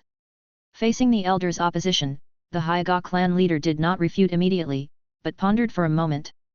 His eyes revealed his deep thoughts on the balance between tradition and innovation. He knew that the elder's concerns were well-founded, but at the same time he also saw the potential value of the new ideas and new skills brought by Yanagi to the Hyaga clan. Seeing this, Yanagi knew that now was not the right time, so he chose to provide a step for the Hyaga clan leader. He said humbly, "I am just a beginner, and it is far from being comparable to the Hyaga soft fist." His voice revealed his respect for the Hyaga soft fist and his self-awareness of his own skills. Yanagi knew that his power and influence were not enough to stand on equal footing with these ancient families. He planned to wait until he stood in the position of Hokage candidate, and that would be the best time to win over the major families. Whether it was Achiha, Hyaga, or Inoshikacho, he would face them with a more mature and confident attitude. After hearing this, the Hyaga clan leader nodded slightly, expressing his appreciation for Yanagi's humility and foresight. "Yanagi-kun, your humility and wisdom are admirable. I believe that with the passage of time, your skills will complement the Hyaga gentle fist." After hearing what Yanagi said, the elders gradually calmed down their opposition. They began to realize that Yanagi was not challenging the tradition of the Hyaga family, but wanted to make progress together with them. Lily of the Valley stood quietly by, her eyes shifting between Yanagi and the Hyaga clan leader. Her admiration for Yanagi and her expectations for the future of the Hyaga clan were intertwined in her heart, forming a complex emotional entanglement. As the conversation deepened, the originally tense atmosphere gradually eased, and even the elders who had previously had a bad attitude began to restrain their emotions. At least on the surface, they maintained respect for Yanagi. However, when Yanagi left with Kushina, the attitudes of these elders changed again. They gathered together and complained in private, with dissatisfaction and resentment in their voices. They were jealous of Yanagi's talent and the Hyaga clan leader's admiration for him, but they did not dare to really take action against Yanagi. After all, Yanagi's strength and potential were obvious to all, and there was a force behind him that could not be ignored. Hinata Takuma showed a dissatisfied look on his face. He looked around at the elders around him, with obvious displeasure in his voice. "You have also seen that the clan leader praised Yanagi highly. His talent and potential are indeed enviable." The elder who came to his rescue also echoed, his tone revealing dissatisfaction. "Yes, I don't like outsiders being treated like this in our Hyaga family. No matter how talented he is just an outsider." The famously conservative great elder had a gloomy expression on his face. His voice was deep and powerful. "The clan leader is actually considering letting him combine his ninjutsu with ours. This is simply a disrespect to our traditions." Hinata Takuma pondered, as if weighing something. "However, we cannot take action directly against Yanagi. His strength and the forces behind him cannot be underestimated." Another elder sneered, with a hint of cunning in his tone. "Then let's start with Linglan. She is a close friend of Yanagi, maybe we can use this to exert pressure." "Yes, Lily of the Valley is a good entry point. If we can influence her, perhaps we can indirectly influence Yanagi." A gleam of light flashed in the eyes of an elder. Hinata Takuma's mouth curled up into a cold smile. "In this way, we can not only maintain our position in the family, but also teach that ignorant kid a lesson." The elder said confidently, "That's it. We need to plan carefully and make sure every step is taken safely." The great elder's eyes were firm, and his voice revealed an unquestionable determination. "For the honor of the Hyaga family and our authority, we must take action." The elders plotted in the meeting room, their voices revealing their desire for power and their dissatisfaction with Yanagi. However, they did not know that Linglan was not an easy target to surrender, and her tenacity and wisdom would be an unexpected factor in their plan. Chapter 54. In the early morning of Konoha village, the sky was still shrouded in a deep blue tranquility, and the streets were silent except for the occasional barking of dogs. However, this tranquility was soon broken by several figures moving quickly on the roofs and streets. They were wearing uniform black tights, revealing only a pair of sharp eyes. They were members of Konoha's Anbu. The windows of the Hokage building suddenly lit up, breaking the surrounding darkness. The Anbu members quickly entered the building and went straight to the third Hokage's office. The expressions on their faces were serious, and it was obvious that there was an emergency that needed to be reported. "Hokage, we have received intelligence that the Sand Village has begun secretly sending ninja teams into the Land of Rain and the Land of Rivers." The voice of the Anbu member was low and rapid. The third Hokage, Sarutobi Hiruzen, stood up from behind the table, a solemn look on his face. "Is this news true?" "Yes, Lord Hokage. Our informants have confirmed this information." The Anbu member answered affirmatively. At this moment, a Konoha ninja hurried into the office with an anxious look on his face. "Hokage-sama, the daimyo of Kawa no Kuni sent ninjas to ask us for help. They hope to get our help to deal with the possible crisis together. The third Hokage pondered for a moment, then made a decisive decision. Call all the jonin immediately. We need to formulate a response plan. At the same time, report to the Kawakuni that Konoha will fully support them and jointly maintain peace in the ninja world. Also, recall Jiraiya who is traveling abroad, and notify Tsunade at the daimyo's place. The war may really be coming soon, and we need the daimyo's full support. Yes. Lord Sande. The air in the office seemed to freeze for a moment, and then quickly became active. The ninjas began to move, their figures quickly shuttled in and out of the Hokage building, delivering urgent orders. The news spread throughout the entire Konoha village like lightning, and the senior ninjas quickly withdrew from their respective tasks and returned to the village. They knew that in the face of a terrible war, the power of every ninja was indispensable. Outside the village, Jiraiya received a recall order. He stopped his travels and looked towards the direction of Konoha village, with a complex emotion in his eyes. It seems that I have to get busy again. When will I be able to find the child of prophecy? He whispered to himself, then quickened his pace and rushed towards the village. At the same time, Tsunade also received the news at the daimyo's residence. A trace of seriousness flashed in her eyes, and then she turned to report the situation to the daimyo. Grandpa, the war is coming, and Konoha needs your support. After hearing this, the daimyo immediately summoned his advisors and ministers to discuss countermeasures, but they could be summed up in just one sentence. We must fully support Konoha. Only by supporting Konoha can we safeguard the interests of the Land of Fire. In the meeting room of the Hokage building, the tense atmosphere was almost palpable. The map hanging on the wall was carefully examined, with various strategic points marked with different colored pins. The third Hokage Sarutobi Hiruzen stood in front of the map, his finger moving on the map, pointing out possible battlefields and strategic points. We need to strengthen our defenses here. At the same time, send reconnaissance teams deep into the Land of Rain and the Land of Rivers to collect intelligence. The third Hokage's voice was firm and powerful, and his eyes swept over every jonin to make sure they all understood the seriousness of the situation. The senior ninjas present were all experienced ninjas. They knew that this was not just an ordinary mission, but a major decision that concerned the balance of the entire ninja world. The third Hokage continued, I have decided to order Hitaki Sakumo to lead a special operations team, including Yanagi, Noeki, Hyaga Suzuran, and Achiha. Your mission is to eliminate all the Sand Village ninja teams in a short period of time, deter Sand Village, and stabilize the allies. His words revealed his trust and expectations for this team. Hitaki Sakumo, as the captain, is one of the best ninjas in Konoha village, and Yanagi, Noeki, Hyaga Suzuran and Achiha are also the most suitable candidates. Yanagi's flying thunder god mobility and strong strength, Noeki's water escape and strong physique can provide stable output, the Hyaga clan's Byakugan has a wide range of insight, and the Achiha clan's Sharingan can be used to torture and obtain intelligence through illusion. Yes, Hokage. Hitaki Sakumo's voice was firm and powerful. Although he might have some doubts in his heart, he chose to execute the order unconditionally. His samurai temperament made him never refuse the tasks assigned to him and always go all out. Orochimaru, I need you to lead a team of 2,000 ninjas to the border of the Rain country immediately to further observe the movements of the Rain village. The third Hokage turned to Orochimaru, his eyes revealing his importance for this ninja. Orochimaru nodded slightly, indicating that he accepted the order. There was a calm light in his eyes, and he was obviously ready to act at any time. Jiraiya and Tsunade, they will go to support later. The third Hokage continued to assign tasks. Danzo, I need you to infiltrate the Sand Village and obtain the marching plan and supply lines of the Sand Village as soon as possible to prepare for the subsequent war. There wasn't much expression on Danzo's face, but there was a hint of cunning in his eyes.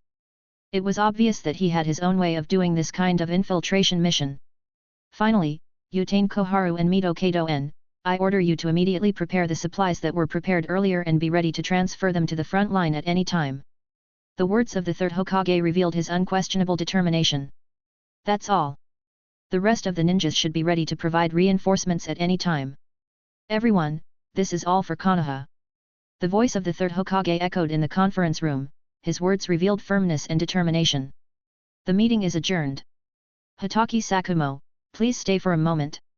As the third Hokage finished speaking, the other ninjas stood up and left the meeting room in an orderly manner, preparing to carry out their respective tasks. The atmosphere in the conference room became more tense, and every ninja was clearly aware of the responsibilities they shouldered. They began to act quickly, preparing equipment and organizing teams. The entire Konoha village fell into a tense and orderly state of preparation for war. Hotaki Sakumo stayed behind, with a trace of worry in his eyes. The third Hokage looked at him, puffing smoke from his pipe. He was clearly not so calm in his heart even though he had just given a command. Sakumo, you have the greatest pressure in this mission. Although Yanagi and the others are talented ninjas in the village, they are still children after all. They have not experienced the baptism of blood and fire. You have to be more careful in everything. The words of the third generation revealed his trust in Hotaki Sakumo, as well as his concern for the young ninja. Hotaki Sakumo was silent for a moment, then said, "Why do you still want to arrange them to carry out such a dangerous mission?" He felt even more conflicted. What if the main attack direction of the Sand Village was here? He had no confidence that he could come back alive. Now if he took a few children with him, it would be even more dangerous. It is precisely because of the danger that we have to arrange Yanagi and his men to participate in this mission. The Sandai put down his pipe, his eyes became deep, as if he was thinking about a more far-reaching strategy. Yanagi possesses Tobirama Sensei's spatial ninjutsu, the Flying Thunder God technique, which can ensure the flexibility of your team. At least if you encounter a situation, you will have a chance to delay until the main force supports you. The third Hokage paused and continued, and my judgment is that the Sand Village will never march into Konoha from the river country. The river country has always been friendly with our fire country, and the interests are closely intertwined. And entering the river country will only cause their supply lines to be lengthened, making them vulnerable to our land and sea attacks. After hearing this, Hotaki Sakumo's eyes gradually showed a hint of enlightenment. He understood the third Hokage's intention. This was a test, but also an opportunity for growth. He took a deep breath, and then answered firmly, "I understand, Hokage-sama. I will lead the team to complete the mission and ensure the safety of Konoha." "Very good, Sakumo. I believe in your ability, and I also believe in the strength of Yanagi and the others. The future of Konoha is in your hands. You should go down and have a rest first, and accompany your newlywed wife. Once the war begins, you won't have time for this again." The words of the third Hokage were full of trust and expectation. His eyes flashed with deep trust in Hotaki Sakumo and firm belief in the future of Konoha village. Hotaki Sakumo stood straight, a complex smile on his face, showing both the seriousness of the upcoming war and the tender thoughts for his newlywed wife. "Yes, Hokage."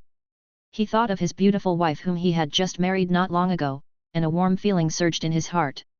"Yun will understand, everything is for the peace of the village and the land of fire." Hotaki Sakumo's words revealed his deep affection for his family and his firm commitment to the mission of a ninja. He knew that as a ninja, he not only had to protect his family, but also the peace of the entire village and country. The third Hokage nodded, and he praised Hotaki Sakumo's sense of responsibility and determination. "Go, Sakumo. Cherish the time you spend with your family, but when the horn of war sounds, I firmly believe that you and your companions will be Konoha's strongest shield. Finally, I will arrange for Yanagi and others to meet you as soon as possible." Hotaki Sakumo saluted the third Hokage and turned to leave the meeting room. His steps were firm and powerful, his heart filled with preparation for the upcoming mission and thoughts of his family. Chapter 57. Under the setting sun, the gate of Konoha village cast a long shadow in the afterglow of the setting sun, as if telling the end of the day and the tranquility of the night. At this time, the ninjas Sarutobi Ichiro and Shimura Zainyulang, who had been in charge of the gate for a long time, were leaning against the door, chatting, and they didn't look nervous at all. Compared with other busy ninjas in the village, the two of them looked like they were on vacation. "Look at those guys, they're so busy." Zainyulang curled his lips, still holding half a piece of unfinished food in his hand. Ichiro shrugged his shoulders, looking nonchalant. "It's much easier for the two of us. At least we don't have to run around like them." "That's true. We are just gatekeepers. We don't have to worry about anything else." Zainyulang took a big bite of the sandwich and chewed it with satisfaction. A group of ninjas passed by them in a hurry, and their application to leave the village was nailed directly to the pillar with a kunao. Zainyulang looked at the large team whizzing past him, took down the application and saw that all the procedures were in place, and it was stamped by the Hokage himself, and the target was directly the Hidden Mist village. "I heard that the situation in the Sand village is quite tense recently. Why is our village sending people out?" Xianyulang muttered softly, frowning. Ichiro approached Xianyulang and said in a low and mysterious voice, I heard something. Although the focus is on the Sand Village now, in fact, other villages are also secretly mobilizing troops. The elders of the Sarutobi clan reminded us to be more careful recently. After hearing this, Xianyulang sighed and said, so, the war is really about to break out. However, we too shouldn't worry, after all, we are just guarding the door. Konoha. Nawaki, am back again.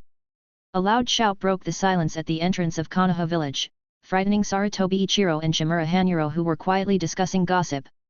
The two were about to complain, but when they saw the person coming, they stood still in fear. Following Ichiro and Xianyulang's gaze, the first thing that caught their eyes was a large figure, a very pretty blonde, Tsunade Hime. She and Nawaki had just rushed back to Konoha from the capital of the Land of Fire. Since Tsunade received the urgent news from the village, she did not delay at all. Tsunade quickly ended the meeting at her grandfather's mansion. There was a bit of urgency between her brows, and it was obvious that she was concerned about the safety of the village. She immediately took Naoki and rushed back to the village like a gust of wind, ready to face the challenges that might come. Tsunade followed behind her brother, with a trace of fatigue on her face. She cast a reproachful look at Nawaki's noise. Shut up, I'm back now, why are you making so much noise? Lord Tsunade, you're back just in time.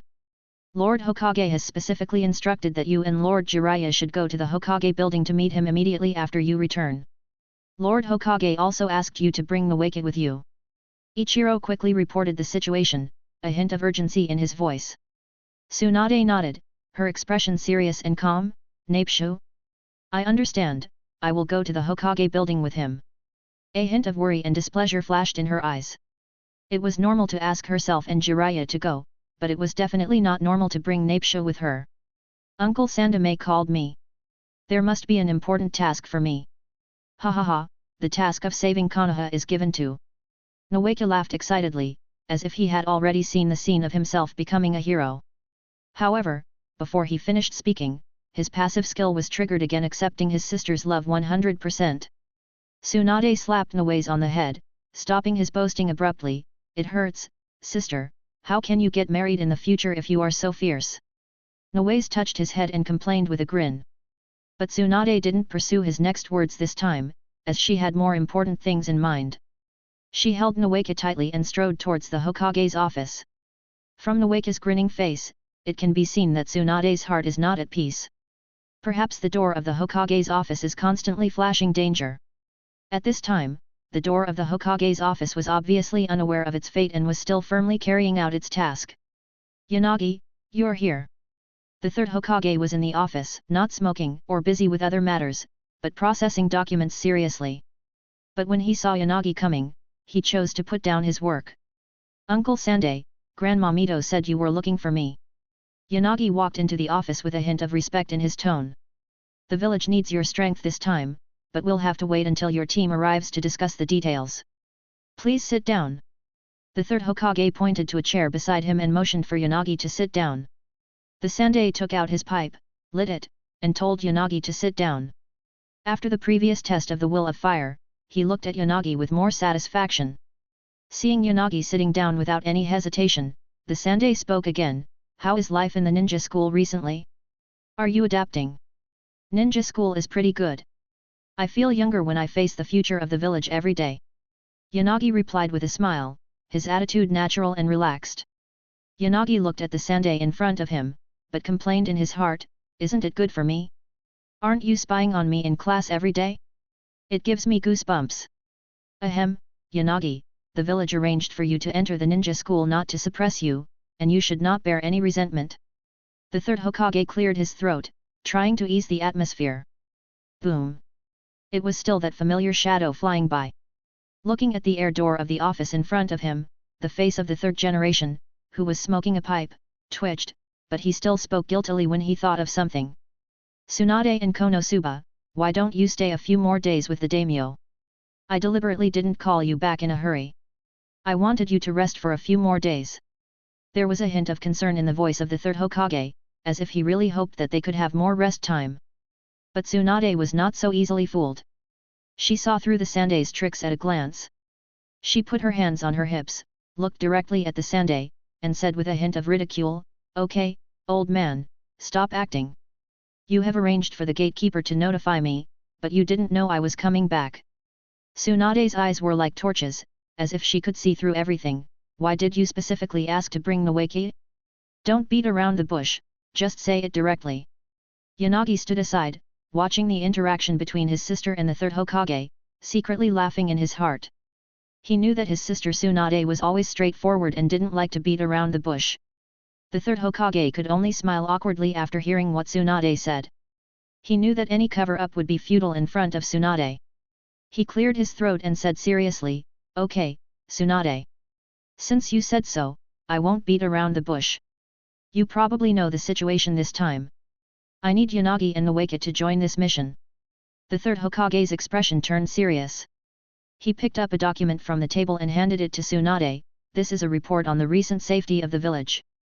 The situation is more complicated than we expected. You probably know the situation this time. In addition to you needing to go to the front line to support Orochimaru, I also need Yanagi and Nawaki to join this mission." Tsunade took the document but did not look at it immediately. Her eyes were like sharp swords. She first glared at Yanagi who was watching the show nearby, then turned to Nawaki who was ready to make a move, and finally fixed on the third Hokage. They are just children. How can they be arranged to go to the battlefield? It is impossible for the village to not be able to find ninjas to replace them now. Is it Grandpa's dream to let children who are not yet adults go to the battlefield? Tsunade's voice was full of anger and dissatisfaction, and her worry and desire to protect were beyond words. Before the third Hokage could even open his mouth, Nawaki had already eagerly retorted. His dream was to become a Hokage, and he had longed to fight to protect the village, just like his grandfather and second grandfather, and become the pride of the village. "Sister, I'm not a child anymore. I'm the village's Chunin. The village needs me." Nawaki's voice was firm and powerful, and his eyes flashed with determination and courage. Tsunade was a little surprised and a little angry when she saw her brother, who had always been docile and obedient since childhood, had the courage to refute her. The third Hokage saw that the atmosphere was not right and quickly brought up the name of Mito-sama to calm the situation. "Tsunade, don't be anxious. I have already obtained Lord Mito's consent for this matter, and we really need the strength of Yanagi and Nawaki this time." There was a hint of seriousness in the tone of the third Hokage. He knew the importance of this decision and understood Tsunade's concerns. Hearing that her grandmother, Lady Mito, had agreed to this decision, Tsunade still looked unhappy, but she did not lose her temper. Nawaki and the Sandame breathed a sigh of relief, knowing that the dispute had come to an end for the time being. "Report, Hyaga Suzuran and Achiha are waiting outside for a call." The Anbu ninja's voice was clear and firm, breaking the tense atmosphere in the room. The third Hokage nodded and signaled the Anbu ninja to let the two in. "Let them in." The door slowly opened, and Hinata Suzuran and Achiha walked into the office. Linglan walked into the office, her long black hair draped over her shoulders like a waterfall, swaying gently with her steps, exuding a cool and elegant temperament. Her white eyes were particularly eye-catching, revealing a calmness and determination, as if she could see through everything in the world. Achiha followed closely behind. His aura was even colder, as if the air around him had cooled down because of his presence. Although he was still as cold and arrogant, the consecutive defeats had obviously dealt him a heavy blow. "Hokage, Hyaga Suzuran has come to report in upon orders." Suzuran's voice was calm and clear, her attitude respectful and confident. Achiha just nodded slightly, his voice was low and powerful. "Achiha is ready to accept the mission at any time." The third Hokage looked at the two young ninjas and felt relieved. "Very good, you are all the future of Konoha. Next, we may face some challenges that will require your strength." Tsunade's gaze moved back and forth between Hinata Suzuran and Achiha, with a hint of scrutiny and confusion in her eyes. "It seems that these two are teammates of Nawaki and Yanagi. I've heard that they are quite capable and are both talented ninjas. But why would the old man organize a group of children to enter the battlefield? Although they have potential, they are still young after all. Is this decision too risky?" In the Hokage's office, the originally tense atmosphere gradually eased with the explanation of the third Hokage. "This mission is very critical," the third Hokage's voice was firm and powerful. His eyes revealed the importance he attached to this mission. Every word he said was heavy, as if carrying the hope and future of the entire village. The sand village is attacking from both the river country and the rain country at the same time. If it is not handled properly, the village will be passive. Tsunade's retort was full of concern and confusion, but this should be left to more mature ninjas. The third Hokage responded calmly, Tsunade, I understand your concerns. But according to our intelligence, the sand village is not strong enough to support a full-scale attack on both routes. My judgment is that the rain country is the main attack direction, he paused and continued, but the invasion team of the river country must also be cleared as soon as possible, so as to stabilize other allies. Tsunade frowned slightly when she heard this, and she was worried about the safety of these young ninjas. However, the words of the third Hokage were like a spring breeze, melting the ice in her heart. I have thought it over carefully, the third Hokage said with a hint of comfort in his voice. This operation will be led by Hotaki Sakumo, who is not only experienced but also has a unique tactical vision. The addition of young ninjas like Yanagi and Nawaki will become the spearhead of Konoha. Although this mission is dangerous, it is not big. With Hotaki Sakumo and Yanagi's Flying Thunder God, there will be no danger. And you should also know that war is inevitable. It is best for them to learn to face war as soon as possible. Tsunade was silent for a moment, then nodded slowly. She knew Hotaki Sakumo's abilities and his serious attitude towards the mission. If it is Sakumo-senpai who leads the team, I believe these children will be well guided and protected. There was a hint of relief in her voice, and she was obviously relieved by the news that Hotaki Sakumo was leading the team. Don't worry, they will return safely. At the same time, you must be fully prepared. Jiraiya will return soon, and you will go with him to support Orochimaru. The situation in the Hidden Rain village is more dangerous than that in the river country, and Orochimaru urgently needs your strength. After calming Tsunade, the third Hokage quickly arranged a new mission. An urgent report has come from Orochimaru that the tension between the Sand Village and the Rain Village seems to be escalating. According to the latest intelligence, the team led by Orochimaru seems to be powerless in this conflict. They have to stay at the border between the Rain Country and the Fire Country and adopt a passive defensive strategy in order to withstand the coming storm. Didn't the Hidden Rain Village flirt with the Hidden Sand Village before? Why did they suddenly turn against each other? Tsunade was obviously aware of the seriousness of the situation, and there was a hint of confusion and worry in her tone.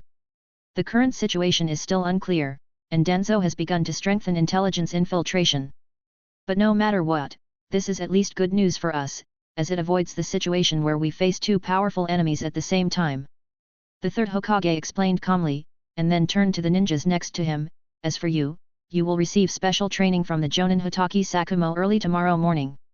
Once the intelligence from the river country arrives, you will rush to the battlefield. So you must learn from Sakumo how to survive on the battlefield. This is the third Hokage's order to you. Yes, Hokage-sama. Chapter 58. After 3 days of temporary training, the Hotaki Sakumo team officially received orders and left the village to carry out the mission. Sakumo-senpai, please wait a moment. Just as they were about to embark on their journey, a hurried call made them stop. Looking at the person who came, Yanagi smiled slightly. He had already seen through Tsunade's hypocritical appearance. He knew that this strong sister would always be unable to hide her worries at critical moments, and would definitely come to see him and Nawaki off before leaving the village. There is an Nawaki under the willow. You guys go over there while the others check the supplies they are carrying. When Hotaki Sakumo saw Tsunade, he understood. He whispered to the other team members to check the supplies they carried again, and then signaled Yanagi and Nawaki to go forward. Elder sister. Sister Tsunade. Tsunade held them tightly in her arms, as if she wanted to convey all her courage and strength through this hug. You two brats, you must come back alive, understand? Tsunade's voice trembled a little, but her words were full of determination and expectation. When Yanagi was caught off guard, he only felt a slightly hot breath on his forehead, followed by a light kiss from Tsunade's warm lips. At this moment, time seemed to freeze, and Yanagi's heartbeat seemed to stop at this moment. He could feel the temperature of Tsunade's lips, a gentle touch, like the sunshine in spring, warm but not hot. Her kiss was full of indescribable affection, as if conveying silent encouragement and blessings. On his forehead, Tsunade's kiss left a light wet feeling, which was the moisture between her lips, with a barely perceptible tremor. This kiss, though gentle, was like a brand, deeply imprinted on his skin and in his heart. It was not just a simple kiss, but also Tsunade's expectations and trust in them, a beacon of light in the journey they were about to embark on, guiding them forward. As Tsunade's embrace gradually loosened, a trace of reluctance flashed in her eyes, but was quickly replaced by determination. She said softly but firmly, "Go, your teammates are waiting for you." Her words contained both encouragement and expectation, as if to tell them that no matter what the road ahead is, they should not forget that their companions are waiting for them. Yanagi and Noeke turned around and looked past Tsunade to see their teammates. Senior Sakumo seemed to have expected this scene. He pretended to look away as if nothing had happened, but there was a hint of concern in the corner of his eyes. Achiha Yan lowered his head to check his equipment again. His movements were focused and meticulous, as if he was using this method to hide his inner fluctuations. As for Hinata Suzuran, her gaze lingered on Yanagi for a moment, complex and deep, as if she was silently telling something, but soon her eyes returned to calm, as if she had hidden all her emotions deep in her heart. The two waved goodbye to Tsunade, with a hint of determination and reluctance in their movements. Tsunade stood there quietly, watching their backs gradually go away until they were no longer visible. As Yanagi and Noeke followed the team away from the village, Yanagi came back to his senses from Tsunade's gentle kiss, and suddenly a thought flashed through his mind, making him shudder. He remembered the legend in the village. It seemed that everyone Tsunade had kissed, except for the protagonist Uzumaki Naruto, had suffered an unfortunate fate. Fortunately, Sister Tsunade didn't give the necklace away, otherwise it would be even more troublesome. Yanagi muttered to himself, thankful that he and Noeke were two people, while Tsunade only had one necklace. He didn't notice that he actually said out loud what he was worried about. "What necklace, Yanagi? Do you want Grandpa's necklace?" Noeke, who was standing next to Yanagi, could only vaguely hear a few words in the wind, but he knew that Yanagi often stared at his sister's necklace, probably because he liked it very much. "No, I didn't, you heard it wrong," Yanagi hurriedly denied, passively triggering the third quality combo. Just then, Hitaki Sakumo's voice interrupted their conversation, and he began to give the team detailed information about this mission. The intelligence this time shows that the Sand Village has sent a total of 3 special teams to invade River Country. The number of people is not large, but the specific strength is still unclear. We must deal with it carefully. Hitaki Sakumo's voice was calm and firm. His eyes swept over each team member to make sure everyone was listening carefully. Our first target is the village on the border of River Country.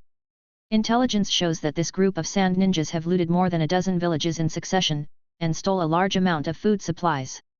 It seems that the judgment of the third Hokage is correct. This group of people should be coming to harass and test, and to rob supplies by the way. Senior Sakumo analyzed the situation, and his words revealed the importance he attached to the mission and his vigilance against the enemy. Then, Senior Sakumo began to assign specific tasks. However, since the Sand Village only sent 3 teams to invade the Land of Rivers, their strength must not be underestimated. Hyaga Suzuran, I need you to enter the target location and use your Byakugan to find the invading ninjas. Achiha-en, you must be prepared to use illusions to obtain intelligence at any time. Yanagi, you must prepare the Flying Thunder God mark to ensure our flexibility. As for Noeke, once we encounter the enemy, you will be responsible for protecting Hyaga Suzuran's safety. After hearing Senior Sakumo's arrangement, Noeke and the other team members nodded in understanding. Senior Sakumo glanced at them and noticed that everyone except Yanagi had a hint of nervousness on their faces. He smiled slightly and comforted everyone in a gentle but firm voice, "Don't worry, as long as you find the enemy, most of them will be left to me." His words were full of confidence and strength, which made the team members feel at ease. Noeke was encouraged by Sakumo-senpai's words. He clenched his fists, waved his arms, and said loudly, "Don't underestimate us, I want to be the Hokage." Senior Sakumo looked at Noeke with a hint of admiration in his eyes. He knew that these ninjas were the pride of Konoha, and as long as they did not die in battle, they would become the pillars of Konoha. He nodded, then announced loudly, "Come on! Now, full speed ahead!" His voice echoed in the air, inspiring everyone's fighting spirit. Following Hitaki Sakumo's order, the team moved quickly, and everyone showed their speed and agility. They shuttled through the woods like a group of agile cheetahs, moving quickly towards the target location. After more than 2 days of rapid travel, Sakumo's team finally arrived at the village where the recent looting incident occurred. The scene before them was shocking, with collapsed houses and broken furniture and daily necessities scattered on the streets. However, the most puzzling thing was that despite the severe damage, there were almost no bodies found, which was very different from the routine cleanup scene after the ninja operation. Hitaki Sakumo frowned, knowing full well that this kind of situation often meant that there was a bigger conspiracy waiting for them. He turned to Hyaga Suzuran and asked in a deep voice, "Suzuran, how is it? Is there anything going on nearby?" Hinata Suzuran closed her eyes and concentrated, using her Byakugan ability to search the surroundings. After a moment, she opened her eyes and reported, "Captain, I didn't detect any chakra reaction nearby. It's very likely that the enemy has moved a long way away." Senior Sakumo nodded, his eyes revealing a hint of determination. "It seems that we need to look for clues to pursue. You all go ask the surviving villagers to see if you can get some clues. I will search the area nearby. Be careful and don't separate." Yanagi and his men acted quickly, knowing that in this situation, any clue could be the key.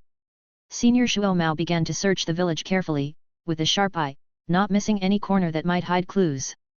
Yanagi and his team quickly approached a group of frightened survivors, their eyes full of fear and anxiety. Yanagi took a deep breath and asked in a gentle voice, "We are ninjas sent by Konoha. Our mission is to eliminate the sand ninjas who invaded you. Can you tell us where they are going?" After a moment of silence, the survivors looked at each other, as if looking for someone who could stand up. Finally, a white-haired old man pointed in a direction and said hesitantly with a trembling voice, They went over there." Yanagi nodded. Although he felt that the survivors' reactions were a little unusual, now was not the time to investigate.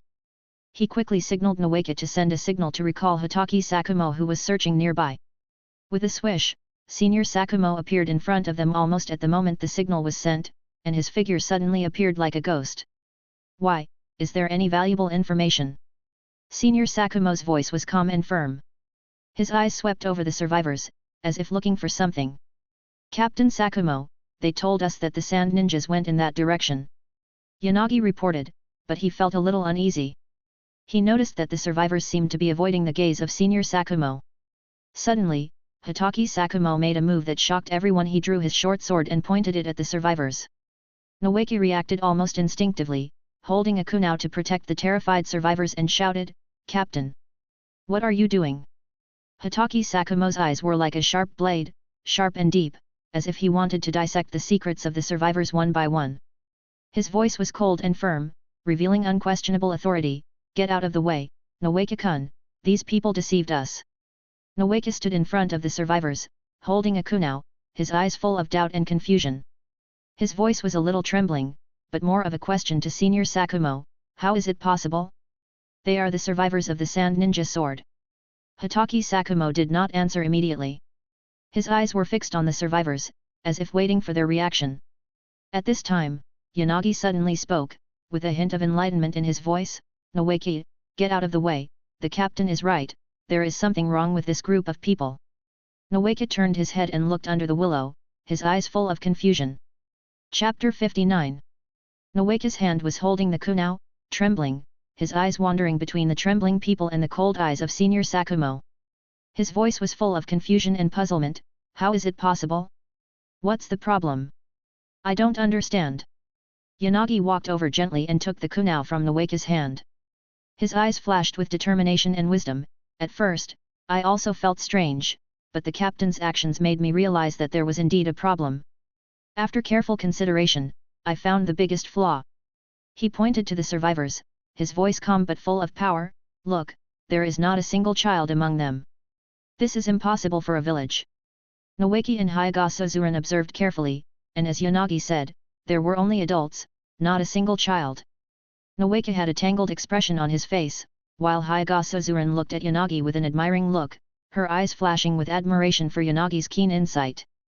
Achiha Yaang clenched his fists, his heart full of self-blame and resentment. "Damn it, why didn't I find anything? I have the Sharingan and my insight is better than his."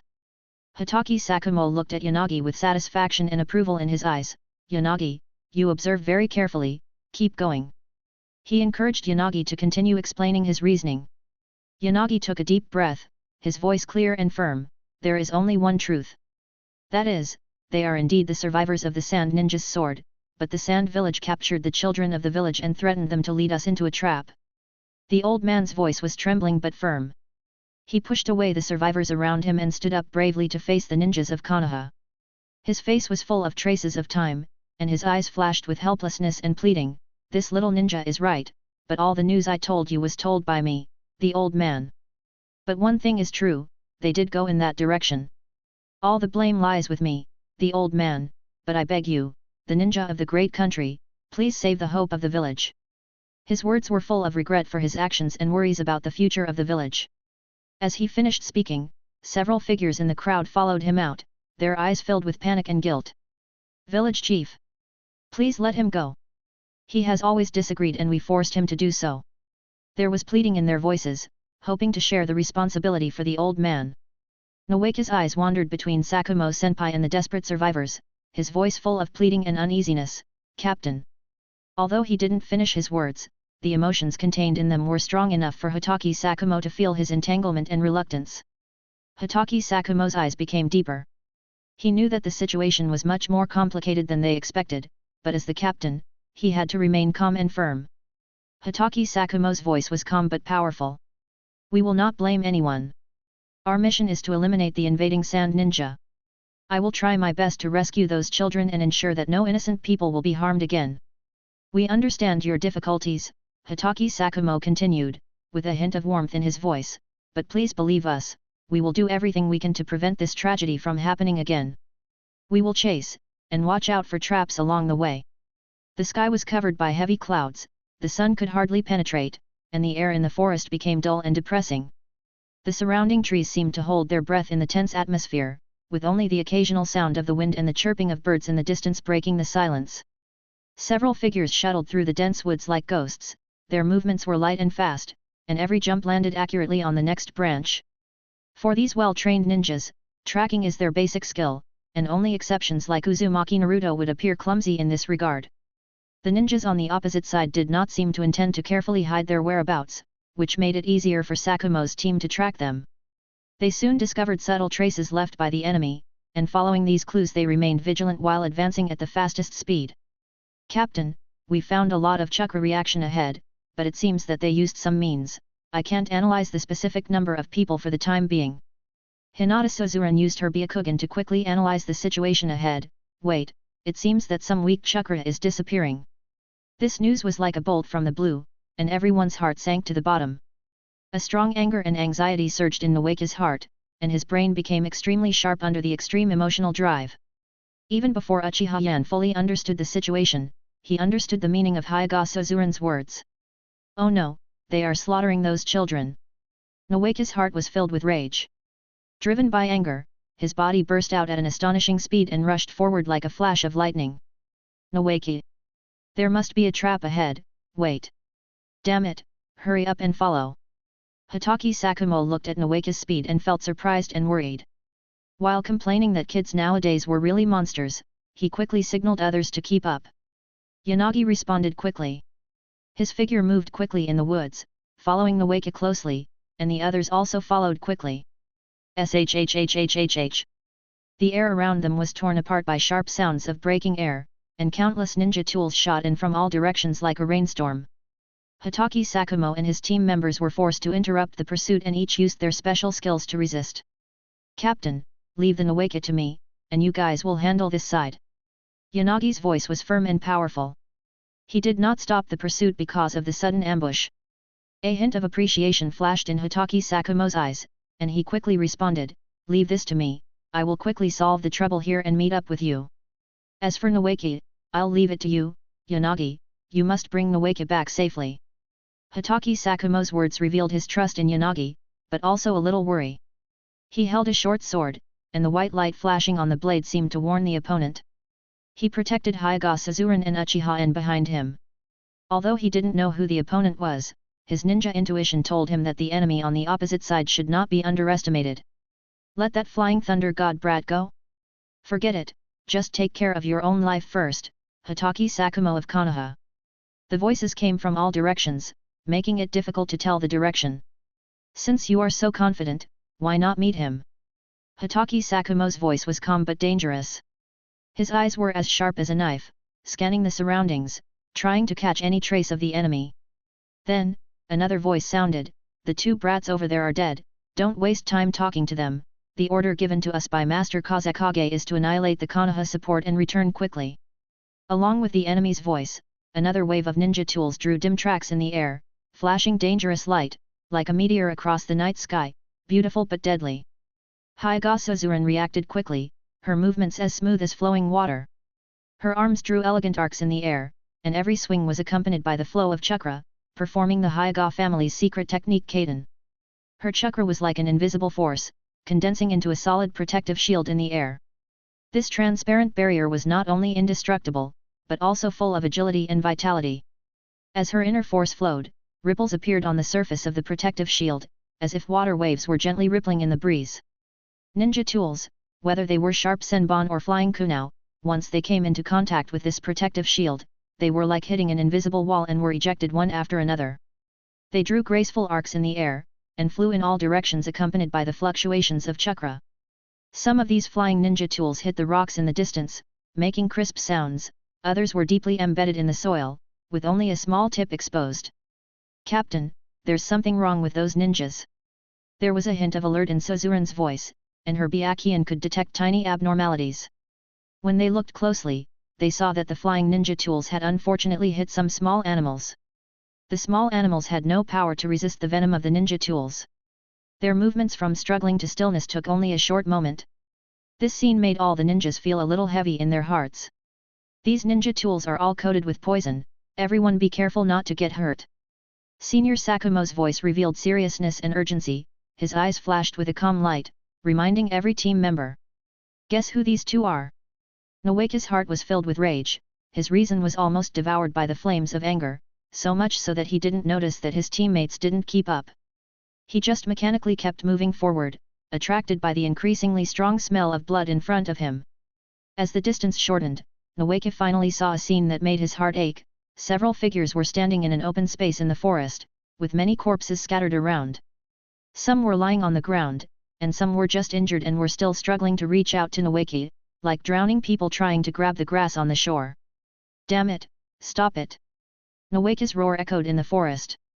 He saw those people walking towards the last few surviving children with knives. His anger burned in his chest like a raging fire. "Kid, didn't the Konoha ninja school teach you that ninjas can't let anger control their minds?" There was contempt and provocation in the other party's voice, and it was obvious that he was not surprised by the arrival of Nowake. Although the Sand Village did not have the Byakugan, they also had their own perception ninjutsu, not to mention that this time they received the news and carefully prepared an ambush. However, driven by anger, Nowake did not notice that the branches around him were covered with detonating talismans. The moment he stepped into the center of the clearing, the detonating talismans began to explode under the control of the other party. Boom boom boom! A series of deafening explosions echoed in the forest, like thunder exploding in the sky, breaking the tranquility of the forest. The shock wave of the explosion was like an invisible giant hand, squeezing and twisting the surrounding air, forming circles of visible ripples that spread in all directions. The flames erupted in an instant, like the claws of a demon, greedily devouring everything flammable. The blazing flames danced in the air, igniting the surrounding trees and bushes, forming a sea of fire. Smoke billowed up and quickly enveloped the entire open space, obscuring the view and making the entire scene blurry. The damage caused by the explosion was devastating. The surrounding trees were uprooted or broken in half, with broken branches and leaves flying everywhere. Huge holes appeared on the ground, and soil and rubble were thrown high into the air, then fell heavily, making a dull sound. Nowake's figure was at the center of the explosion, completely engulfed in flames and smoke. Chapter 60. The tranquility of the forest was completely ripped apart by the loud noise of the explosion, and the destructive force swept across the entire area like a violent storm. The panicked creatures fled in all directions, their cries blending into the chaos, adding a shadow of uncertainty to the battlefield. The members of Hitaki Sakumo's team felt their hearts tighten involuntarily, and their faces were full of tension and worry. Senior Sakumo's eyes flashed with worry. He knew that the direction of the explosion was exactly where Nowake was tracking the enemy. However, the situation was equally urgent. The enemy in the dark cunningly used the environment, and he had to protect the two people around him, which severely restricted his actions. "Suzuran, have you found the enemy's location?" Senior Sakumo asked anxiously while fending off the flying ninja tools. "Captain, not yet." There was a hint of guilt in Hinata Suzuran's voice. Her eyes searched in the smoke, but it was difficult to penetrate the obstacles. The Byakugan of the Hyaga clan is nothing more than this. Uchiha Yan's voice revealed a hint of disdain, and his eyes flashed with the light of the Sharingan. If it can't solve the problem, then just destroy it all. Fire style. Phoenix Fire Jutsu. With a low shout from Uchiha Yan, countless tiny fireballs gushed out of his mouth. These fireballs were like a group of released phoenixes, and under his precise control, they flew towards the trees in all directions. The moment they touched the trees, the flames spread rapidly, turning the entire forest into a sea of fire. The flames shot up into the sky, illuminating the surrounding darkness, but also causing trouble for the enemy's hiding places.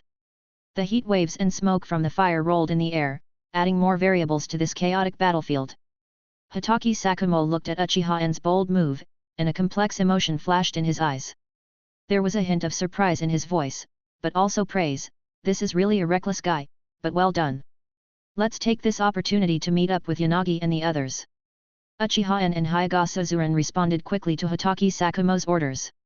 Their figures shuttled through the flames and took this opportunity to rush straight to the explosion site.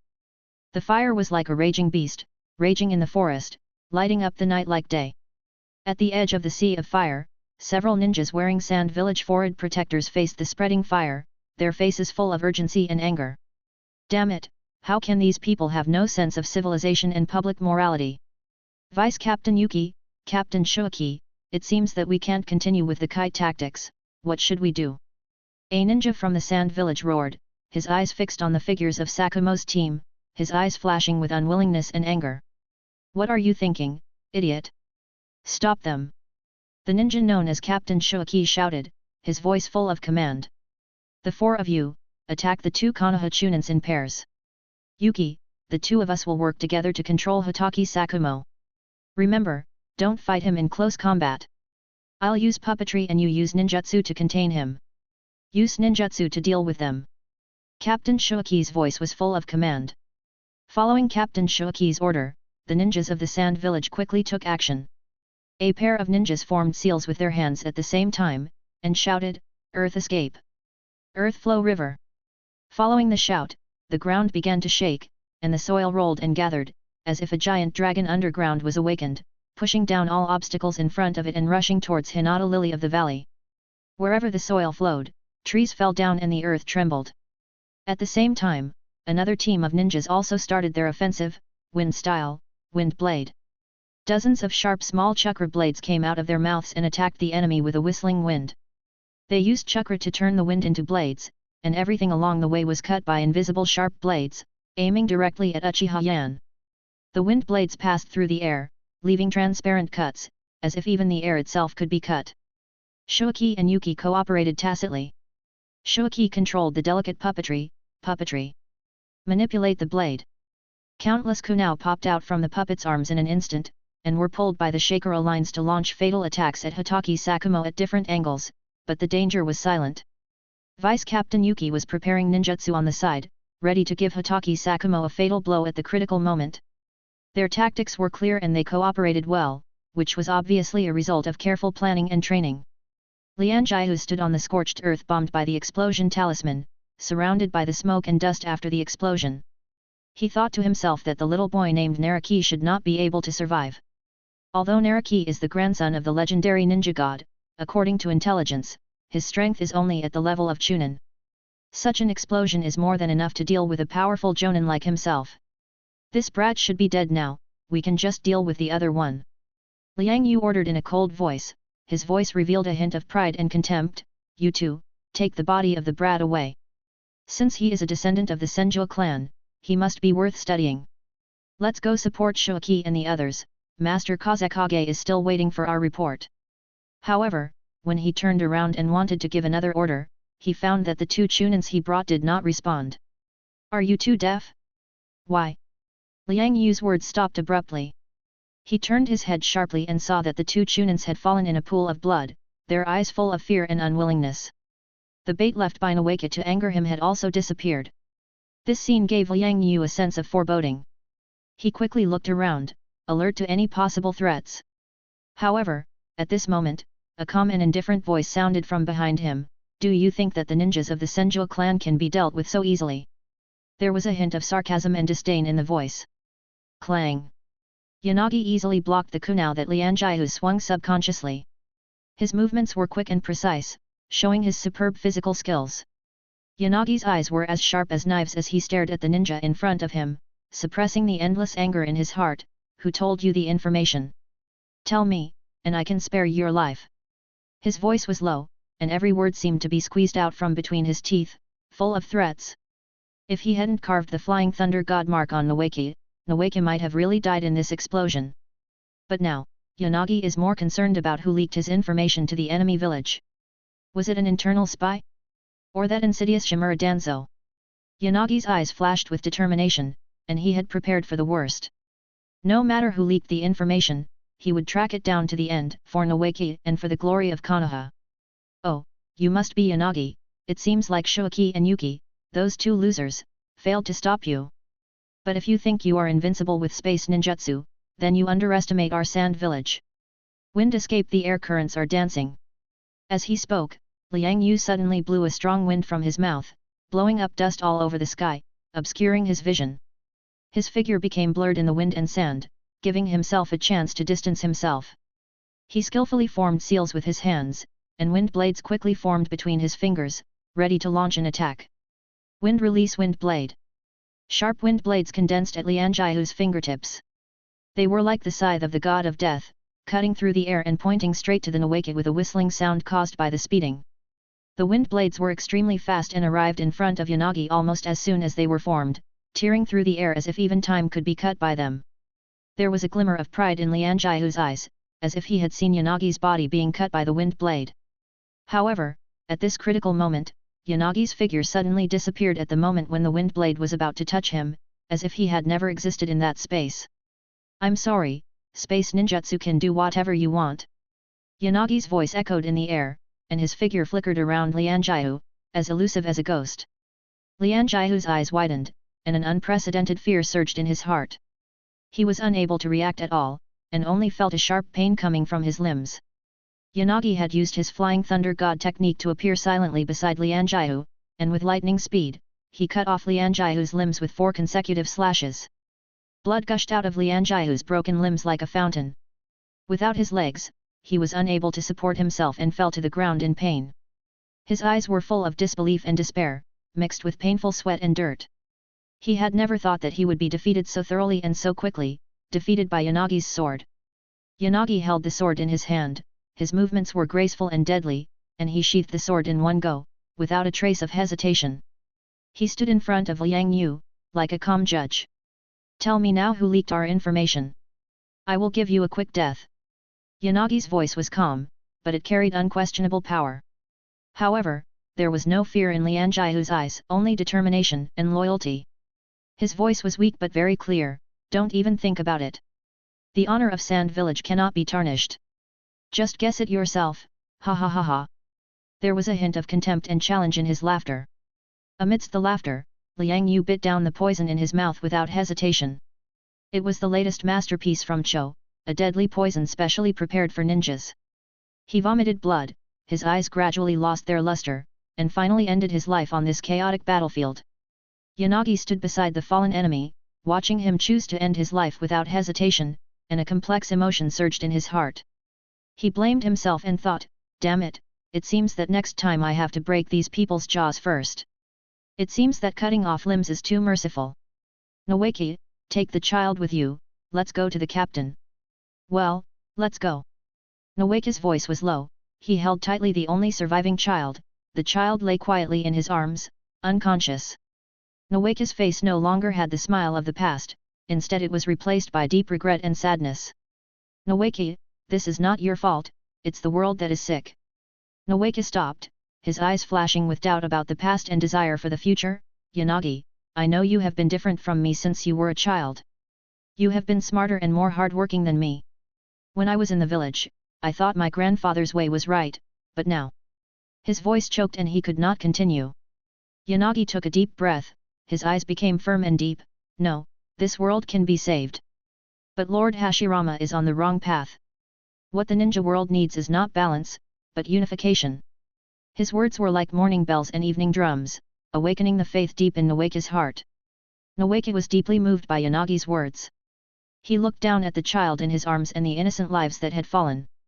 An unprecedented determination surged in his heart. I will help you, in the name of the thousand hands. I believe you, but now save those people before the captain kills them. We need intelligence.